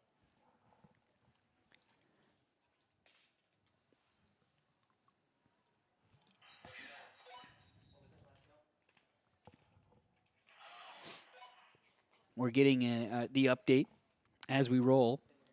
Meanwhile, heat number 3 of the girls' 100 hurdles. Grace Sands of Larimore, Hannah Murdahl of Drayton Valley, Edinburgh, McKenna Mickelson of Thompson, Kaylee Lee of Hatton Northwood, and Taylor Nygaard of Thompson. And we're underway. Hatton Northwood's Kaylee Lee will come across and over the hurdle. And Lee down the stretch, flipping to our end-line camera, and Lee will come across in first place of Heat 3, the girls' 100 hurdles. So they'll clear the track, and the boys' 800, followed by the girls' 800. Coming your way next, and more coverage here today from the Northeast Region Track and Field Meet, yourliveevent.com. Friday night racing returns this summer to Red River Valley Speedway in West Fargo, featuring 5-wide, high-flying, family-friendly action. Weekly racing featuring IMCA modified, stock cars, sport mods, sprint cars, hobby stocks, and NX Legends. Racing begins at 7 o'clock. Adult tickets are $13, kids tickets just $5. See the full schedule online at RedRiverValleySpeedway.com. All summer long, enjoy Friday night action at Red River Valley Speedway in West Fargo. The days are getting longer, the sun will shine on the fields, and soon the crop will be planted and sprouting. Tim Kazette Seed Sales in Hillsborough, your local Golden Harvest seed dealer, wishes you a safe and successful planting season. Tim looks forward to seeing those black dirt fields rise to green and then shimmer with gold this year. Visit with Tim Kazette Seed Sales about your options and what fits right for you and your fields at 701-430-0877. Happy farming from Tim Kazette Seed Sales of Hillsborough. The Trail District Health Unit is ready to take your appointment for first, second, and booster vaccinations for COVID-19. These appointments are available every Tuesday from 9 to 11 a.m. at the Trail County Courthouse and June 16th at the Mayville Lutheran Church. Moderna and Pfizer vaccines available. Call Trail District Health Unit to schedule your appointment at 701-636-4434. Public Health. Prevent, promote, protect. Trail District Health Unit.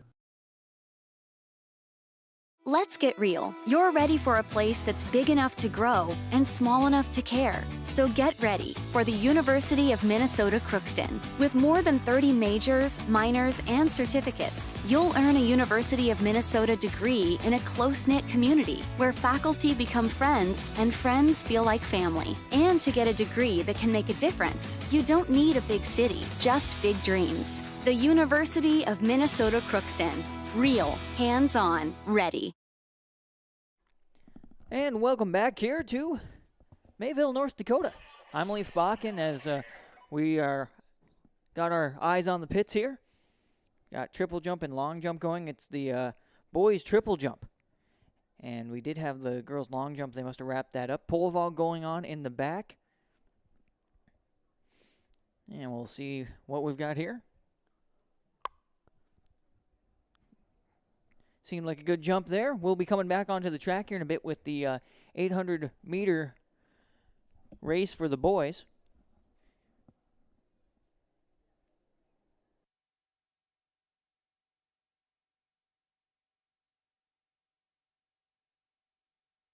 They're getting set on the line, and we'll see if we get a measurement here from our jump you just saw.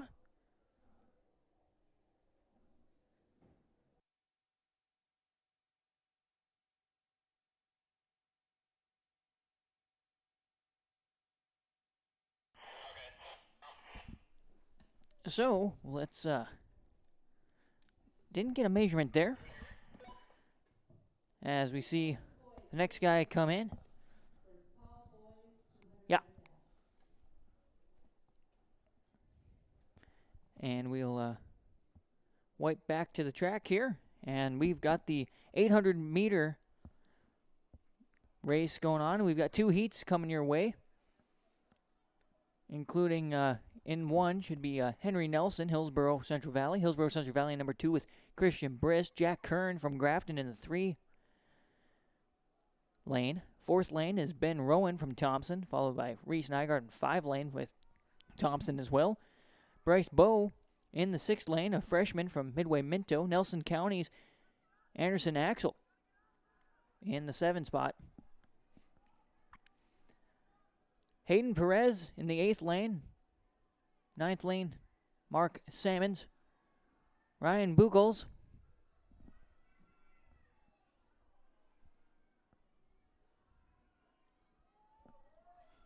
On the 10, let's see. We've got Brock Freer as they're coming around here to the front side. So around once is 400. This is the 800. As that is one of the guys from Thompson. Also racing here is Mason Heller of Pembina County, along with Cage Schaefer. Carter Garrett out there from MPCG. Tyler Cree Baglua and from Nelson County, and Jaron Reed for Hillsborough Central Valley in this race as they were stacked up 16 deep in Heat 1. So obviously all out of order now, because when you go around you get to line up. And you can see that one of the 2 guys from Thompson leading the pack here, followed by one of the guys from Hillsborough Central Valley. Looks like another Hillsborough Central Valley runner in the 3rd slot and a Mayport CG guy in the 4th spot. Coming around 4, and there's a good takeover for Hillsborough Central Valley coming into the stretch. On their way here, and we'll flip over to our, whoops, that's not the right one. We'll flip to that one. Flip to the pits too soon, and there's a cut. See our guys come across the finish line. Kevin Kochman's back in the booth. I'm back, and it looked like it was Christian Brist of Hillsborough Central Valley out there in front, he along with Henry Nelson, kind of your front runners there, and it was an entertaining 800 race. It was especially entertaining because they were running into the pits. You know, we got to have a little bit of fun, and every once in a while need a break. And so if you are just catching in, Leaf was given the quick baton pass to do everything except run the camera in that moment. And Laura did her job great. Oh, she's been spectacular out there, and it's a full day. This is a big process here, and a lot of people enjoying this one out there. So thanks for tuning in, and thanks for coming out. This is a great day to view in and check in on the day. At one point, I saw over 100 folks were with us at a time. Yeah, we're over 800 that have viewed throughout the day, and and that's a good thing. Thanks for stopping by. We appreciate that. Appreciate you joining, because this is a long day. We're coming up on hour 4 now, or just past hour 4 of our broadcast, which, again, thanks to Mark Forseth for ringing the bell and getting the correct. We've got some sort of Jimmy-rigged internet here. But we've got it. And it's working. And we're streaming to you. Yes. Thank you. Second heat of the boys 800. And this will be Preston Emerson of Pembina County, Karthik Shapra of Langdon, Charlie Yan of Thompson, Ian Rutherford of Park River Fort Villankin, Zane Schumacher of Thompson, Cade Hansen of Langdon area Edmore Munich, Davis Bingson of Griggs Midkota, Cullen Patterson of Thompson, Cole Huckins of Hillsborough Central Valley, Gavin Jones of Park River Fort Villankin, then it's Zayden Kinyet of Pembina County North, Tucker Fredrickson of Griggs Midkota, Diamond Cano of Pembina County, and then you've got Edward Freer of Langdon area Edmore Munich, Drake Geyer of Park River Fort Villankin. And 800 meters, of course, that's twice around the track as Leaf, I'm sure. I knew that much, so I got people caught up on that. Which is great. And I know we're continuing to watch the triple of the boys and the long jump of the girls in the pits that we've been hanging out at. I certainly appreciate. It's underappreciated, but appreciated the efforts that the guys are doing out there on the field to get those. And then now, when we get to when the pits are done, we should be able to maybe get those guys on the track for an additional camera angle on turns 3 and 4. And then that's when your magic really happens. Yeah, that'll be exciting. I'll have to make sure I'm paying attention. Bing, bing, bing. As we go, it is kind of an interesting transition and piece, but we look forward to potentially getting that. Otherwise, the way that we go, I know where a couple other results have come through as far as with the field events, which we're able to get to most. We've seen an angle shot of everything except shot put so far today. And that's behind us. It happened behind us. Yep, and javelin happened behind us as right, well. So that was difficult for us. We couldn't get those. We are underway, though, in the boys' 800-meter race. The camera work from Laura out in front, and we have off to a good start here. Runner from Park River Fort Villankin out in front. Now we have the names. We read all the names, and then it's a matter of being able to accurately figure out who's who based on our and lane assignments and numbers. And in this case, if they have the number visible to us, we will get that number, and I can read you who that individual is. And also kind of from the camera. This is, the setup we have here, folks, is fantastic. Number 11, 15? Number 15. Yeah, okay, that's Drake Geyer of Park River Fort Villankin out there in front. Pembina County North's Preston Emerson, followed by Cade Hansen. Of Grafton. Yes, and Cade Hansen jumping ahead a little bit here. Langdon, Cade Hansen. Oh, excuse me. It's okay. Gesundheit. See, the maroon colors, but not the gold with it, got me all mixed up. It's all good. It's all good as they start to ball up there in front. Do you see that? Looks like we're maybe done in the pits. Or some pit movement happening. Pit maneuver? A pit maneuver, you might say. Yeah. Wrong kind of racing. Yeah, we'd rather not have that happening.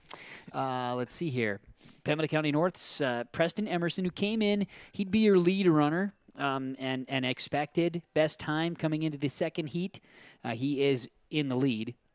And then we've got Katharik Shapara of Langdon area right now in second place. Remind me to talk a little bit about javelin when we get done with this race. Something interesting, but we're coming on the last turn here. I'd love to talk about javelin. That was the only thing. I wish we could have the javelin, because that's only a North Dakota event. Right. Minnesota does not have javelin. And South Dakota doesn't either. Yeah, see? Think about that. Down the stretch. Thompson making a run here as well. It'll be a first place finish for Preston Emerson. Then Charlie Yon of Thompson will come in second place. And there we have your finish in the boys 800, the second heat. You wanted to talk about javelin, Leaf? Is that what you said you wanted to do? Well, yeah, because you brought up Minnesota doesn't have it, and South Dakota was also, you were not allowed to do javelin, but being right on the border, I couldn't remember. I think maybe when I was a freshman, so a few moons ago, that they couldn't have it, but because we had North Dakota schools come sometimes, and for qualifying, you know, if you didn't get enough meets in or whatever, I think there was one time they might have done it. Don't quote me on that, but it's one of those things where it was they couldn't have it. And then nobody does the hammer anymore because the whole thing about flying projectiles is just it makes everybody nervous, I guess. And the hammer throw is something that we do have at the college levels. So we got that going for us. So now the boys are coming back up here with a wireless setup, and we're going to get those guys out and rolling. And we may end up getting out on the track here, maybe even possibly getting some interview content for you. So want to maybe stick around for our broadcasts here as we continue on. We're going to now transition our attention as Laura's got things set up. We're going to be getting into the girls' 800 meters. And with the girls' 800, I believe we have 2 heats of that. I'm just going to double check here on that. Girls 800 meter. And we are going to, we'll get, James, I think we should be able to get you set up now with the wireless microphone again and the listening there. And then we'll get you out on the track and in the infield there and maybe pop on. We'll share the mic a little bit and chat about stuff as we go. Okay. Yeah, we'll just kind of wing it and have some fun. Preston, how you feeling out there? You doing good? He's cold, understandable. He's been out all day. If you need a snack, there's a snack here for you. The girls' 800-meter run is coming up. Tatum Mayhus, Mayport CG. Anna Strand of Mayport CG. Claire Snyder of Thompson. Paige Cotton of Hillsborough Central Valley. Greta Burrell of Drayton Valley Edinburgh. Emerson Helgo of Pembina County North. Mallory Alfson of Hillsborough Central Valley. Sophia Markison of Park River Fortville Lincoln. Emma Markison, Park River Fortville Lincoln. Then Liz Cullen of Thompson. Jocelyn Kalbrenner of Grafton, Gabby Ray of Grafton, Sadie Gallagher of Hillsborough Central Valley. Should have 13 on the track right now for this girls' 800-meter run. You see them in the backstretch coming across your screen on yourliveevent.com. We've got turns 3 into turn 4. Pretty steady pace. As it looks like we've got Mayport CG running 1 and 2 here. I am certain of that at this moment in time, and we'll make the turn here and be able to tell you for sure. As the racers come in front of the grandstand. Yes, 1 and 2. So it is right now Anna Strand ahead of Tatum Mayhus, followed by Claire Snyder. They're going 2, 1, and 3 based on how they were seated. Anna Strand of Mayport CG, followed by Tatum Mayhus of Mayport CG, then Claire Snyder of Thompson.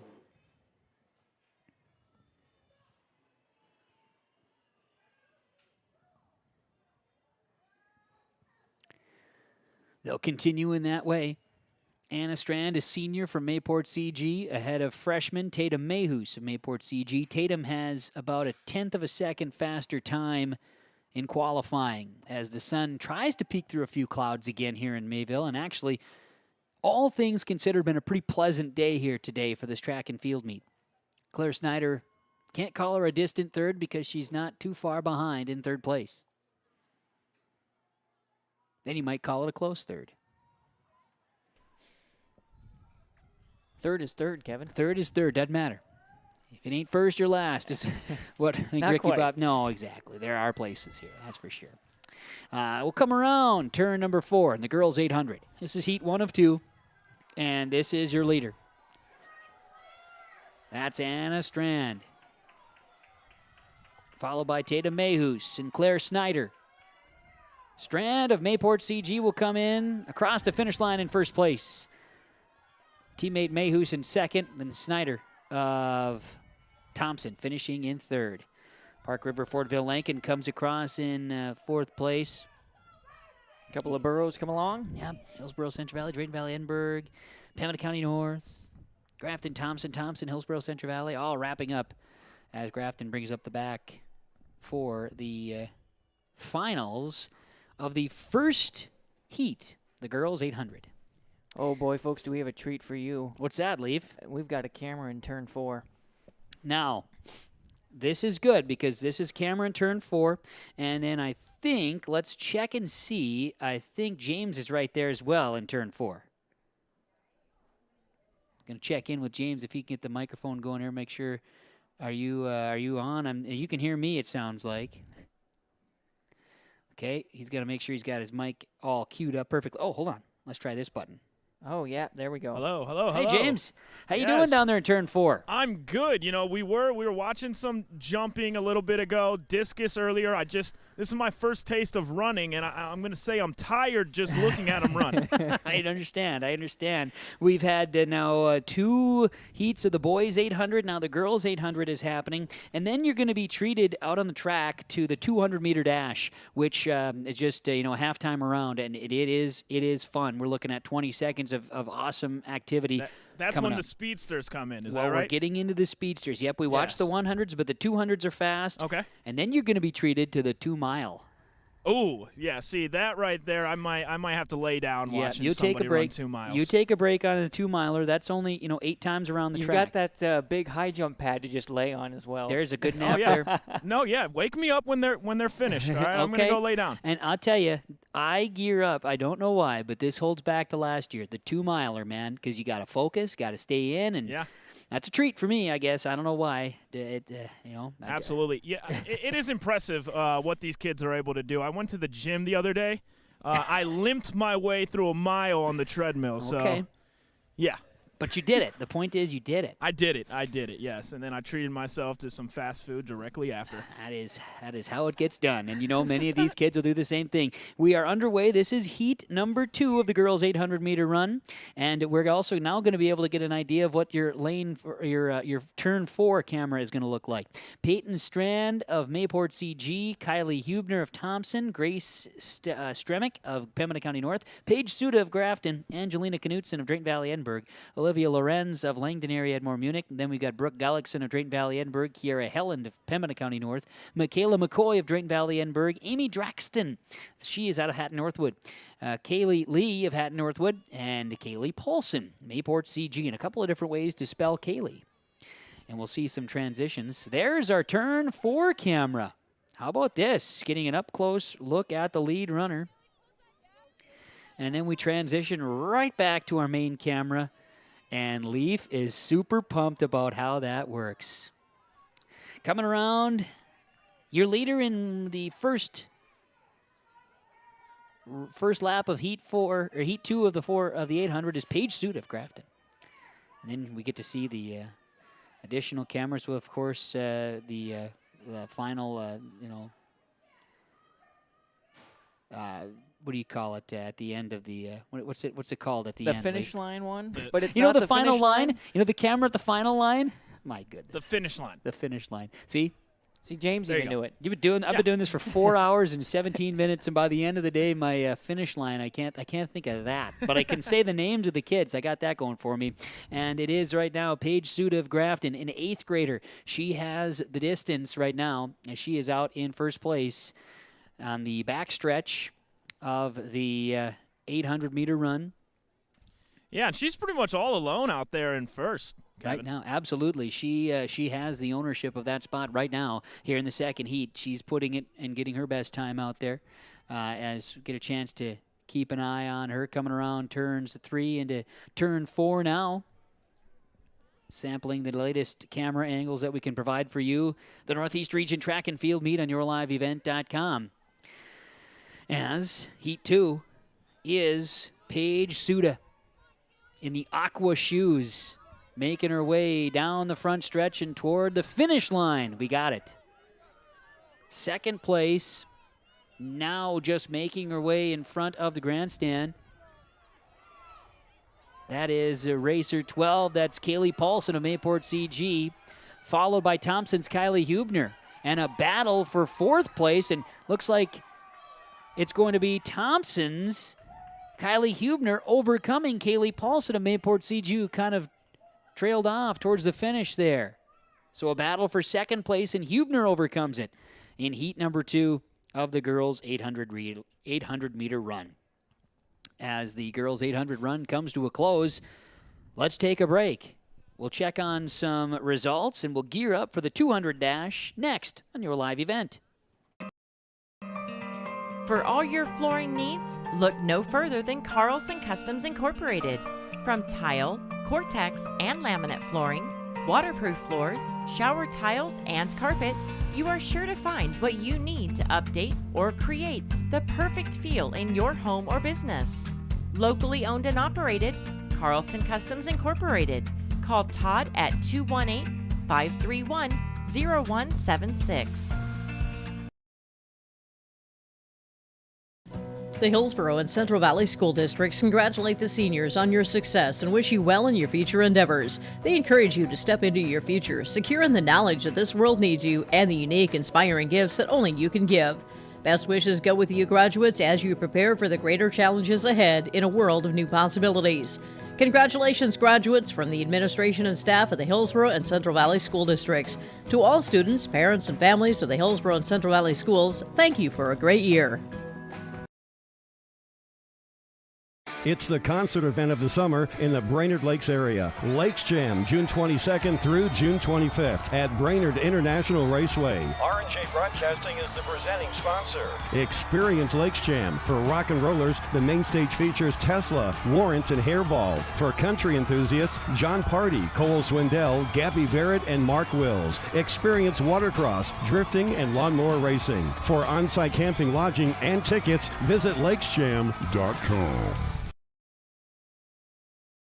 Halstead Telephone knows we all like choices. You can choose to have communication and data services up to 1 gigabit over a reliable state-of-the-art fiber optic network. And you can choose to have the same great services available town or country with local service and support. You can choose to have an individual service or bundle. You can choose to avoid tricky promotional pricing. You can choose unlimited data. The choice seems clear. Choose Halstead Telephone, broadband voice TV. 1-800-457-2125. And we're back here at the Northeast Region Track and Field Meet. Kevin Kochman, Leif Bakken. We have James Cardarelli, all with mics here today set up. And we have Laura, that is, and also Preston out there running the cameras here. And we have different angles set up for you here from now here as we get ready for the first of 5 heats in the 200-meter dash. It's an electrifying 20-plus seconds, and we'll also be sharing with you some more results because we're starting to get a few more of those to come in. We should have the 800-meter results here in just a moment for you. But let's start first. Boys 200. We've got Brady Riley of Drayton Valley Edinburgh, Matthew Rexine of Mayport CG, John Calder of Hillsborough Central Valley, Josh Yan of Thompson, Max Roller of Thompson, Avery Rosinski of Park River, Fordville, Lincoln, Jesse Eisenby of Pembina County North, and Jake Wright of Hillsborough Central Valley, and we're underway. The boys 200. It is heat number 1. And the action is coming around. Turn number 4. And down into the front stretch. Here come the Burrows and the Tommies leading the way, and a big push from the Tommies in lane 5. But right now, as we head to the finish line, it is Hillsborough Central Valley's John Calder, who came in with the best time in the boys 200 heat number 1 qualifying, takes home first place. That's and when he came around the corner right here, you could kind of see him gaining momentum, and that's who I thought was going to win it right away. Absolutely, a fantastic push. And John Calder, who came in, his best time was about 15/100ths of a second better than Josh Yan of Thompson, and that's the difference in heat number 1 of the boys 200. So we go heat 2 of the boys 200. Do you have something to add, Lee? Well, I just wanted to switch it over and look at how nice these track camps look. We have some great track cameras. We do. High resolution. Certainly appreciate all of the technologically advanced equipment that we have in place to bring this to you on yourliveevent.com. Quick question. What is the false start? Is it a 5-yard penalty in this sport, or what? Yeah, correct. Yep, 5-yard penalty and replay the down. Actually, okay. I think is the other. Yep, but that is. I love it. Heat 2 of the boys 200. Hayden Sands of Larimore. Tom Onis of Hillsborough Central Valley. He'll be in lane 2. Micah Fisher in lane 3 in Pembina County. Zach Rosfit of Langdon area is in lane 4. Gage Geyer of Mayport CG in lane 5. Matthew Withrow of Midway Minto in lane 6. Cash Danner of Thompson in lane 7. And Ty Davis of Hillsborough Central Valley will be in lane 8. So we'll see.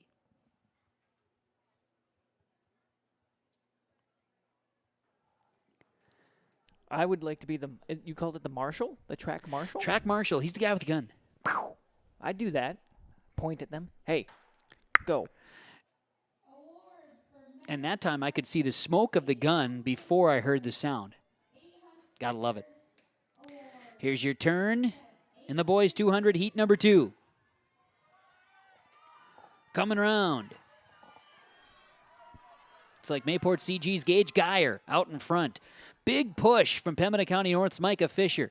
And at the finish, Fisher, I think, might have got him. It was Pembina County North of Mayport CG at the wire. What was a good run there? Yeah, very close at the end. The thing about the 100 and 200 is it's like just a hard push the entire time. So it's hard to say that, at least in my opinion, it's hard to say that there's a push because they're all trying very hard to run as hard as they can in that short distance. Yeah, I think it's about just keeping that pace, right? You got to start off strong. You got to hold that pace, which is probably the hardest part. Yeah, 200 is a challenge. I know people. It's the 100. It is just boom. You go, and it's all about your start, really. In the 200, you've got to pace, and if you can pace that and then get stronger, that's obviously a huge chunk. Because the 400 too, I always appreciate the one time around the track and how much you really just got to give it. The 200 and the 400, I do enjoy as far as the athletes are going. So, you'd have thought somebody's washing machine exploded in the middle of the infield here. The way that everyone's track clothes are just spread out. Sweatpants, sweatshirts, well, because you're ditching layers. That's right. When we have a chance, we will get the 800-meter results out, both in boys and girls, to you, and then we'll share that later on too. But I want to get this. It is Heat 3 for the boys 200, and right now it is Lawyer Judish of Mayport CG, Jack Combs, Griggs Dakota, Joe Rodriguez of Grafton, Eli Johnson of Langdon area Edmore Munich, Blake Johnson of Hatton Northwood, Jacob DeGelder of Grafton, Joseph Clegg of Mayport CG, and Garrett Willits of Pembina County North. And we're off. Heat 3 of the boys 200. We take the inside track view. Fantastic. And we come back out to the front stretch. It looks like we've got a good run coming here on the outside edge. And some push from Mayport CG's Joseph Clegg. He's going to come across ahead of Jacob DeGelder. And also ahead of Joe Rodriguez. Heat 3. Looked to me that Joseph Clegg of Mayport CG, the sophomore, would come in taking the checkered flag, you might say. Heat 4 will be lined up in the heats for the 200. They get in position, and there's not much time in between. The organization of this has been very, very, very solid. Getting some pops there from our wireless, but that's really, if that's all we have as issues, I think we're doing pretty good. Yeah, right. Based on how things can go. Tatum Loge of Griggs Midcoda, Adam Bina of Hatton Northwood, Diamond Cano of Pembina County North, Trace Spickler of Griggs Midcoda, Devin Dominguez of Pembina County North, Milo Irvine of Park River Fordville Lincoln, then Jackson Freeberg of Mayport CG, and Harley Hildy of Drayton Valley Edinburgh. Underway, heat number 4 in the boys 200. Coming around the backstretch, turns 3 and 4. The Preston Duville camera will call it. And as we transition back to Laura from the top, a good push from Pembina County North's Devin Dominguez, the freshman, coming down. And Dominguez is going to be at the wall. Ooh, I don't think he came ahead. I think there was a big push on the backside, and a great effort by the runners in heat number 4. He was the leader in that front stretch, and there was a big push in the last probably 50 meters. You're with us now, James. Yeah, I was going to say something to look at. And when they get on that straightaway, too, once they round that corner, that's that final push that you kind of see some people gain ground at times. Absolutely. It's a big thing, and it's fun. Fun to watch. The 200 is very entertaining. And we're going to get to the final heat in the boys 200. Heat number 5, that'll feature Nathaniel Bothan of Nelson County, Jonas Chelland of Park River Fordville Lincoln, Levi Steffen of Nelson County, then Sam Kittleson of Drayton Valley Edinburgh, Dylan Mitzel of Hillsborough Central Valley, all in this final heat of the boys 200. Then it's the girls 200. I'm going to pull up the boys 800-meter results. Boys 800-meter results. I think I can see here once it goes and spins. Just spins on me. Apologize for that. Leave. Okay. Boys 800-meter results. We can play those for you, show those to you. Man, just went haywire on me there for a second. Hang on. Get those back up to the top here.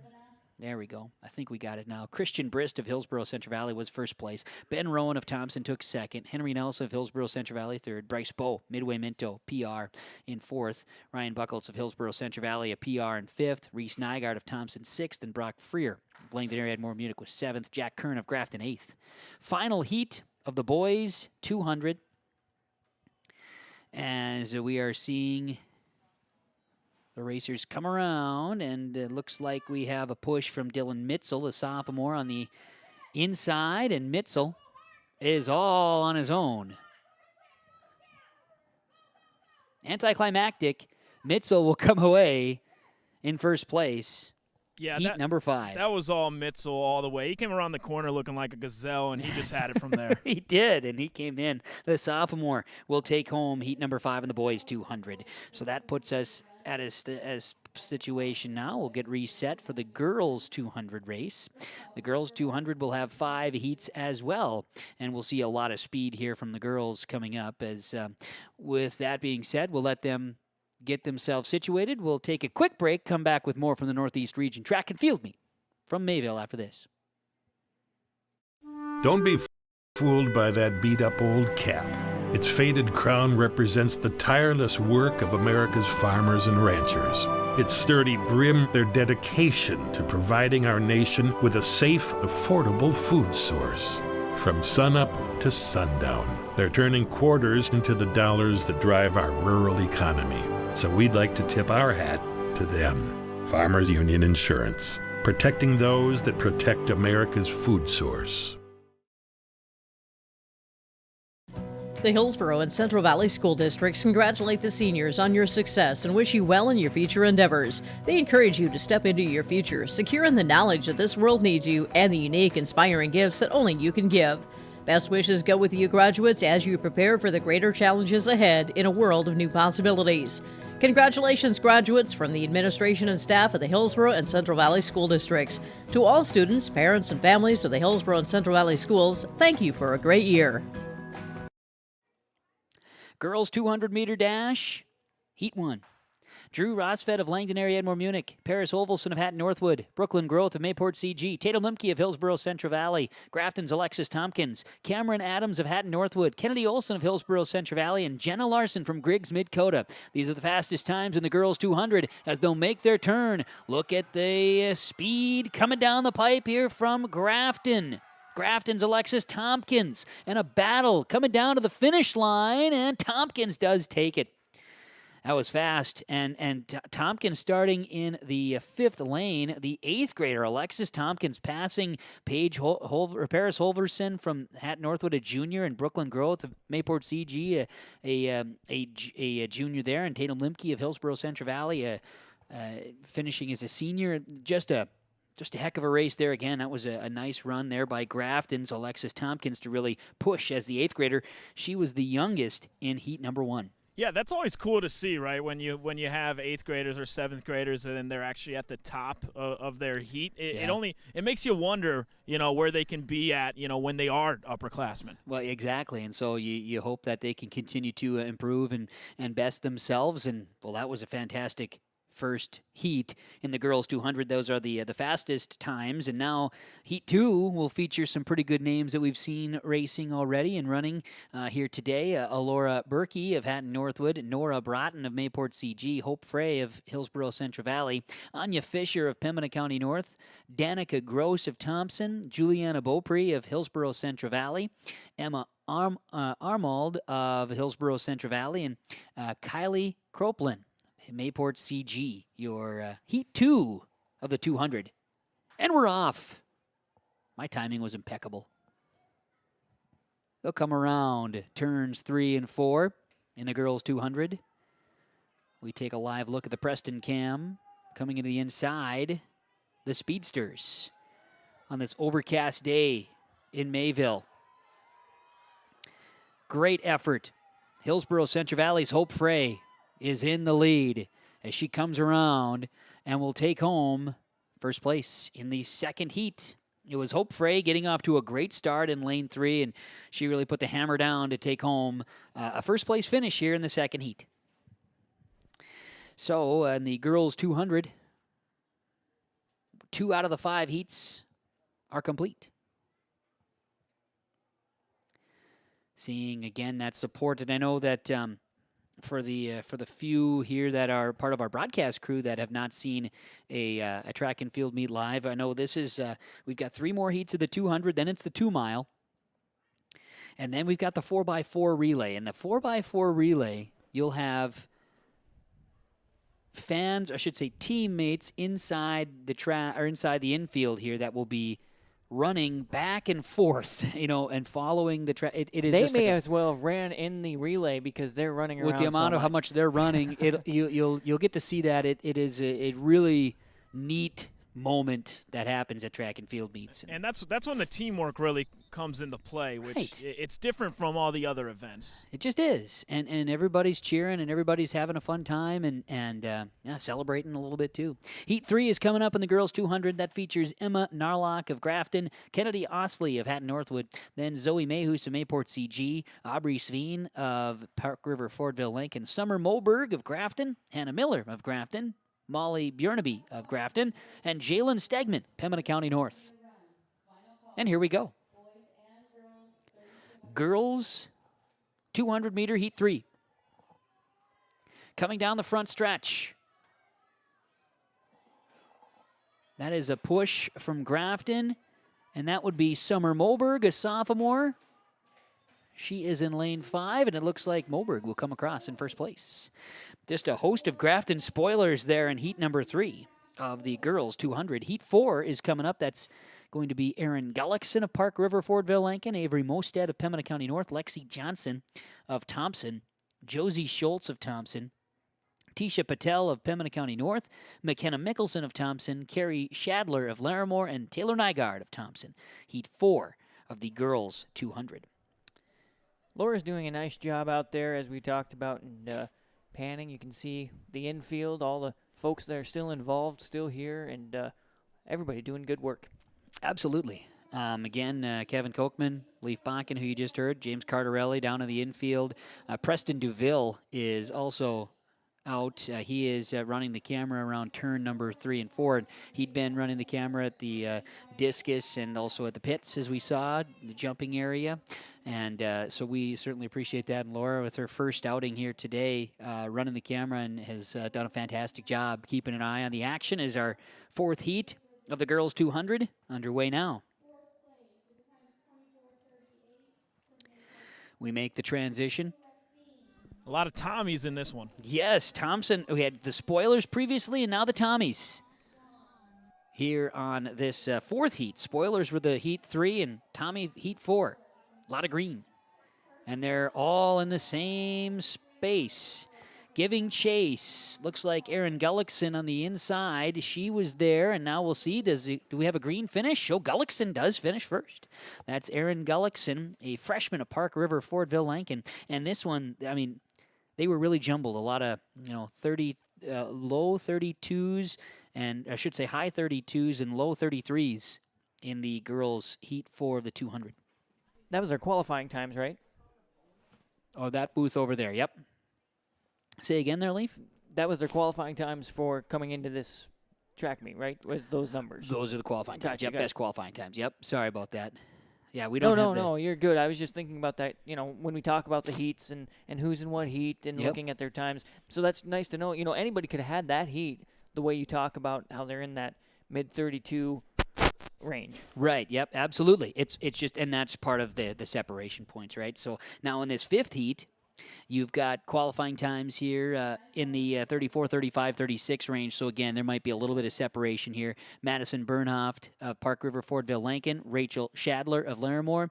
Braylon Myvrick of Park River, Fordville, Lincoln. Tatum Mayhus of Mayport CG. And Willow Pollard of Hatton Northwood. Year 5 here in Heat 5, and we're underway. And you can see right out of the gates here some speed to start.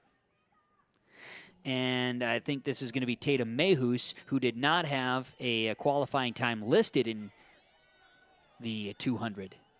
Yeah, a lot of separation in this yep, one. Out you in would front say. there. And Tatum Mayhus out in front, Willow Pollard, Hatton Northwood in second. Those two did not have qualifying times on the heat list. And Mayhus cruises to victory in the fifth heat of the 200-meter dash for the girls. And now we go to the long-distance races, guys and gals. So in those heats, everyone is, no matter which heat you're in, you're still competing with everybody in the other heats. Correct. Correct? Yes. Yep, so the overall time. So instead of having where the prelims lead to the finals, yes, here you have in our track and field meet here, as in the other ones, except for the throwing, right? The throwing meet, your top, the field events, you have the top 9 advance and then get their final 3. Laura, I'm going to have you just zoom in real quick here. If you see the at the podium, the first, second, and third places, if you notice here during the next little bit, some awards being announced, you can zoom in on that a little bit at times. Let's take a breather. We're coming back with some results and the start of the 2-mile. It's the Northeast Region Track and Field Meet coverage on your live event. You may know that Big Tex Trailers already offers you industry-leading features like mega ramps, HD suspension, and the all-new hydraulic dovetail. Every time you hook on, know that your Big Tex is up for the job. See Bloomfield Enterprises in Hillsboro to find out what owning a Big Tex can do for you. Shop the full line of Big Tex products from ATV trailers to goosenecks to dump trailers and more. Visit your Big Tex dealer, Bloomfield Enterprises, Hillsboro, and contact Tim at 701-430-0877 or Larry, 218-368-7989. For all your flooring needs, look no further than Carlson Customs Incorporated. From tile, Cortex, and laminate flooring, waterproof floors, shower tiles, and carpet, you are sure to find what you need to update or create the perfect feel in your home or business. Locally owned and operated, Carlson Customs Incorporated. Call Todd at 218-531-0176. The City of Hillsboro welcomes you to town, conveniently located halfway between Fargo and Grand Forks. You can shop for your personal items or your farm and business supplies at our local stores. If you're looking for a new home or a working job, check out the opportunities in Hillsboro and see what the community can offer you and your family. The City of Hillsboro congratulates the area graduates on your achievements, and they wish you all the best in your future. They hope that you'll carry pleasant memories of school days and graduation time for the rest of your life. Congratulations and best of luck, graduates from the City of Hillsboro. Do you want that new boat? Are you building onto your home? Maybe you want the new camper or ATV. Dakota Heritage Bank can help you. This is Dustin Nagel, president at Dakota Heritage Bank Hillsboro location. You can visit with me or our other loan officers to help with loans and lines of credit from Dakota Heritage Bank. We are serving you with locations in North Dakota and Northwest Minnesota. Dakota Heritage Bank offers financial services you expect with a local perspective. dhbanknd.com. Dakota Heritage Bank, Equal Housing Lender, member FDIC. We've reached the stage of the Northeast Track and Field Meet, Region Track and Field here at Mayport CG High School. We've reached the stage of the 2-mile, the 3,200-meter run. Boys, then girls. The boys lineup looks like this. 8 times around for Mason Christensen of Langdon area Edmore Munich. The junior has the best qualifying time coming in, 10 minutes, 42 and a half seconds. Tanner Lundwall of Mayport CG, he's close in the qualifying time, 10:50. Ethan Suda of Grafton, 10:56, also close. So those are your top three that you'd want to look very closely after. Nico Zink of Hillsborough Central Valley, he's about 20 seconds off the pace of second place. Caleb Dorman of Hatton Northwood, then Seth Smallbeck of Hillsborough Central Valley, Luca Berg of Griggs Midkota, Mark Romo of Grafton, Owen Crosby of Pembina County North, Simon Mao of Hillsborough Central Valley, Joshua Sulzel of Larimore, then Sawyer Larson of Griggs Midkota, followed by Ziggity Berg of Griggs Midkota. Again, on your screen that you saw here from left to right, and the guys up at the top kind of clumped up because we have a lot of guys running. Yep. But was able to get a shot here of your top two and three there. So, yeah. It'll be a good run. It should be a good run. 3,200 meters. It's 8 times around. Our lead camera is Laura. She's got the shot right now that you see. You'll see a camera around turn 4. That features Preston.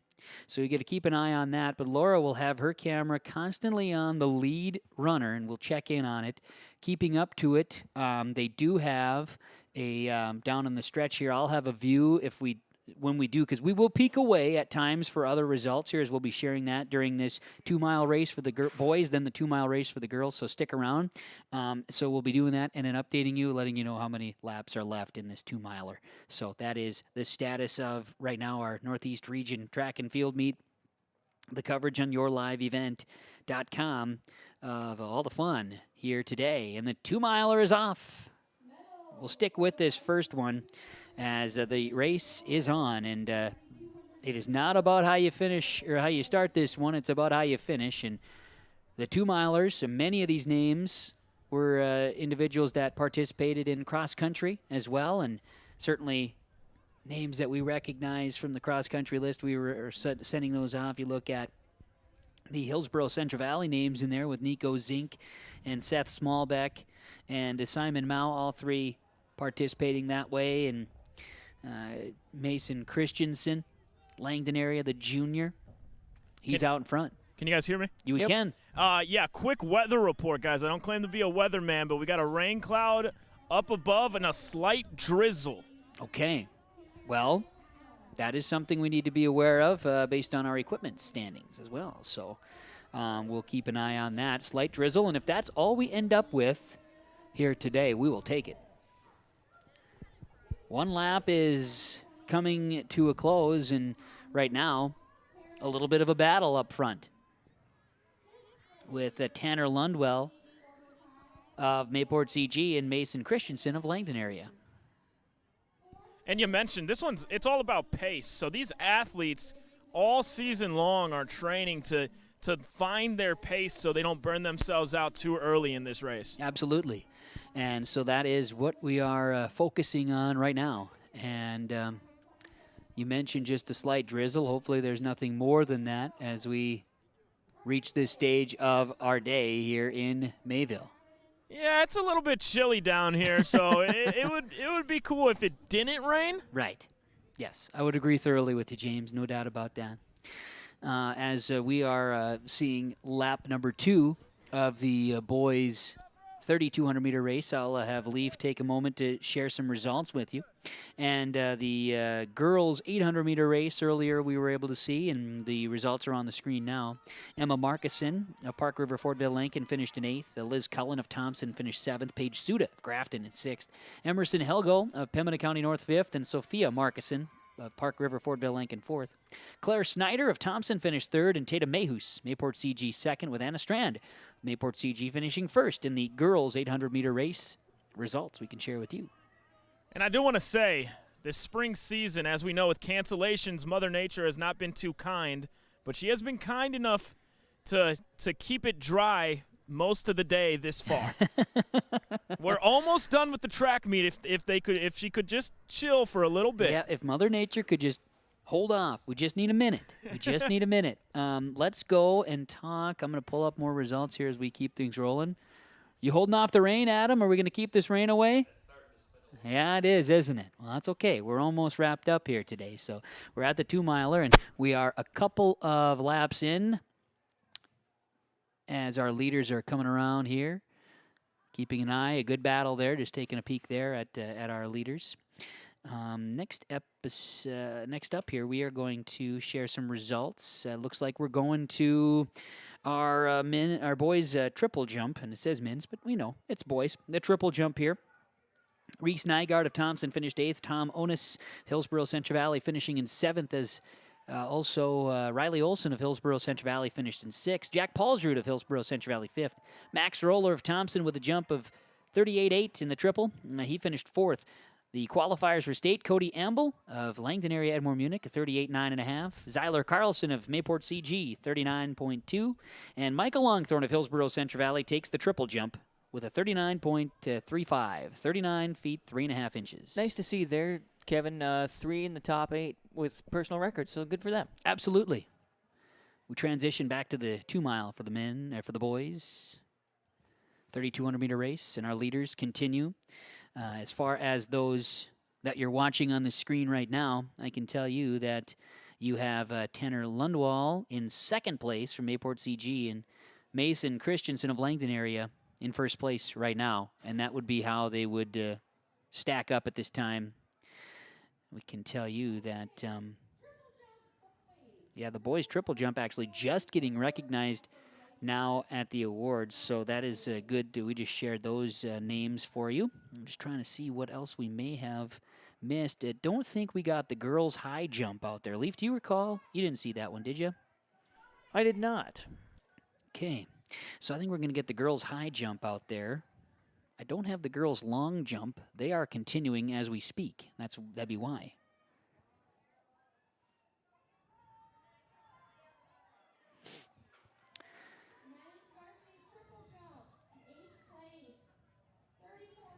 We have 4 laps to go. We are halfway through the boys' 3,200-meter race as we continue on yourliveevent.com. Flip back over to our turn to see some of these other guys coming in. A little drop of rain on our camera, covered up by our rotating logos. It's progressively coming down a little bit more and more. I'll say that. Okay.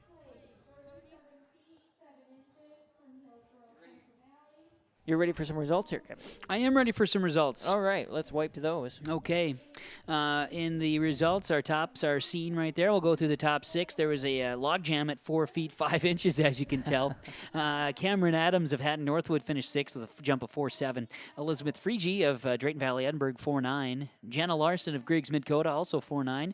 And then it was Carolina Mautis of Hillsborough Central Valley, a 4.11 jump. PR for Thompson's Jordan West, also there, and Riley Satram. Mayport CG all jumping 4.11s, and they will be representing its state. And if we have too much rain, we're going to have to remove camera out on the turn 4, which would be the only thing we need to do there. So we'll just kind of see if we get too much dribbles there, boys. Yeah. It's still just a light rain right now. It's nothing too crazy. All right, sounds good. I know. Maybe it will pass. Who knows? Well, yeah, and I do know that if we need to have anything covered there, you've got that out there, and we'll make sure Laura's got what she needs in case there's any reason to cover there too. So that's just the downside, I guess, from the standpoint if we need to have anything on our inline camera there too. And a tent is now getting flipped over by the wind over here directly in front of me, but some people were able to catch it. Okay, good. And there might be some people beginning the teardown process as well, but yeah, you got to be careful. Got to have things locked down there. I'm officially on storm watch. All right. Well, you've transitioned to coverage level. I appreciate that. We are just catching all the angles here as our turn camera there in turns 3 and 4. Meanwhile, our leader pack coming in as they're turning their final their third lap here. And it continues to be the same 2 leaders in the boys 2-miler.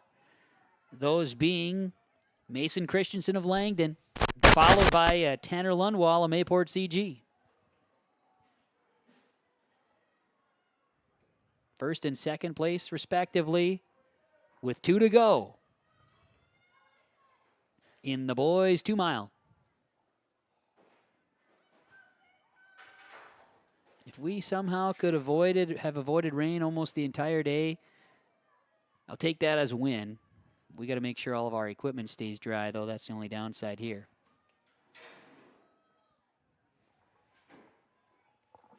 We do have just overcast skies and a few raindrops here in Mayville now.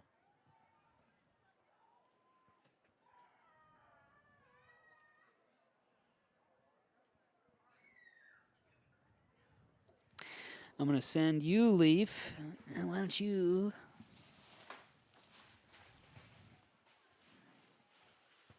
I have another little one here for you, too, if you want to go run around here. Try to help, keep things a little bit drier.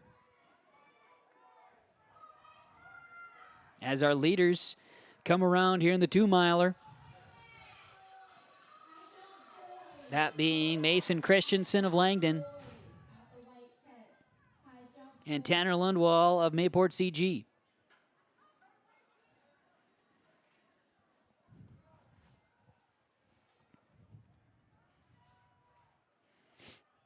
In an effort to keep things and our equipment lives a little bit safer, doing what we need to do to try to control the safety of those here. So Leaf is on his way to work his way around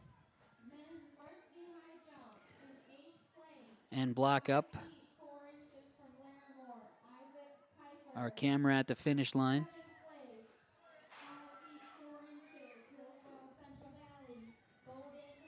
Laura's hanging tight there. See what we can't do to keep her and the equipment dry. Meanwhile, a big push in the final lap here, as it is Mayport CG's Tanner Lundwall giving it all at the end. An incredible push by Lundwall, as he will cross the finish line in first place. A big finish for Tanner Lundwall of Mayport CG, as he will come across in first place and edge Mason Christensen. There was about an 8-second differential between those two as they developed, and it is a finish of Tanner Lundwall in first for Mayport CG.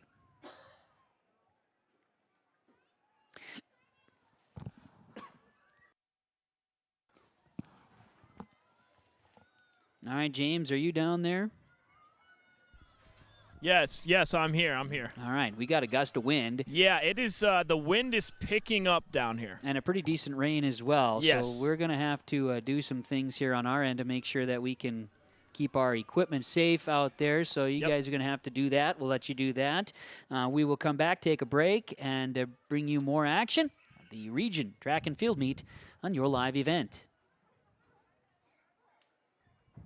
Full Service Foods in Hillsboro provides contract packaging and private label foods for your local and regional retail stores. Full Service Foods is a leader in the upper Midwest for less than truckload quantities for contract manufactured sauces and dressings. They are a privately held company with a reputation for quality and customer service. Full Service Foods is proud to be in Hillsboro and bringing employment opportunities to the area. Find out more at fullservicefoods.com. Full Service Foods of Hillsboro, proud to support this community event. Hi, Struby, President of the Goose River Bank. The Goose River Bank wants to bring banking to you. The days of coming into the bank to do business are changing. With digital banking, you can choose how and when you want to do business with us. We will still be here when you need us, but sometimes it's more useful to bank from the seat of your tractor, the kitchen counter, or even while you're on the go. Let the Goose River Bank become your community bank. We believe that a strong bank builds strong communities, and we would be proud to be your bank. Member FDIC, Equal Housing Lender. Whether you're in need of a short-term or long-term care stay, Halsted Living Center offers a variety of first-rate services with a tailored plan to exceed your expectations at any level of care. With Halsted Living Center, there is an attached medical clinic and independent senior housing facility. Physical, occupational, and speech therapy services are available for both inpatient and outpatient. Respite care is available too, as well as hospice services. Call 218-456-2105 for openings available now with Halsted Living Center, or find more information at halstedlivingcenter.com. The Hillsborough Central Valley Booster Club is made up of parents, fans, and community members who work together to build team and community spirit. The Hillsborough Central Valley Booster Club supports Hillsborough and Central Valley students in their school activities and encourages all students to be involved in the activities at your school. The Hillsborough Central Valley Booster Club takes great pride in uniting the communities to support the boroughs, encouraging everyone to promote school spirit, sportsmanship, and to support the Hillsborough Central Valley students. It's the Hillsborough Central Valley Booster Club. You can enjoy some great food with a stop at the Hillsborough Vets Club. Each Friday in May, the Vets Club is serving up their Friday night burger baskets. Enjoy the fresh 1/3 pound burgers served up with a side of fries Friday nights from 5:30 to 7 p.m. On Saturdays, you can get some delicious roasted chicken from 5:30 to 7:30 p.m. or until it's gone. Fries and coleslaw also available. Takeout and indoor dining options are available at the Hillsborough Vets Club. And don't forget to check out the appetizers each Wednesday at the Hillsborough Vets Club. Hello, Shane with Irie Insurance. We are proud to announce our Benefits Connect platform. You will have more options with Irie Insurance Benefits Connect. You have choices. Do you know who your group agent is? Do you meet annually to review benefits? Would you like to save money? Would you like more benefits? You have choices. We take a different approach to providing benefits through education, communication, and a personal touch. To find out more about Irie Insurance, go to irieinsurance.com. We're back, and we are trying to stay dry here in Mayville and do our best to bring you the action on yourliveevent.com. We have the ability to bring you now one camera angle, which is a start here, and we'll get you two. We are at the finish line as well. We can do that as well. Thanks to Leaf for his running around and getting things going. We had a great finish in the boys' 3,200-meter race, and now it's the girls' turn. And we will talk about the girls here in just a second as we bring that up. And then it's just the 4x4, and then we're wrapped up, and we'll do, we'll bring in this one here, right? Whichever's the short, yep, that one, yep, that's the one we want to do. But we're good for right now. We'll be also bringing things in. We'll bring Laura in for the, we're doing some talking as we go as, we'll bring Laura in for after we're all wrapped up here at the race, and you guys can bring that in, and we'll start kind of trying to dry some of that off as best we can. Okay, so here we go. Girls 3,200-meter race is underway, and Jenna Soini of Hatton Northwood is in the first spot. She'll wear number 1 out there. Mila Calder of Hillsborough Central Valley, then Lily Calder, also Grace Ray, Paige Suda, Kimber Walker, Delaney Denault, Anna Strand, Aubrey Tompkins, Kayla Knutsvig, Sophia Johnson, Erin Turner, McKenna Dickoff, also Kathleen Kieran, Keza Carlson, Merritt Ellingson, Renee McLean, and Lauren Soini, all on the track. The girls' 2-mile, and it is significantly colder. We've got rain, a little bit of rain here. That's actually, it appears the rain is maybe stalling, which would be good. But the wind is up, and it is cold. Lap number 1 is coming to a close here in the 2-mile for the girls. And Mila Calder of Hillsborough Central Valley is your leader after lap number 1. Kevin Kochman, Leaf Bakken, James Cardarelli, Preston DeVille. We have Laura doing everything she can to stay warm out there, and we appreciate her efforts. After the 2-mile is wrapped up, then we just got the 4x4, the pinnacle, the fun. We had to reach, we have to move a little bit, but tell you what, to be able to have what we have here today, it's still working out. James, I know you guys noticed it out there. The conditions changed about, the last 2 laps of the 2-mile for the boys, and now the girls' conditions are significantly colder at this stage. It's a lot colder out there from even earlier in the day. Once it started raining, the wind started picking up. And how much of an effect do you think that has on the runners, Kevin? Yeah, well, a temperature certainly does. I think with the distance, these kids, most of them, if they're running the distance, they probably were in cross country. Pretty good chance they were anyway, as North Dakota's East Region has really seen a huge resurgence of cross country participation. They run that in the fall. They're used to running with gloves on.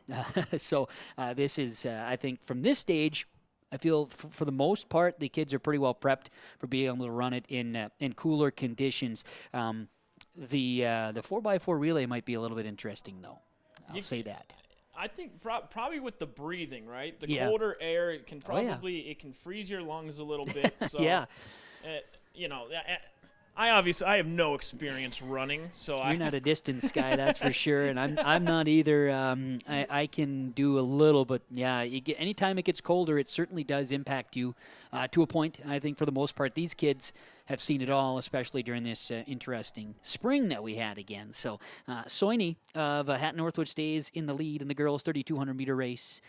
You look at wrapping things up over in the pits. That maybe is where we're seeing more of an effect on with the conditions out here. But nonetheless, it was a pretty good day up to this point. We haven't had the sun pop out a couple of times, but there was a potential to see a spotty shower here today, and it looks like Mayville did end up being the recipient of a spotty shower. It looks like it might be passing over our head a little bit, which is good. Yep, absolutely. Downside is it's still cold, and we're going to have to just deal with that. I know other activities going on here today, from the softball aspect. We've got Region 2 happening here in Mayville over at Mayville State University football field. They're playing on the artificial surface. In Hillsboro at Olson Softball Complex, you've got the opportunity to see what's going on there with the Region 1 tournament as well. So plenty of action going on. Hopefully we can avoid the sprinkles in those areas as well here today. We continue to see the rolling activity with what will be the midway point now of this girls 2-mile race. The 4x4 upcoming. We'll look forward to that here as well. If you are looking for results, we have results available from our friends at the athletic.net scoring, and Ned's been all over that here today. I think for the most part, we've caught you up on everybody here that's come through. We do have boys shot put we should talk about here, and we can do that. Boys shot put results. We'll pull those up in a moment, get them on yourliveevent.com here during our Northeast Region Track and Field Meet. As we come up on completing hour 5 of the broadcast, and now going strong with cold temperatures and a little bit of rain, too. The boys shot put results. I'm going to be able to click down a couple here, and then Leaf, I'll give you the heads up on that. Try to avoid some of the extra pop-up ads. Look at this camera shot here of our leader, and the rain is coming down. I don't know if you can tell I can tell on my one screen. I don't know if you can tell on your live event. Yeah, I do see now that it is. Yeah, it looks like it is raining out there. Yes. Yeah, in fact, there is rain. Are you ready for those results? I am now. Yep. Thank you for bringing that up, Leaf. Levi Kotzman of Griggs Mid-Coda, a PR, in 7th place in the shot put. Peter Dryberg of Hillsboro Central Valley finished 6th place. Emmanuel Suhardi of Hillsboro Central Valley finished in 5th.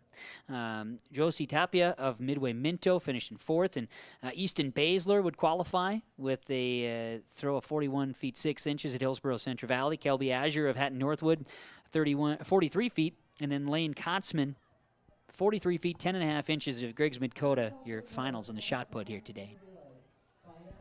State qualifiers, top 3. Well, yes, you can see, and the rain's coming a little bit sideways, too. You know, these are days when I wish I had a big umbrella, in the back seat of the vehicle that a guy could maybe utilize. Every time it's funny you bring that up. Oh, I'm not sure if we got here, press the button again. There you go. It's funny you bring that up because every time it rains and I have to go to my car, I think to myself, it would be helpful if I had an umbrella, and I've never actually owned one. You've never had an umbrella. Okay, well that is news. I like it. Now you got to get yourself one. I had one. See, I borrowed it to somebody yesterday, and then we didn't think about it before we left today. And that's not on that person's. I'm not throwing anybody under the bus here by saying that. It's just I wish I would have thought about it. Then, maybe Laura out there would be able to have an umbrella. But I did. We're give not her throwing a jacket. anyone under the bus here, but Laura would be more happy if we had an umbrella. Laura would be for her. happy if that person We won't say who that person was that borrowed the umbrella and didn't end We're up not using throwing it. anybody under the bus at all. There's, Is Laura not happy, or I think Laura's doing great. She's just really cold out there, and Great job, Laura. Laura's doing great, and you know what?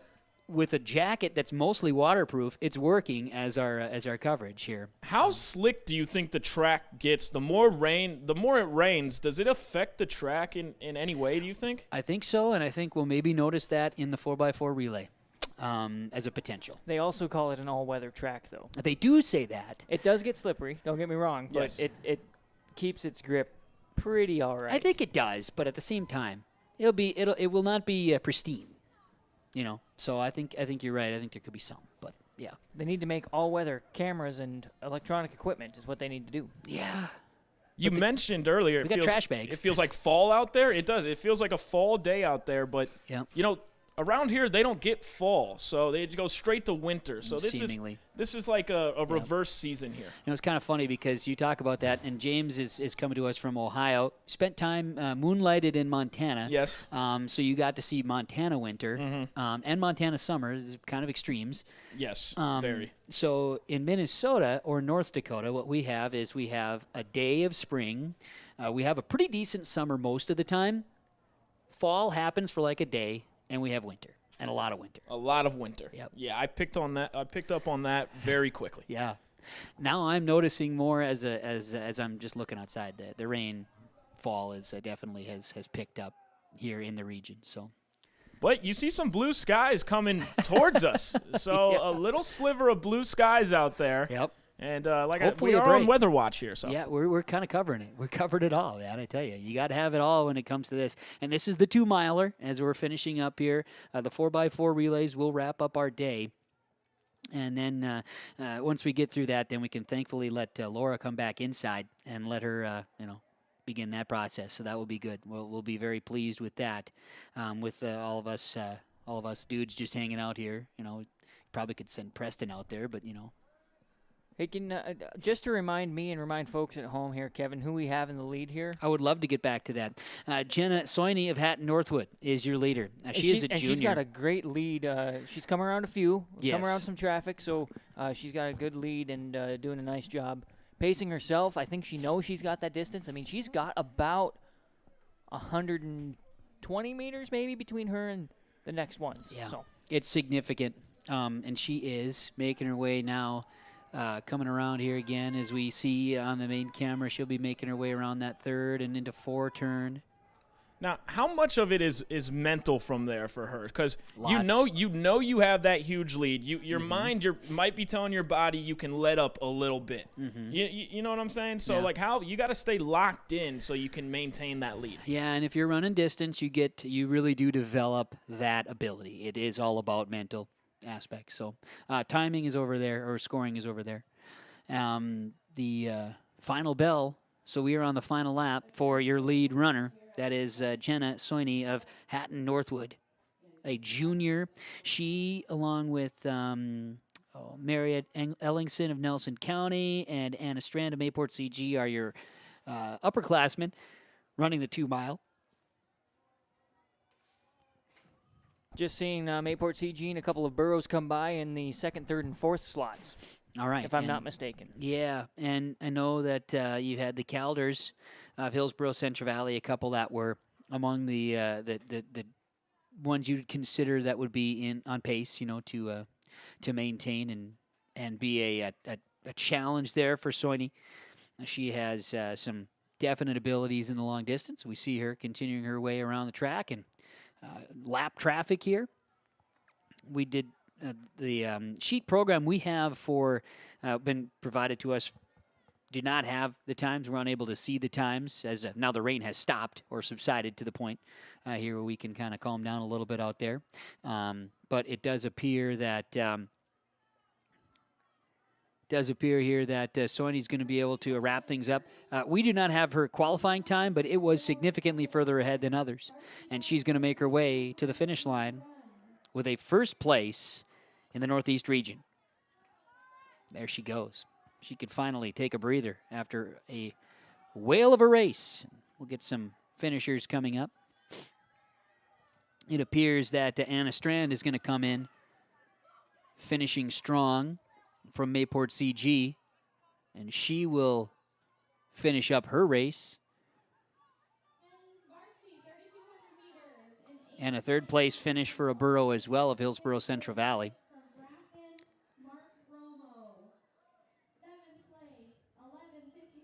And another one upcoming. So, yes, we are getting closer to those finishes. And some camaraderie again, some positive finishes here. Good to see that between some of the competitors out there in this girls' 2-mile run. 3,200 meters are finishing up here for those on the track, and we might even see a peak of sun before we get to the 4x4 relays. There is pole vaulting still happening as well. They're throwing the bar way up high, as we can kind of see that in the background of the finish line cam, not the finish line cam, but the main camera there from Laura out on the stands here for our coverage of the Northeast Region Track and Field Meet with the 4x4 running event remaining. Now we'll get a chance as well. Hopefully the conditions allow for us. We'll get out and maybe get a chance to have a conversation or two with winning teams as the award ceremony goes out here a little later on as well. All things considered, I think a conversation earlier was how will we be able to keep pace here today, and will we be able to keep pace based on what was going on? And I think overall, as far as events are concerned, we're at this stage, and this is right on target for time. So a real positive for the host city and the host site here at Mayport CG, getting a chance to put together a really nice Northeast Region Track and Field Meet. The final couple of runners are wrapping up the 3,200-meter race. We will break away on yourliveevent.com. We'll come back with more and wrap with our coverage as it's getting closer to finishing on your live event. It's the concert event of the summer in the Brainerd Lakes area. Lakes Jam, June 22nd through June 25th at Brainerd International Raceway. R&J Broadcasting is the presenting sponsor. Experience Lakes Jam. For rock and rollers, the main stage features Tesla, Warrant, and Hairball. For country enthusiasts, John Party, Cole Swindell, Gabby Barrett, and Mark Wills. Experience watercross, drifting, and lawnmower racing. For on-site camping, lodging, and tickets, visit lakesjam.com. What do basketball, choir, drama club, and marching band all have in common? They're all high school activities that offer learning opportunities not necessarily found in the classroom. They take up just a fraction of a typical North Dakota high school's budget, and they go a long way to giving young people the tools they need to thrive. High school activities, they're more than extracurricular. They're extra important, too. This message presented by the North Dakota High School Activities Association and the North Dakota Interscholastic Athletic Administrators Association.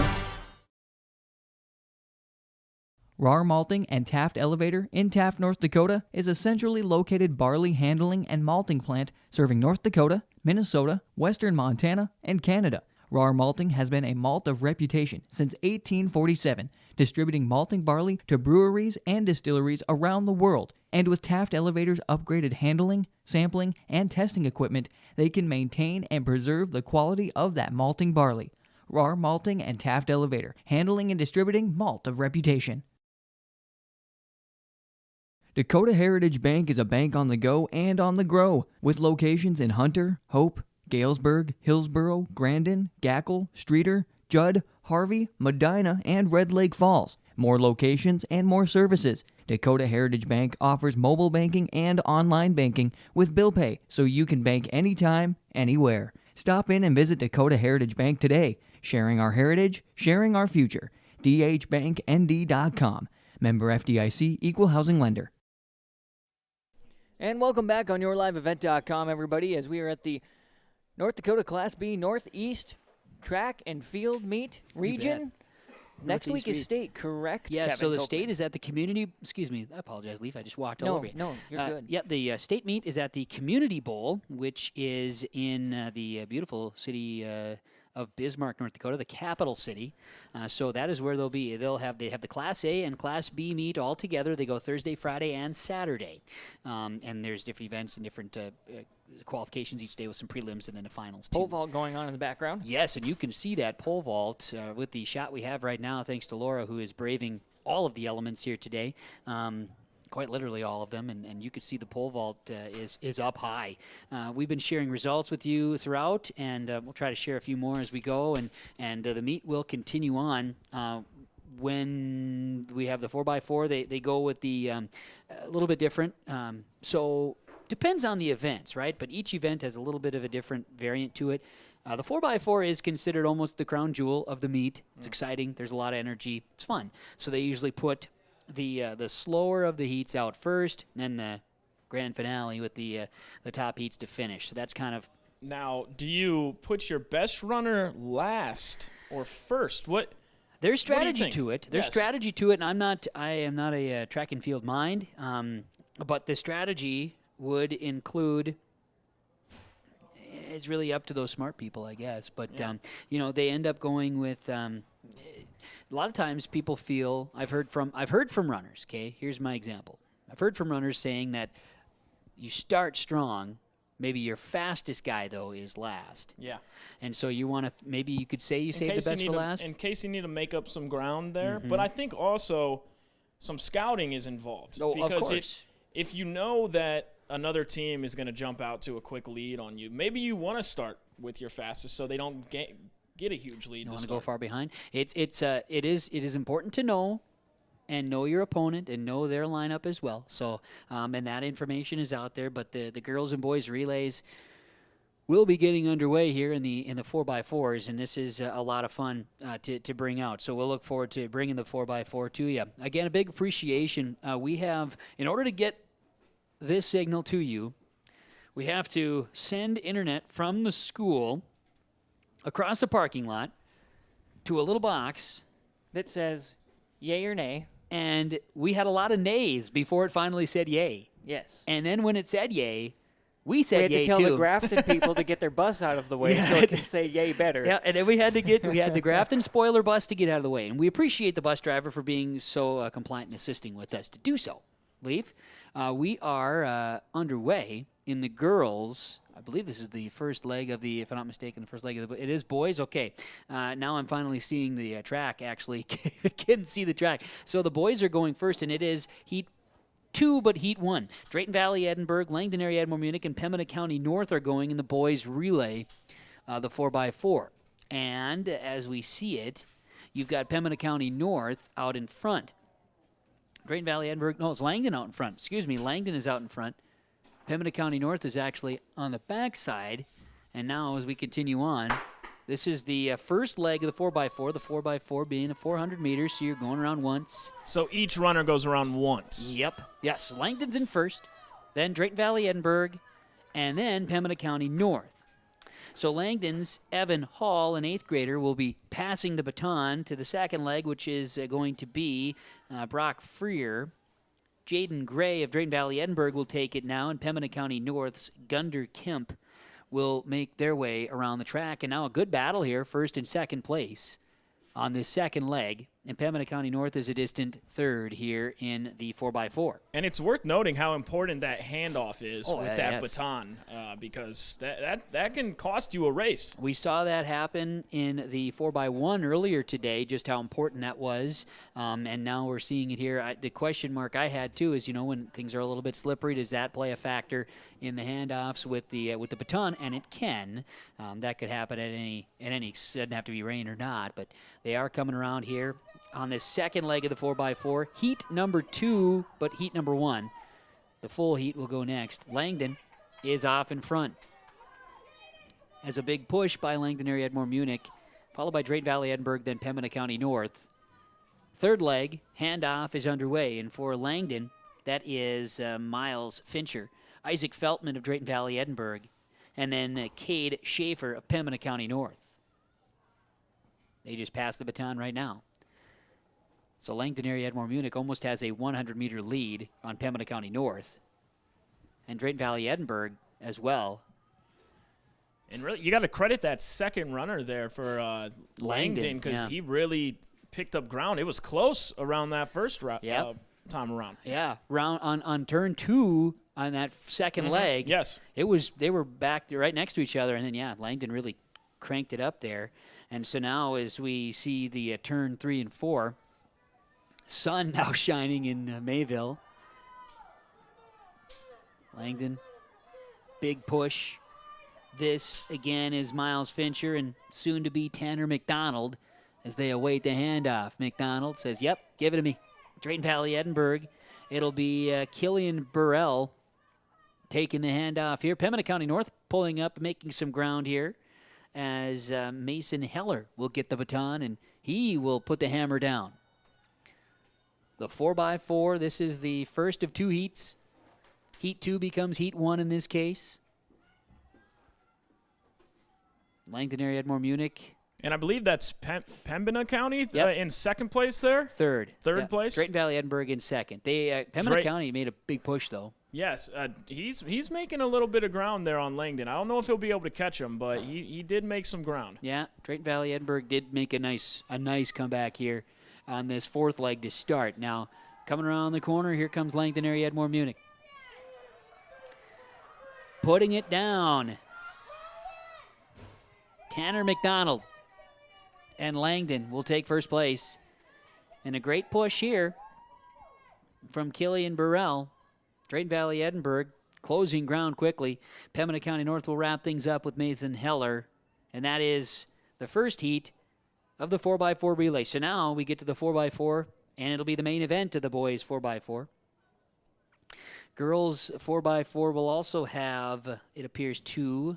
Grafton, Griggs, Midcoda, Pembina County North will be there first, and then they'll have a full run as well in the 4x4 relays. As off in the distance, still seeing a little bit of pole vaulting action as well. Now, as I speak, we are getting some more results to talk about, so we'll be able to hit some refresh here and we'll be able to get some more information. As very good stuff over there. We've got Preston doing his thing and 3,200-meter results. We're going to be pulling those up here momentarily and share that detail with you. Okay, as we get a chance to share these before the boys 4x4 will go. We'll get those names out here in just a moment. But first, let's get this right. Okay, here we go. Leaf, I am ready for results. Girls 3,200-meter run. Jenna Soini finished at a time of 12 minutes, 24 seconds. She was 16 seconds ahead of Anna Strand of Mayport CG, and a PR for Lily Calder, Hillsborough Central Valley, finishing third, the 7th grader, with a time of 12:44. Mila Calder finished in 4th. Fifth place to Delaney Denault of Pembina County North, a PR, and a whole lot of PR as you look from the 8th spot all the way down. You had all but 3 with PRs from 18 to 8. So that's fantastic results in the girls' 3,200-meter run. Going to flip things over here, and I'm going to get ready for the boys 4x4 relay. And it is the main event of the boys. So boys 4x4 will feature Hillsborough Central Valley in lane 3. Lane 4 is Thompson, Griggs Midcoda lane 5, Grafton in lane 6, Mayport CG in lane 7, and Nelson County in lane number 8. Hillsborough Central Valley comes in with the best time at 3 minutes 33 seconds in the 4x4. Thompson with 3:34. About a second between those two, so you're looking at Thompson and Hillsborough Central Valley as your top 2 teams in times for the 4x4. Michael Longthorne, Parker Gallagher, Christian Brist, Henry Nelson for the boys of Hillsborough Central Valley. Thompson's Connor Praska, Wyatt Braswell, Easton Lovelace, and Ben Rowan. Griggs Midcoda's Josiah Scott, Gavin Nelson, Mark Sammons, and Wayland Sabanash. Grafton's O'Marion Brown, Shaden Thomas, Riley Suda, and Jack Kern. Mayport CG's Matthew Rexine, Zyler Carlson, Doug Geyer, and Tanner Lundwell. And then you've got Nelson County's Axel Anderson, Arthur Gutierrez, Jack Steffen, and Garrett Severson. That's the 4x4 lineup for the boys. And they're ready to rock and roll. This should be a lot of fun. Always exciting. I'm ready to rock and roll. Well, good. Leaf is. And James, you ready to go? You ready to I'm always ready to rock and roll. Okay, and looks like Preston was ready to rock and roll. He's doing his job, kind of keeping things going. And Laura's ready to rock and roll. She can't wait. Thumbs up and everything from Laura. She's ready, man. This is going to be good. This is going to be good stuff as we get ready for the 4x4. Runners take their mark. And we'll be getting the gun. There it is. And we're off. First leg of the 4x4. And now you can see even some in the infield already running around to cheer on, and that will, as we expect, grow a little bit. Now, the weather-wise, it maybe changes the atmosphere a little bit, but nonetheless, coming around backstretch.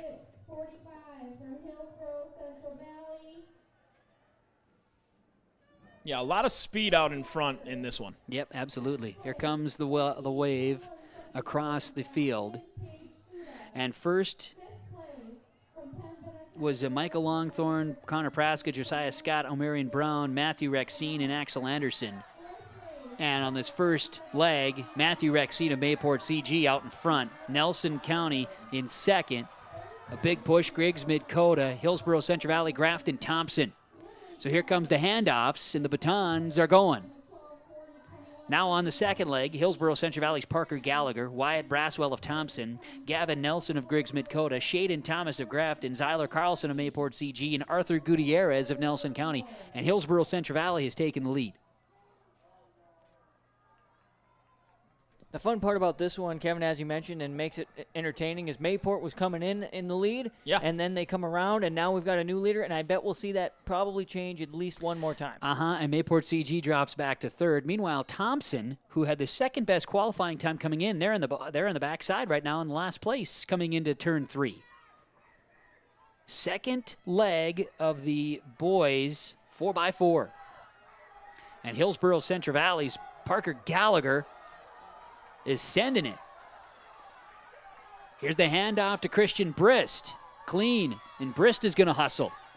And you can feel the energy picking up out there. Yep, you just can. And this is why the excitement of the 4x4 is happening, and Christian Brist is out in front. Griggs Mid-Coda is in second place, so it's Brist for the Burros, Lovelace of Thompson, Salmons of Griggs Mid-Coda, who is in second place right now. And then you've got Riley Suda of Grafton, Doug Geyer of Mayport CG, and Jack Steffen of Nelson County. Second leg of the boys 4x4. Third leg. And Christian Brist is out in front. And Brist with those neon orange shoes, look at him speed around turns 3 and 4. And Brist has already had some medals around his neck today. And I'll say this about Hillsborough. I don't know much about, final scores, but it seems like in every event that I've seen with my eyes here, Hillsborough has had top contenders. So Hillsborough Central Valley is definitely, and they're going to be a contender to take home the trophies today at the end of the tournament as well, end of the meet. It's still HCV, Griggs Mid-Coda, Mayport CG, Nelson County. Here comes Thompson's big push. Grafton coming around now. Fourth leg, Hillsborough Central Valley's Henry Nelson. Then it's Ben Rowan of Thompson, Waylon Sabanash of Griggs Mid-Coda, Jack Kern of Grafton, Tanner Lundwall of Mayport CG, and Garrett Severson of Nelson County. And Hillsborough Central Valley has about a 50-meter lead coming into the final. Really pulling away now is Hillsborough. I hope everybody's enjoyed the runners running into their living room on the finish line. Absolutely. Camera. I appreciate it. Thanks so much, Leaf. And you put, and also to protect that equipment out there. Great stuff. Hillsborough Central Valley is going to bring it in and take the boys 4x4 in an incredible finish and speed by the Burro Racers. Griggs Mid-Coda second. Here comes a big push from Mayport CG. They'll come in third place. Thompson's trying to finish off fourth with a big push against Nelson County, and it appears they will do so. Energy, the boys 4x4. And it is kind of a low-energy event throughout the day. Not very much cheering, but you see people standing up now. They're getting into this event, and you were right. You save this for last. It wakes people up. Yep, it sure does. 4x4 boys wrapping up, and the girls 4x4 is coming up. So I'm going to be pulling up some results, and I am curious to see the HCV boys. They had a very fast time coming in and qualifying, and I anticipate their time to be very close to that, if not better, because they were really cruising here today in the boys 4x4. Did I have the boys 3,200-meter results? We need to do that here, and full results there, and we'll share again the link for everybody to get those final results. I'm ready, Leaf. Boys 3,200-meter results here today. In first place was Tanner Lundwall of Mayport CG, and his time was 10 minutes, 26 seconds, just 1 second off of his qualifying time. Then it was Mason Christensen of Langdon area, Edmore Munich, with a PR in second place. He beat his PR. Actually, both he and Tanner Lundwall both beat their qualifying times. I should say both beat it by like 20 seconds. And Grafton's Ethan Suda came in with a PR in third place. They were speeding around in the 2 mile. And we mean that. I'm just looking. Is that an SR next to Lundwall's name? That's correct. Wow, that'd be a school record. School record then. Okay. Yes, and there have been a number I wanted of school to clarify. records. I mean, not that the school record is very impressive. Don't get me wrong, but S in my brain registered state, and I just wanted to make sure what the record was. I'm quite certain it means school record. I will have to confirm on a couple of that. There were some other quality finishes, that's for sure, but I will have to do some confirming. But that is what I've understood anyway, so a positive there. Okay, so, and that is based on the runner's profile in athletic.net as well. So we'll have to confirm on some of those, but the PRs are accurate. That is what we understand. Girls 4x4. So the first of the girls 4x4 will feature Grafton, Griggs Midcoda, Pembina County North, and they'll get ready as they get into a position. So Grafton will be Summer Moberg, then Jocelyn Kalbrenner, Trinity Parsons, and Annalise Priesting. The Griggs Midcoda team will be Ruth Haugen, Kelsey Johnson, Aslan Sad, and then Jersey Groneberg. Pembina County North's racers will be Adeline Manley, Marley Stremick, Jalen Stegman, and Emerson Helgo. That should be Heat 1 in the girls 4x4, and they're going to get ready for that here in just a moment. It looks like I think we're done with the pole vault as well on the girls' side. So the girls 4x4, Heat 1 is underway. And we are on turn 3, heading into turn 4. The main event of the girls 4x4 will feature Drayton Valley, Edinburgh, Mayport CG, Hillsborough, Central Valley, Thompson, Hat, Northwood, Nelson County, and Langdon area, Edmore, Munich.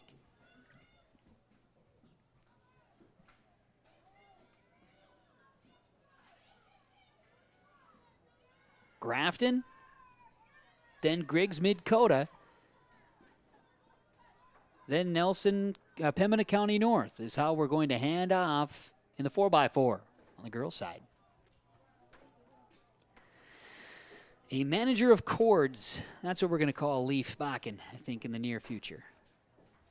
He transitions from one site to another. Just fantastic. Seamless transitions all day long. He's an amazing producer. I'll say that. Yeah, and he's not a bad broadcaster either. If you noticed, he can do it all. And there was a time he ran the 800 meet today all by himself. This role's a little bit reversed, okay? One time in Montana, I didn't know Leaf. I ran his board. Mm-hmm. This is a great story. Now he's running my board right now. Yeah, think about that. Thank you, Leaf. A role reversal over the years, and the small world nature of our broadcast community is sometimes pretty fun. Classic stuff. Great story. Yeah, and I hear Leaf big timed him too. I'm pretty sure, right? Is that what I understand? Leaf big timed him. Leaf, he was hard to work with. Yeah, I'll I'm say sure. that. Yeah, it was a pain. No, it was out of all the broadcasters in Montana that you run into, Leaf was one of the top. That is something else. Real nice comment there too. Grafton leading Griggs Midcoda here in this girls 4x4, and Grafton's Jocelyn Kalbrenner is going to hand it off to Trinity Parsons. Their third leg of the girls 4x4. As Griggs Midcoda's Kelsey Johnson hands it to Aslan Sad, then Marley Stremick hands it to Jalen Stegman. 7th grader right now for Pembina County North is the third leg in this 4x4.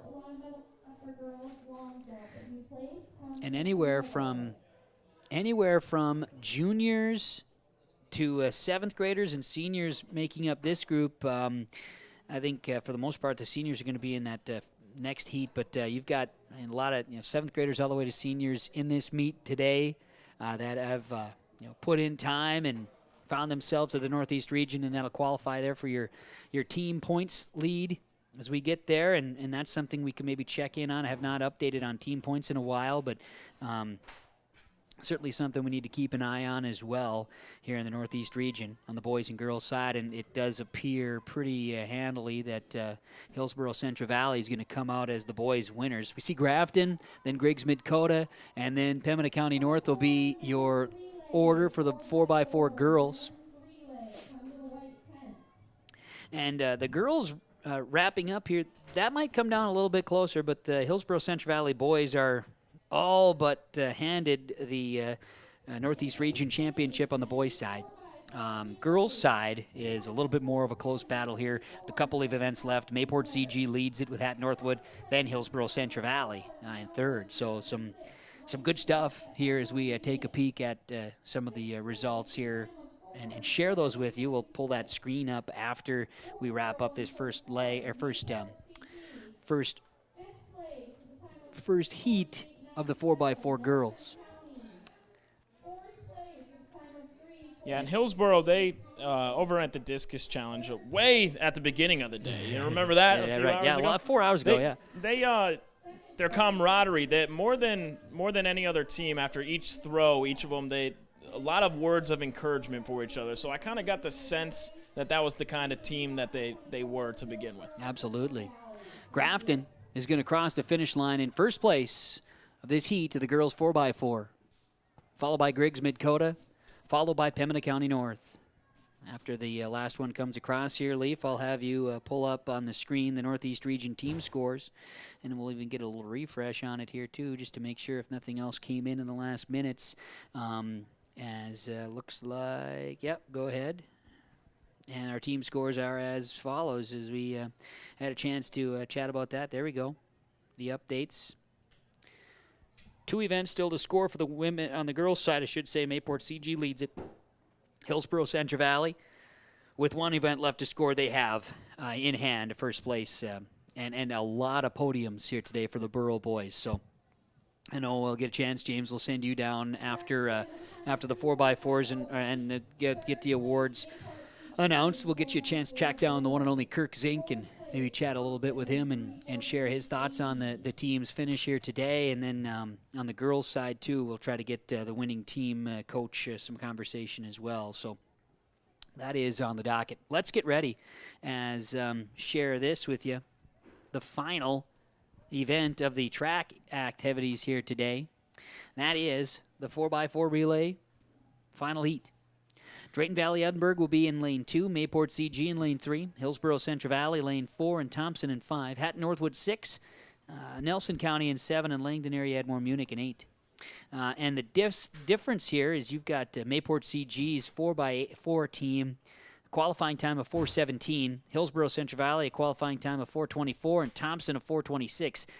So qualifying times at Mayport CG by about 7 seconds there would be your anticipation. But that team features Brooklyn Groth, Carissa Mueller, Tatum Mayhus, and Kate Bradner. Drayton Valley Edinburgh's team of J.C. Nelson, Easton Larson, Alyssa Hoyles, and Elizabeth Freege. Hillsborough Central Valley's Tatum Limke, Hope Frey, Kennedy Olson, and Addison Sorry.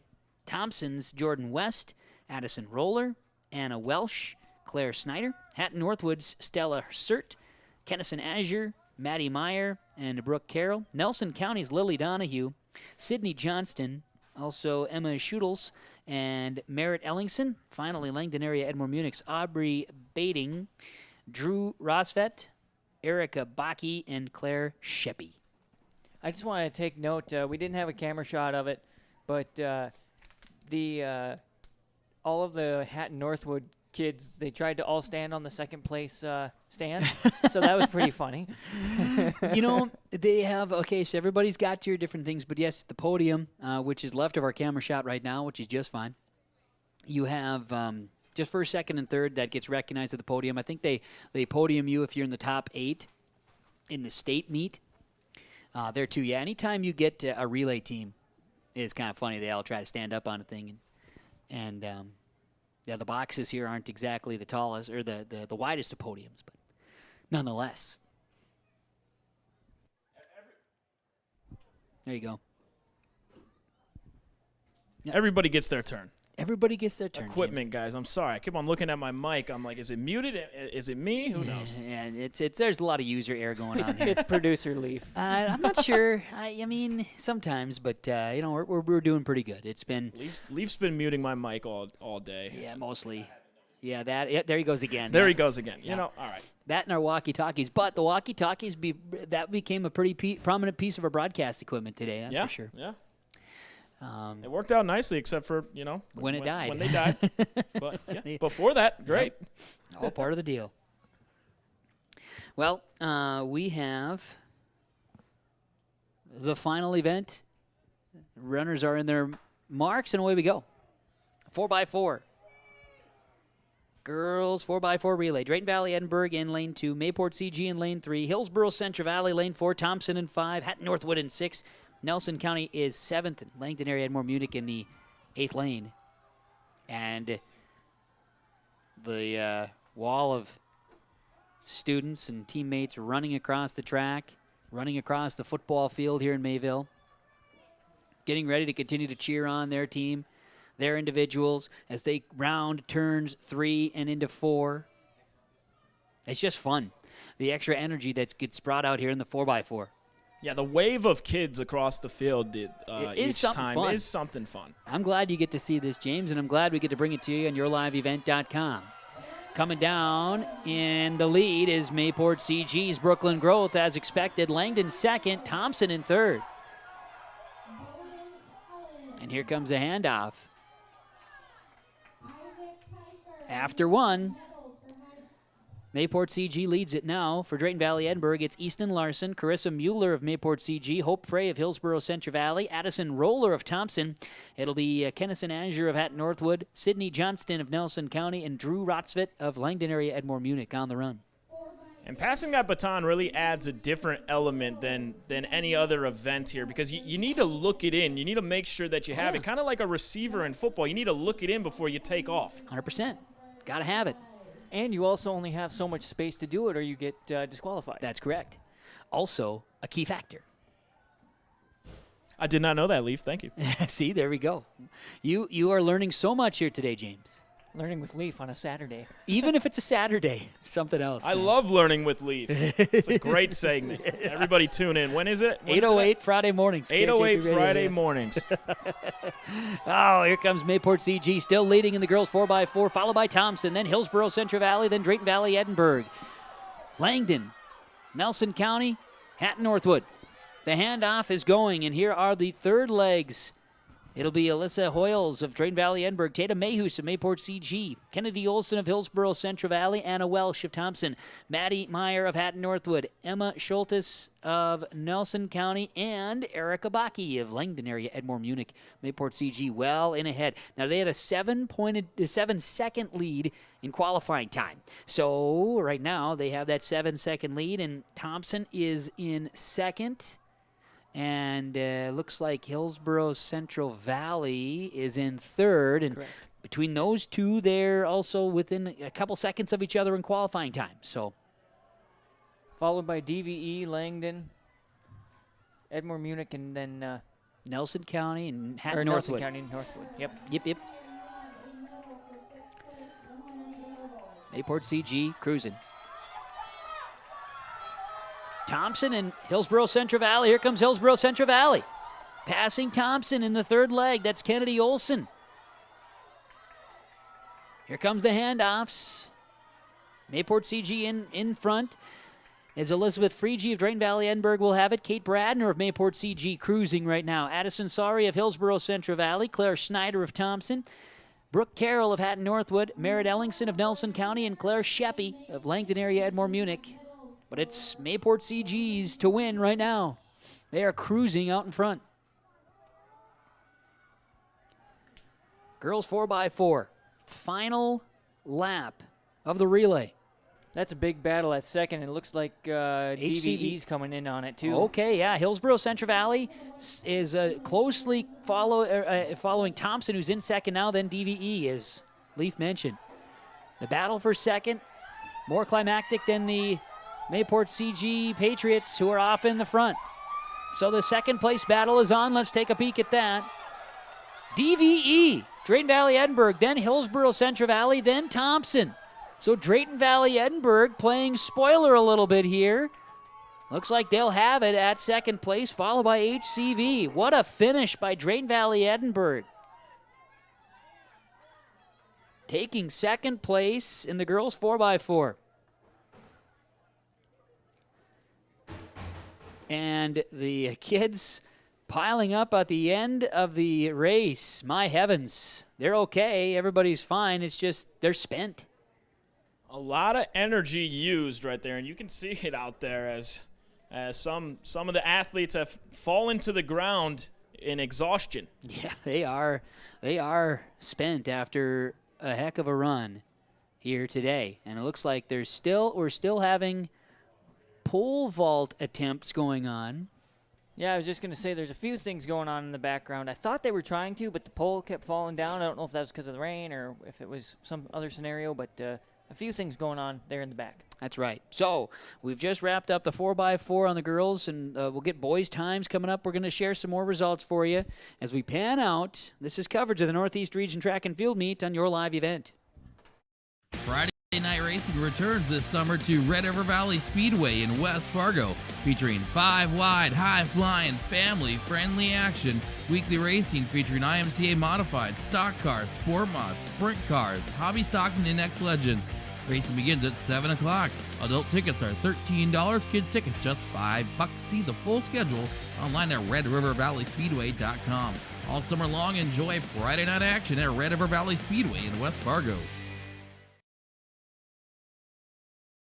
The days are getting longer, the sun will shine on the fields, and soon the crop will be planted and sprouting. Tim Kazette Seed Sales in Hillsborough, your local Golden Harvest seed dealer, wishes you a safe and successful planting season. Tim looks forward to seeing those black dirt fields rise to green and then shimmer with gold this year. Visit with Tim Kazette Seed Sales about your options and what fits right for you and your fields at 701-430-0877. Happy farming from Tim Kazette Seed Sales of Hillsborough. The Trail District Health Unit is ready to take your appointment for first, second, and booster vaccinations for COVID-19. These appointments are available every Tuesday from 9 to 11 a.m. at the Trail County Courthouse and June 16th at the Mayville Lutheran Church. Moderna and Pfizer vaccines available. Call Trail District Health Unit to schedule your appointment at 701-636-4434. Public Health. Prevent, promote, protect. Trail District Health Unit. Let's get real. You're ready for a place that's big enough to grow and small enough to care. So get ready for the University of Minnesota Crookston. With more than 30 majors, minors, and certificates, you'll earn a University of Minnesota degree in a close-knit community where faculty become friends and friends feel like family. And to get a degree that can make a difference, you don't need a big city, just big dreams. The University of Minnesota Crookston. Real, hands-on, ready. For all your flooring needs, look no further than Carlson Customs Incorporated. From tile, Cortex, and laminate flooring, waterproof floors, shower tiles, and carpet, you are sure to find what you need to update or create the perfect feel in your home or business. Locally owned and operated, Carlson Customs Incorporated. Call Todd at 218-531-0176. The Hillsborough and Central Valley School Districts congratulate the seniors on your success and wish you well in your future endeavors. They encourage you to step into your future, secure in the knowledge that this world needs you and the unique, inspiring gifts that only you can give. Best wishes go with you graduates as you prepare for the greater challenges ahead in a world of new possibilities. Congratulations, graduates, from the administration and staff of the Hillsborough and Central Valley School Districts. To all students, parents, and families of the Hillsborough and Central Valley Schools, thank you for a great year. Northeast Region Track and Field Meet. Our coverage continues on yourliveevent.com as we get closer to 6 o'clock here. Hour 6. Go ahead, Preston. Help yourself. It's Kevin Kochman, Leif Bakken, James Cardarelli, Preston Duville, And also, we have Laura here today is assisting and has been an incredible asset to us here today for our action out here at the Northeast Region Track and Field meet as the roles needed to happen, and here we go. Everybody's doing their job, taking care of things. We are very close to getting the final results here for the overall meet. But we can share with you the latest, and I'm going to pull up the 4x4 relays. And this is the boys' 4x4 relays first, and then we'll get to the girls. And my apologies for dancing around a little bit.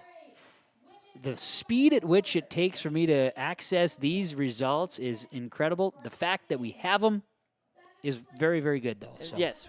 It's always good, a lot of the track meets I've been to and go to, it just feels like it takes forever. I think that's what delays track meets is getting the results, but a well-oiled machine here, props to these folks here putting this region meet together because things went very smooth, and are going well, and they're getting the results out now for some of the stuff. It's great. Ned Clapp, by the way, is the guy, and he's doing a great job. Let's go pull up the 4x4s here, Leaf.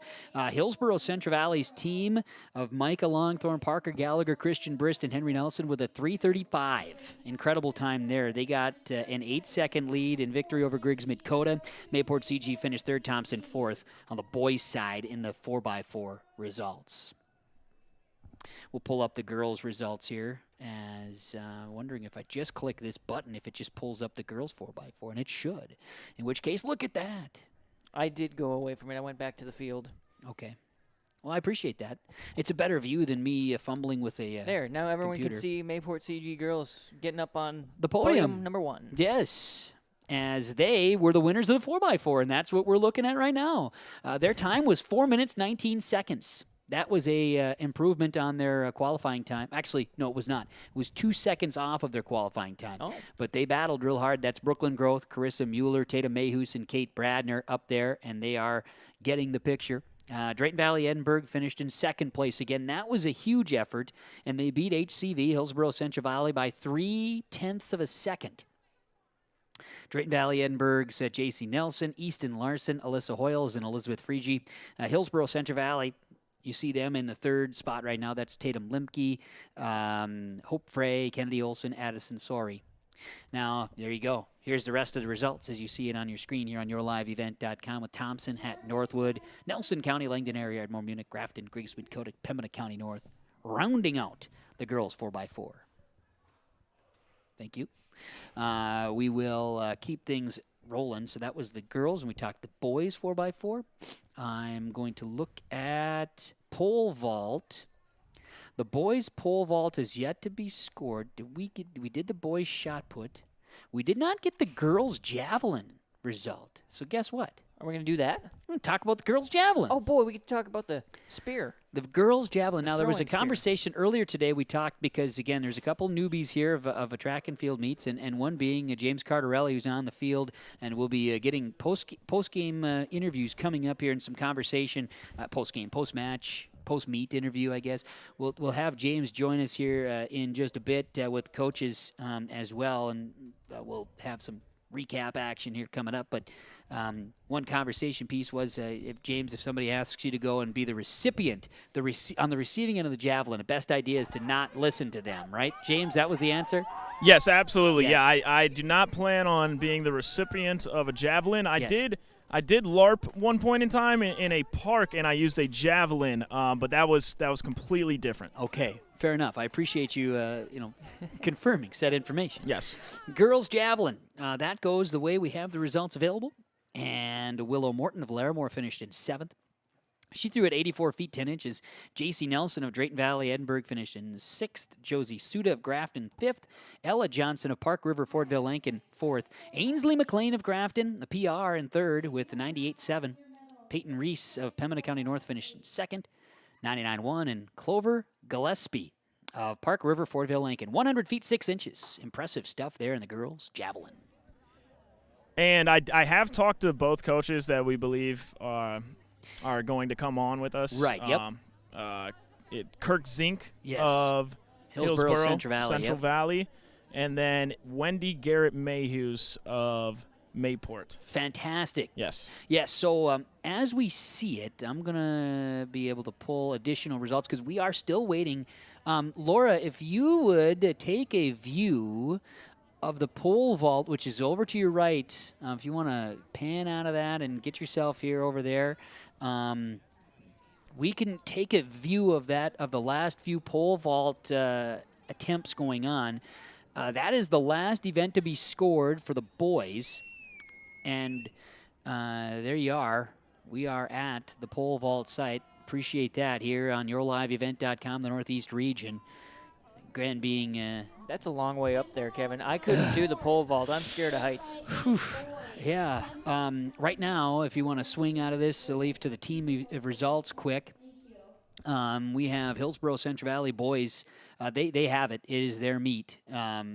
There's one more event to score, but it will only add to their numbers with a 229 as a team ahead of Thompson, second place, distant second place. We have a logjam a little bit there on the girls, though. Mayport CG in first. We anticipate them to hold up, though. Hatton Northwood in second, HCV, Hillsborough Central Valley in third. A little bit of a logjam. There's a little closer score as we transition back to see some of the final vaults. And again, one event left to score on the girls' side, and on the boys' side, one event left to score as well. I'm trying to see the comparison, what I may have missed. Now we have the girls' long jump results. I did not bring those to you, so we can share that information with you in just a moment. That was one that we had not talked about. Girls' discus is the last one we're waiting on. And the boys. Before you get to that, I got to ask James. James, what's your favorite event that you either got to witness or one that you would like to at your next track meet? The relay, the energy of the relay, it is unmatched, right? Mm-hmm. But I will say at the beginning, the discus, just seeing the different forms and approaches that they take, there is some strategy to it, and that was intriguing to me. I like it. Those are good things to think about. I always like watching a shot myself personally. I'm jumping in here, not necessary to steer away from James. No, I want you to too. I was going to ask. Well, the pole vaulting is pretty cool as well. It's intense, yeah. That is something that, like Leaf said, I would probably never try that. I don't know. I think I would go backwards and just miss the mat completely. Yeah. You got to be careful out there. There's no doubt about it. So, girls' long jump results that we had for you. Kaylee Kemp finished in 8th place at Pembina County North.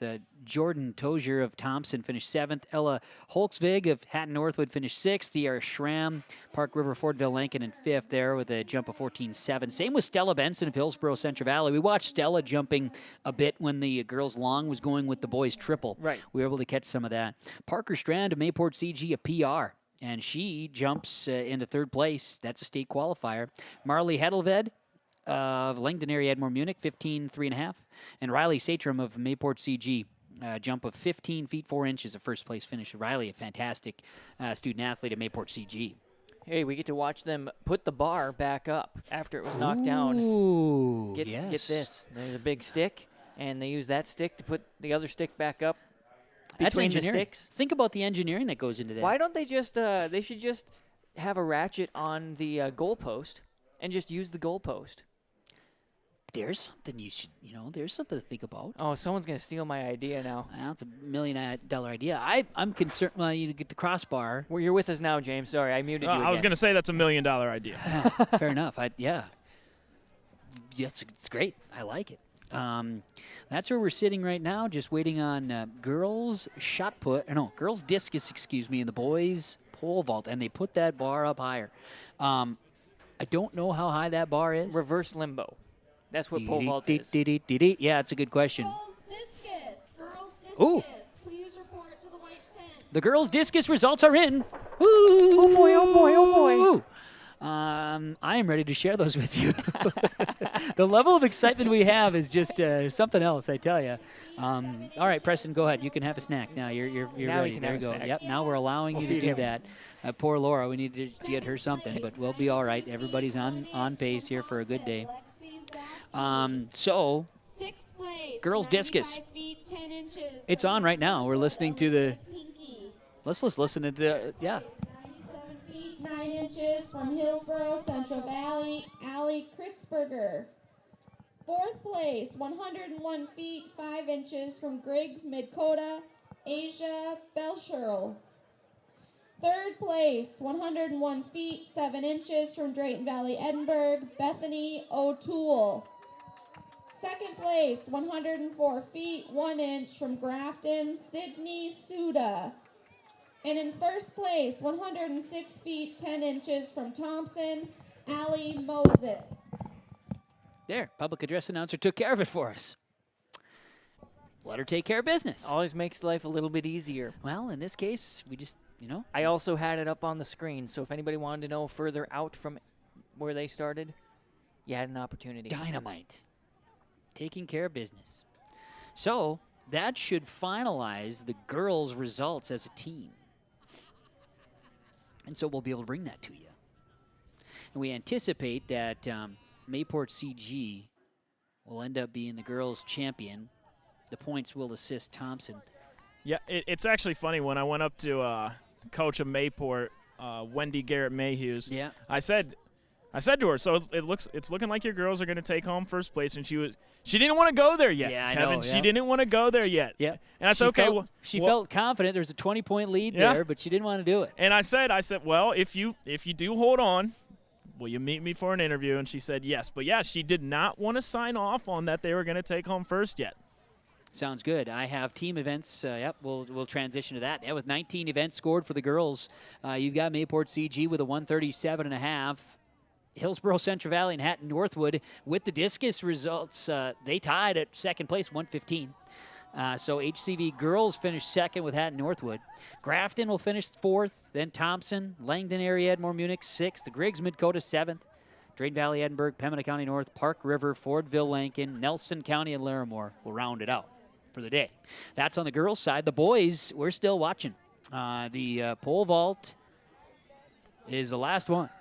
Yeah, they were just about wrapped up with that. In fact, they might be wrapped up now. Are you done being a marshal today? Well, the starter and the marshal, similar, aren't they? No? Why don't you throw it? You're the world-famous Hutch, aren't you?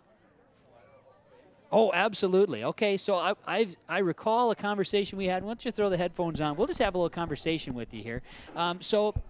World-famous, at least in the Northeast Region track and field. Hutch, and you were most affectionately known as Hutch, but first and second name again? John Hutchison. See, there it is. I wanted to say it, but then, it's always fun to hear you talk, John. So talk to me about this one here today, because the meet getting pushed back a day. You've probably seen a meet that's had to do that before in the history of track and field, right? We have. We went down to UND one year, and the state called us and said, "You will get it done." Yeah. And it was raining like mad. But we waited, didn't start till afternoon. We were supposed to start about 10 in the morning. About 1 o'clock we got going, and it went really well after that. So. Well, now, when it comes to this stage of the year, I know this spring has been odd. Every spring seems to be odd, but this one really weird. From the east side, usually is wet, cold, and snowy longer than the west side. But boy, it was reversed this year. Looking over to the west, they were dealing with the snow longer than we were. They were. And, today really turned out pretty well, but it's just throughout the year the kids had so many that they were not able to get to that you come to this last couple of meets, the meet in Larimore last Saturday and Grand Forks on Monday, and then this one today. That doesn't leave the kids a whole lot of times to run an event and qualify for state. The event here today, like you said, went really well. From talking about it, the field events, of course, you got some logistics on occasion for that, but it seemed like that went really well. And then from the start times, like you were out there running, kids were prompt. There wasn't many calls for kids to show up. It went really well. No, it did, and I think everybody sort of appreciated the fact that yesterday was really pretty miserable, and today turned out pretty nice, actually. It did. Did you? I know you're locked in on your role as starter, and you're shooting off the gun here today. But from that standpoint, did you see some pretty good efforts out there? I mean, from your opportunity to spectate too. I did, and there were some excellent ones, and I did leave a copy of the records. I don't know how many were broken or if there were any broken today, but there were some really good efforts, and I don't get a chance to see a lot of them because the kids all leave me after I pull the trigger. So That's very true. There was some speed out there today, though, and yeah, I got to make sure to take a peek here to see what else may have gone down. There was some really good times, and I thought some great efforts in watching the relays today too. It was just a lot of fun. Kids performed very well, and it seemed like just Mayport CG did a great job hosting too. They did, and no matter what the spring is like, by the time you get to the regional and state, kids always seem to react very positively to doing their best, and I don't think any different will happen next week out in Bismarck. That's right. I feel like I've asked you before, John, but how many years have you been hanging around the track and field here in this part of the state? Well, I started coaching track and field in 1968, and I coached for about 44 years and did some of the starting and worked other events too. I don't remember how long. It's a long time. Do you get out? You're going to get out to Bismarck this next week to be participating in that at all, or? Yep, I'm a starter next week too. Fantastic. Okay, well, good. Yeah, it was a lot of fun to have this event again and to see it. And obviously, I thought I remembered everything about you, but I had to make sure to get it. Now I won't forget your name now moving forward, even though I just know you as Hutch mostly. So that's good enough. That's good enough. Well, very good, John. Thanks for popping over, and thanks again for the state cards too. We appreciate the information. So. You're welcome. Thank you guys for being here. You're welcome. A lot of fun to have John Hutchinson pop in and visit, and I know we're going to get a chance to talk with the teams here as well. Thank you, John. Appreciate it. The finals are being tabulated here, and I know we're just waiting on one more result for the boys to just go officially official, and that is so close to coming down here. I'm going to pass one thing over to you there, Mr. Young Man Preston, as I know you can tear this one down and put this away, part of our equipment here, just unplug and all that jazz, and we will take a break, come back here, more activity on the way from Mayville after this. It's the concert event of the summer in the Brainerd Lakes area. Lakes Jam, June 22nd through June 25th at Brainerd International Raceway. R&J Broadcasting is the presenting sponsor. Experience Lakes Jam. For rock and rollers, the main stage features Tesla, Warrants, and Hairball. For country enthusiasts, John Party, Cole Swindell, Gabby Barrett, and Mark Wills. Experience watercross, drifting, and lawnmower racing. For on-site camping, lodging, and tickets, visit lakesjam.com. Halstead Telephone knows we all like choices. You can choose to have communication and data services up to 1 gigabit over a reliable state-of-the-art fiber optic network. And you can choose to have the same great services available town or country with local service and support. You can choose to have an individual service or bundle. You can choose to avoid tricky promotional pricing. You can choose unlimited data. The choice seems clear. Choose Halstead Telephone, broadband voice TV. 1-800-457-2125. Don't be fooled by that beat-up old cap. Its faded crown represents the tireless work of America's farmers and ranchers. Its sturdy brim, their dedication to providing our nation with a safe, affordable food source. From sunup to sundown, they're turning quarters into the dollars that drive our rural economy. So we'd like to tip our hat to them. Farmers Union Insurance, protecting those that protect America's food source. The Hillsborough and Central Valley School Districts congratulate the seniors on your success and wish you well in your future endeavors. They encourage you to step into your future, secure in the knowledge that this world needs you and the unique, inspiring gifts that only you can give. Best wishes go with you, graduates, as you prepare for the greater challenges ahead in a world of new possibilities. Congratulations, graduates, from the administration and staff of the Hillsborough and Central Valley School Districts. To all students, parents, and families of the Hillsborough and Central Valley Schools, thank you for a great year. We're back here with still just waiting on one event, and all of a sudden a little rain shower and a little sleet here again in Mayville. Now, as we're expecting with weather, this was expected. We were expecting to see some of this kind of precip possible later, and it is later, and so here it is, just a little bit. Preston, I'll hand you this over here. That's another piece. We just don't want to forget it, so you can just set it over there. As we in the booth are tearing down a few pieces of equipment, we're still awaiting the final result of what's happening on the camera right now, and that is the pole vault. And then the final results get tabulated and added to it. It's almost a assured thing. It is a assured thing of the boys' top result. I suppose you could have some changes in that 4th, 5th position. But it's all about wrapped up. You could show up the team results again, Leaf. Go ahead and show that there as we've got that most recent. Mayport CG girls will take home top honors. And that was fun to have a little conversation there with John Hutchinson. I greatly appreciated John popping in. I don't see off the top of any records that have fallen today. Last year we had a number of records fall. This year there is going to be some close finishes toward a record but for most part I think we hold ourselves in good way. Okay, back to the pole vault, Leaf, and then I'll talk a little bit about our post-game connection from Halstead Telephone Company.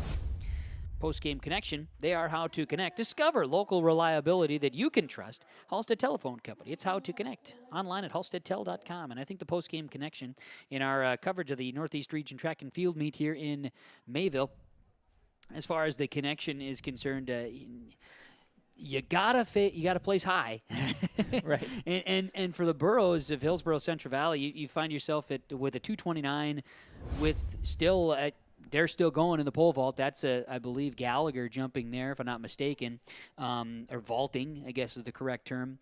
In fact, I know it's Gallagher Parker. The boroughs, you've got to have, in order to create a gap the way they did, they had to have multiple individuals in each event. The way that they were doing, they were getting 2 or 3 guys in the top 6. They had a few state qualifiers where they'd have a couple, and to find themselves with the point total the way they did, that's your connection. And I thought just the speed of Mayport CG and a couple of those for the girls, the way that they were able to really crank it up. And right. You had some later finishers too, like some of those Heat 3 or Heat 4s, those kids really mattered today in order to get your fines, your points the way you did. Yeah, you got to make sure that it's a team sport, and it's one of those sports that's maybe almost a individual team sport, but you have to play by the rules and play as a team. You can't be selfish about it and just do your thing, because even those times matter and help add on to the day. So yeah, a good job by everybody today, but I think you're exactly right. Hillsborough Central Valley Boroughs on the boys' side did an excellent job as in that relay we saw, and just racking up the points, a commanding first place today. Yeah, big time. That's your post-game connection from Halstead Telephone Company. I'm going to go with this, our Enbridge Energy player here today, or athlete. Life takes energy. Visit Enbridge Energy online, enbridge.com. And Christian Brist, I think, is going to be my guy to be named there, and that's from Hillsborough Central Valley. You could probably pick a number of individuals, but Christian Brist, I thought he stood out in multiple fashions, took home a couple of top finishes, had already qualified in state events as well. But Christian Brist, I think, will take the energy here today and will be our Enbridge Energy player. Life takes energy. Visit enbridge.com. Learn more about Enbridge Energy. As we continue with more of our coverage here on the Northeast Region Track and Field meet, again, James Cardarelli will be down in the infield. We'll have a chance to catch up with the coaches when the final awards are made. I'm just going to hit the refresh button here before we talk about our precision athlete or precision player. I think we're closing in because they should have that final scoring up quickly here for... They are wrapped up now. Looks like they've wrapped up. So with that, let's talk RDK Enterprises, and then we'll take a break, and Laura can get her camera on the podium here, which we'll be getting to. We're now getting a chance to kind of watch them tear down. This is impressive stuff. You know, they're tearing down the jump. Okay, RDK Enterprises, precision player or precision athlete. Now that you're planting, RDK Enterprises of Hillsborough and Drayton wants to make sure you have a safe and successful planting season. So trust RDK Enterprises. They're here to provide you the customer service and support for the precision plant equipment. 701-636-2119 for RDK Enterprises. It pays to plant with precision from RDK Enterprises, Hillsborough and Drayton. Precision player, precision athlete. I want to look at the individuals here from Mayport CG. I was going to say I have an idea. There's a. I feel like you could go the way on a girl here from Mayport CG, and go that route. I'm gonna go back here and grab a name here within it, because I think as a team you could almost go that direction too. But let's It's really. We did survive net, and you posted the last one. You posted the last one. We're all set. No, we got pole vault. Still got pole vault. Yeah. Okay. Well, otherwise your site has held up for us. We appreciate it. It's been great. It's been awesome. Thank you so much. It's been great. Good. I think. Internet connect. Look, we made it work, man. It happened. It happened, and it didn't rain too terribly much. You could go in a lot of different ways with Mayport CG. Leaf, you didn't have a name off top of your head, did you? Because I'm looking for the name, and it's kind of escaping me all of a sudden. Well, it seemed like we heard the name Hughes from there. Mayhughes, yep. Mayhughes from there quite a bit. Those gals who ran that last relay did a really nice job. I think you could honestly kind of make them all the precision athletes. I mean, it does take some precision to get that handoff just right. They did a good job. I like the Mayport CG Patriots. The girls team today, their relay team was very good all the way around. Yeah. Great job by them. And they started that 4x8 too was really good earlier in the day when they started the meet. But yeah, the 4x4 team of Brooklyn Growth, Carissa Mueller, Tatum Mayhus, and Kate Bradner. Yep, stand out. There's your precision players, precision team. Precision individuals and athletes from RDK Enterprises. Okay, we'll take a timeout. We'll come back. Hopefully that last one's coming in. Nedge waiting on that last result from the pole vault, and that comes in on paper. We'll get that to you next on your live event. You may know that Big Tex Trailers already offers you industry-leading features like mega ramps, HD suspension, and the all-new hydraulic dovetail. Every time you hook on, know that your Big Tex is up for the job. See Bloomfield Enterprises in Hillsborough to find out what owning a Big Tex can do for you. Shop the full line of Big Tex products from ATV trailers to goosenecks to dump trailers and more. Visit your Big Tex dealer, Bloomfield Enterprises, Hillsborough, and contact Tim at 701-430-0877 or Larry, 218-368-7989. For all your flooring needs, look no further than Carlson Customs Incorporated. From tile, Cortex, and laminate flooring, waterproof floors, shower tiles, and carpet, you are sure to find what you need to update or create the perfect feel in your home or business. Locally owned and operated, Carlson Customs Incorporated. Call Todd at 218-531-0176.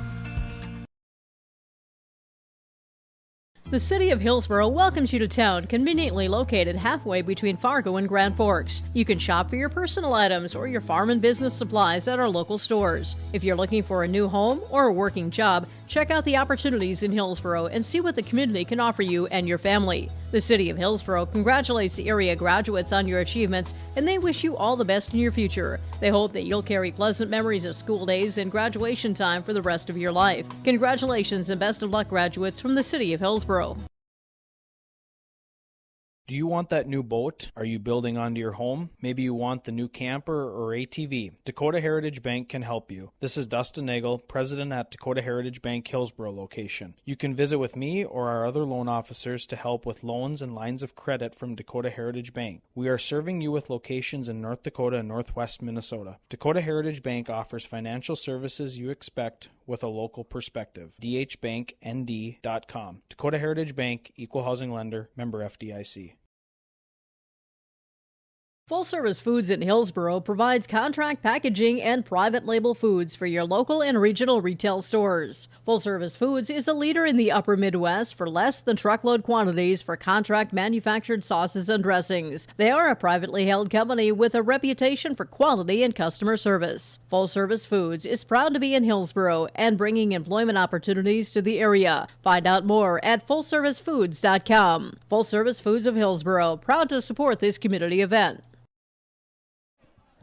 And we're back here on yourliveevent.com, continuing to bring you the wrap-up of our Northeast Region track and field meet coverage here today on Your Live Event. And I know we're getting close to those final little notes.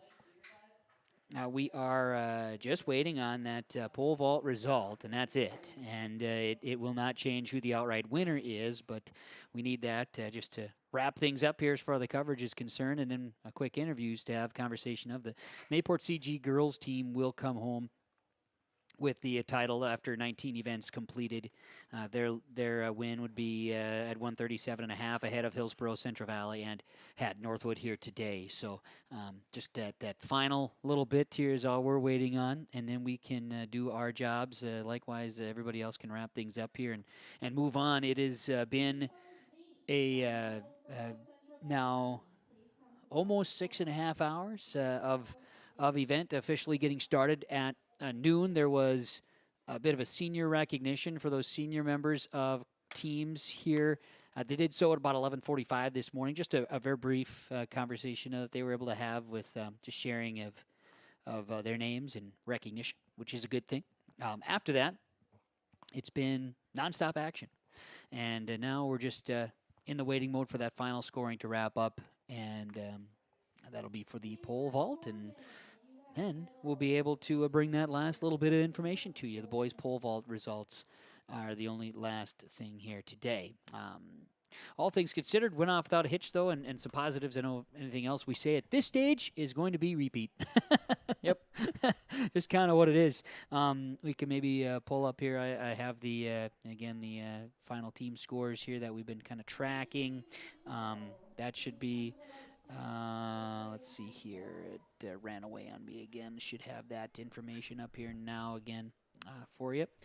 That Mayport CG top team on the girls' side. Boys' side is Hillsborough Central Valley. And again, athletic.net.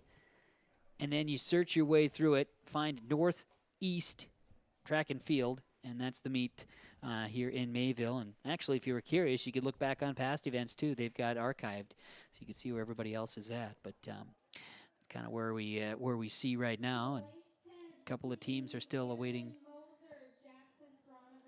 the final results here to be posted, and then we can put ourselves in a good way. Yeah, let folks take a look at that all the way through 13th for the boys and through 12th for teams, 12 teams for the girls.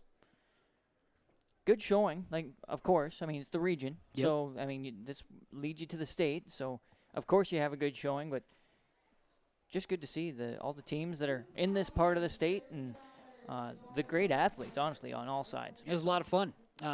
Right down, too, and the speed of the way that the event did unfold was really solid. We will have brief comments from the coaches following here. We'll get Coach Kirk Zink, and then we'll also have a conversation with Coach.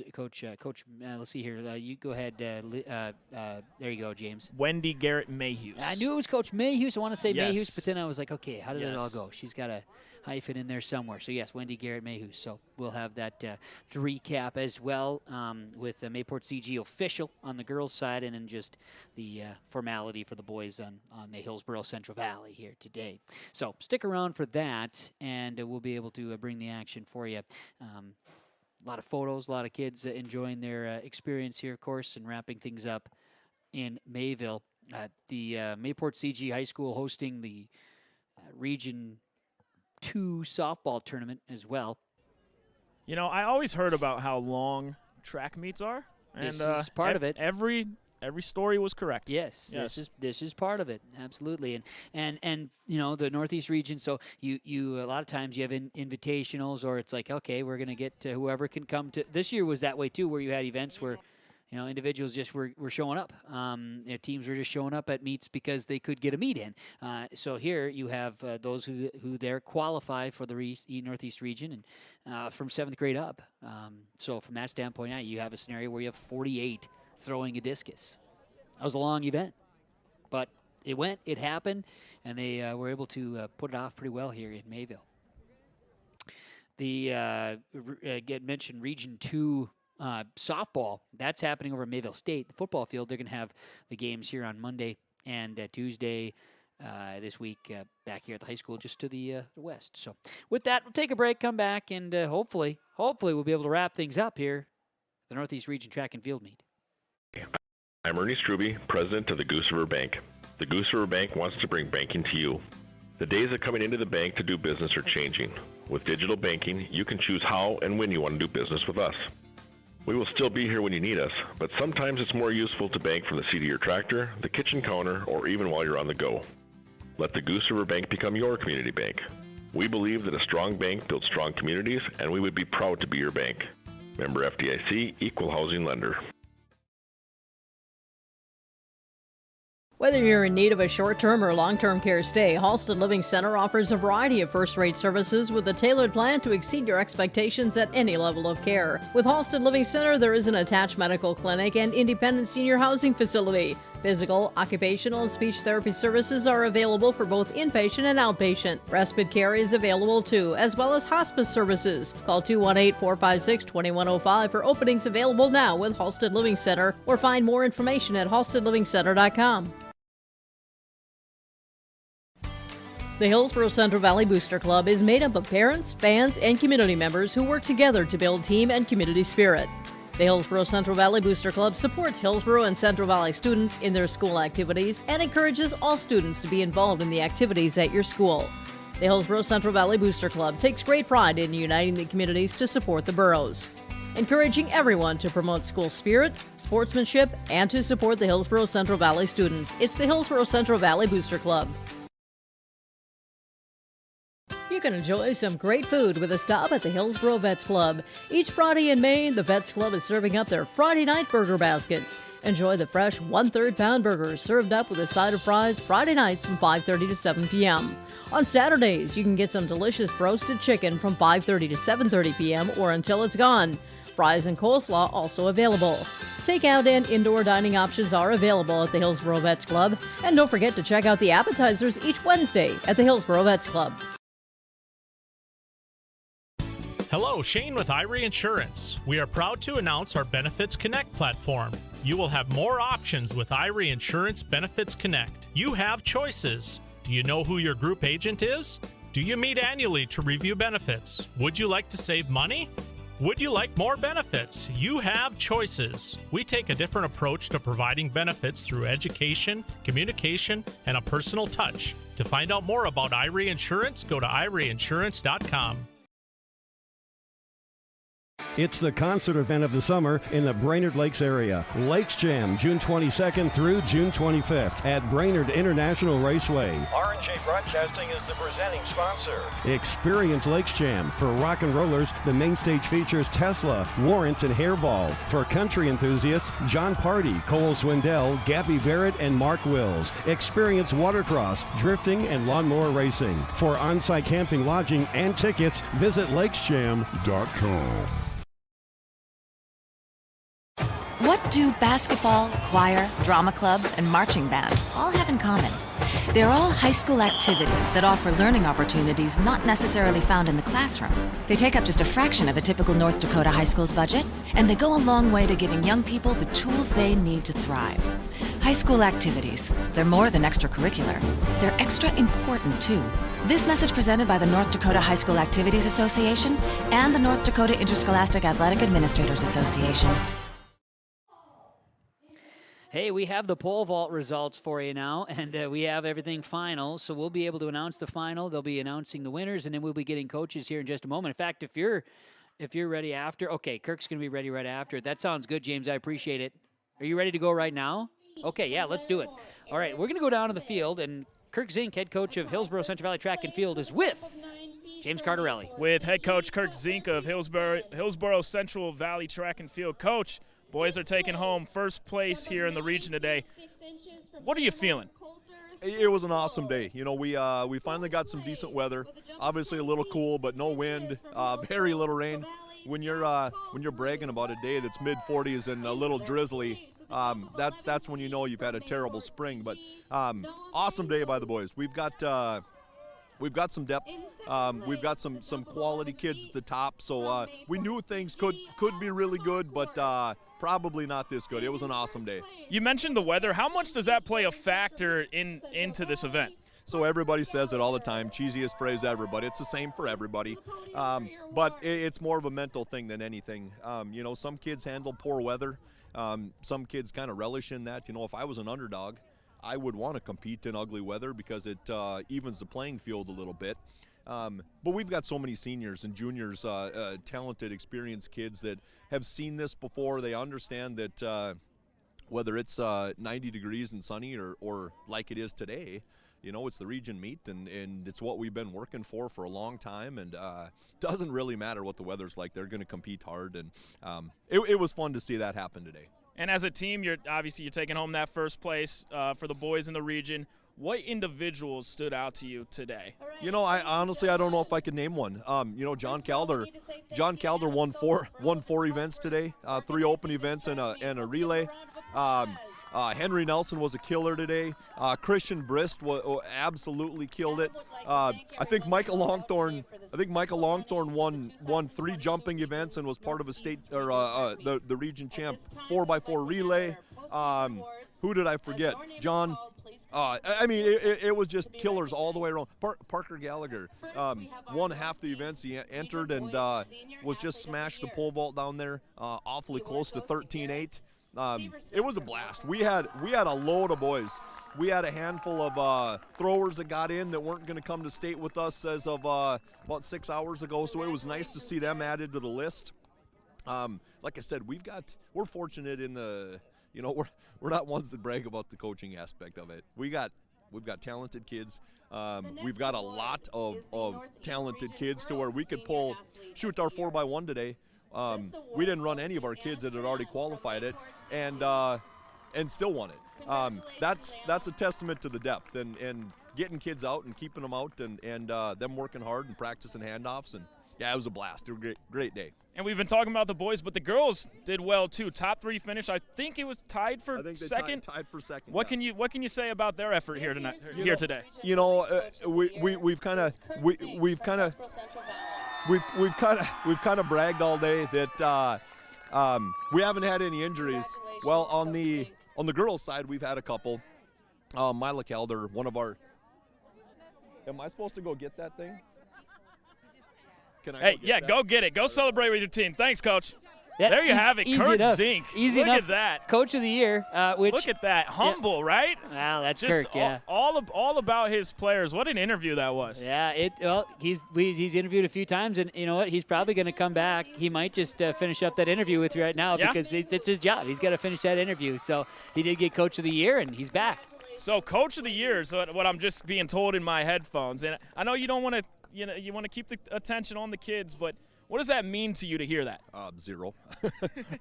I've been adamant that I think handing an award to a 50-year-old man at a high school event is dumb. But whatever, it does mean a lot. But on the same token, it's a testament to our kids. I scored 0 points today. I'll score 0 points next weekend at state. It's recruiting kids, getting them out, motivating them to work hard through god-awful, ugly conditions all spring long, and hope for the best. On a day like today, I'm nothing but a cheerleader running back and forth, yelling and screaming as loud as I can. And you mentioned state next weekend. What's the message to the team moving forward? Just continue the same. The beauty of next week for us is we're actually going to get some time to practice. We haven't practiced in a long time. I mean, We've literally got probably 2 or 3 really good practices in the last 3 weeks. We just haven't. It's either been god-awful weather or we've been trying to get kids qualified by attending way too many meets. I'm not a big fan of competing this often. I'd love to have kids compete every 7 to 10 days and practice outside of that. So for us, it's going to be awesome because we're gonna have an optional workout tomorrow night, and then we're gonna be able to go hard Monday, Tuesday, Wednesday. And we haven't, like I said, we haven't been able to have consecutive good practices in all year. It feels like. I mean, it's been gross as far as trying to get kids ready to go. Well, Coach, thank you for your time. Congratulations once again. Best of luck at States next weekend, and go celebrate with your team. Awesome, I sure will. Thank you.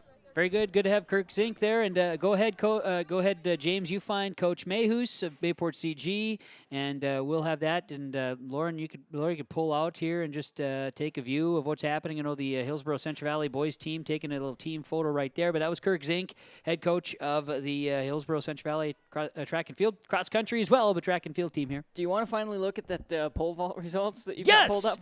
Let's Please. And then we're going to be able to get James. He'll find Coach Mayhus in just a moment. I think they're doing a photo here too, so that's good. Okay, pole vault. I've got it. Bing. And he talked about, Coach Zink mentioned Hillsborough Central Valley's Parker Gallagher, PR at 13-4, and just about got 13-8. The senior, he'll go on. Oliver Marquardt, Mayport CG, and Noah Mayhus, both at 11 feet here today from Mayport CG. And Jack Paulsert of HCV finished in 4th. You can see the rest of the list there here on yourliveevent.com. So our final team scores, because the pole vault was the last one we needed, and we got it. And Laura, if you can see, James is going to get, he's going to get Coach over there. James, you with us? Oh, I think I got you off there. You must be muted there. Sorry. Try again. All right. There you are. Yeah, am I good right here? Yeah, you could be right there. Okay. You bet. Yep, we'll be fine. So Laura will have James in camera in view there. Our final results. We currently have the results on there for you. Look at that. We have Hillsborough Central Valley as a team. Boys finish at a 244 ahead of Thompson at a 102. Mayport CG with the second and third place finish in the pole vault. It mattered. It jumped them to a solid third. Grafton finished 4th. Griggs Midcoda 5th, and so on. And then again, we talked about the girls' results, which hold steady. Girls, Mayport CG, 137.5. Hillsborough Central Valley and Hatton Northwood with 115s finished in second place there. So that's our final results as you see it here at the Northeast Region Track and Field Meet. The last thing we have for you is an interview with Coach Mayhus from Mayport CG Track and Field on the girls' side to wrap it up, and we'll have that. And then we'll share with you a link where you can get all the results coming up. But now we head on down to the field to James Cardarelli. I'm with head coach of Mayport, Wendy Garrett Mayhews. Coach, girls are taking home the first place in the region. Describe what you're feeling right now. I'm just very proud of them. They are a hard-working group of girls, and we missed region. We got second last year, I think by 1 point or half a point, so they were hungry to come back and work hard, and we strategized a little bit to spread the points, and well-deserved by those girls.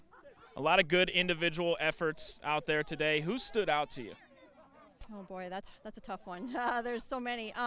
Riley Satchram, she actually took first in high jump and she took first in long jump. So that was spectacular, and she was also part of the first place 4x1 and 4x2 relays. We had a little 7th grader jump in the 4x2 relays, so Tatum can do some more individual events, and she did fabulous. So that was nice too, of a little 7th grader jump in there. Anna Strand, solid performance from her as always. Carissa Mueller, again, she took second in the mile, part of some top relays also. So yeah, all around a great effort. The conditions today, not ideal. When you're dealing with weather like this, what is the message to the team so they don't let that kind of creep into their mind? They actually didn't mind this day because we've had such harsh conditions that this was actually a good day for them. States are coming up next weekend. What's the message to the team moving forward? They've already looked at the weather. They want to take the big bus, and they want to, get on the podium. So that's their goal for each event that we're going to be in. Well, thank you for your time, Coach. I'll let you get back and celebrate with your team, and best of luck. Yep, thank you. Thank you. All right, Wendy Garrett Mayhews right there, head coach of Mayport, and great interviews, great atmosphere down here. Let me just say, this makes it all worth it. You can pull it back there, Laura. Yep. Seeing all the kids celebrate and with their coaches and with their families, it makes it all worth it at the end of the day. Absolutely. Laura, you can just pan back here a little bit to the action, as that is going to do it. James, thanks so much. I'm coming back. There we go. James Cardarelli joining us here. Leaf Bakken, thank you very much. Hey, thank you. Beyond enough effort here today. Laura with the camera efforts and the conditions. Preston as well, thank you so much. Mark Forseth for the technical advice. It was what we did and needed to get this underway was great. Ned, thanks to Ned Clapp as well. He ran all the timing and everything. Thank you. Get this underway. To all those who joined us, thank you so much. We appreciate it. To the sponsors, we appreciate you. Thank you so much for the coverage. Athletic.net. We will have a link for all the results soon at rjbroadcasting.com on the Sports Score schedules page as well. From the Northeast Region Track and Field Meet in Mayville, I'm Kevin Kochman saying so long and thanks for joining us today.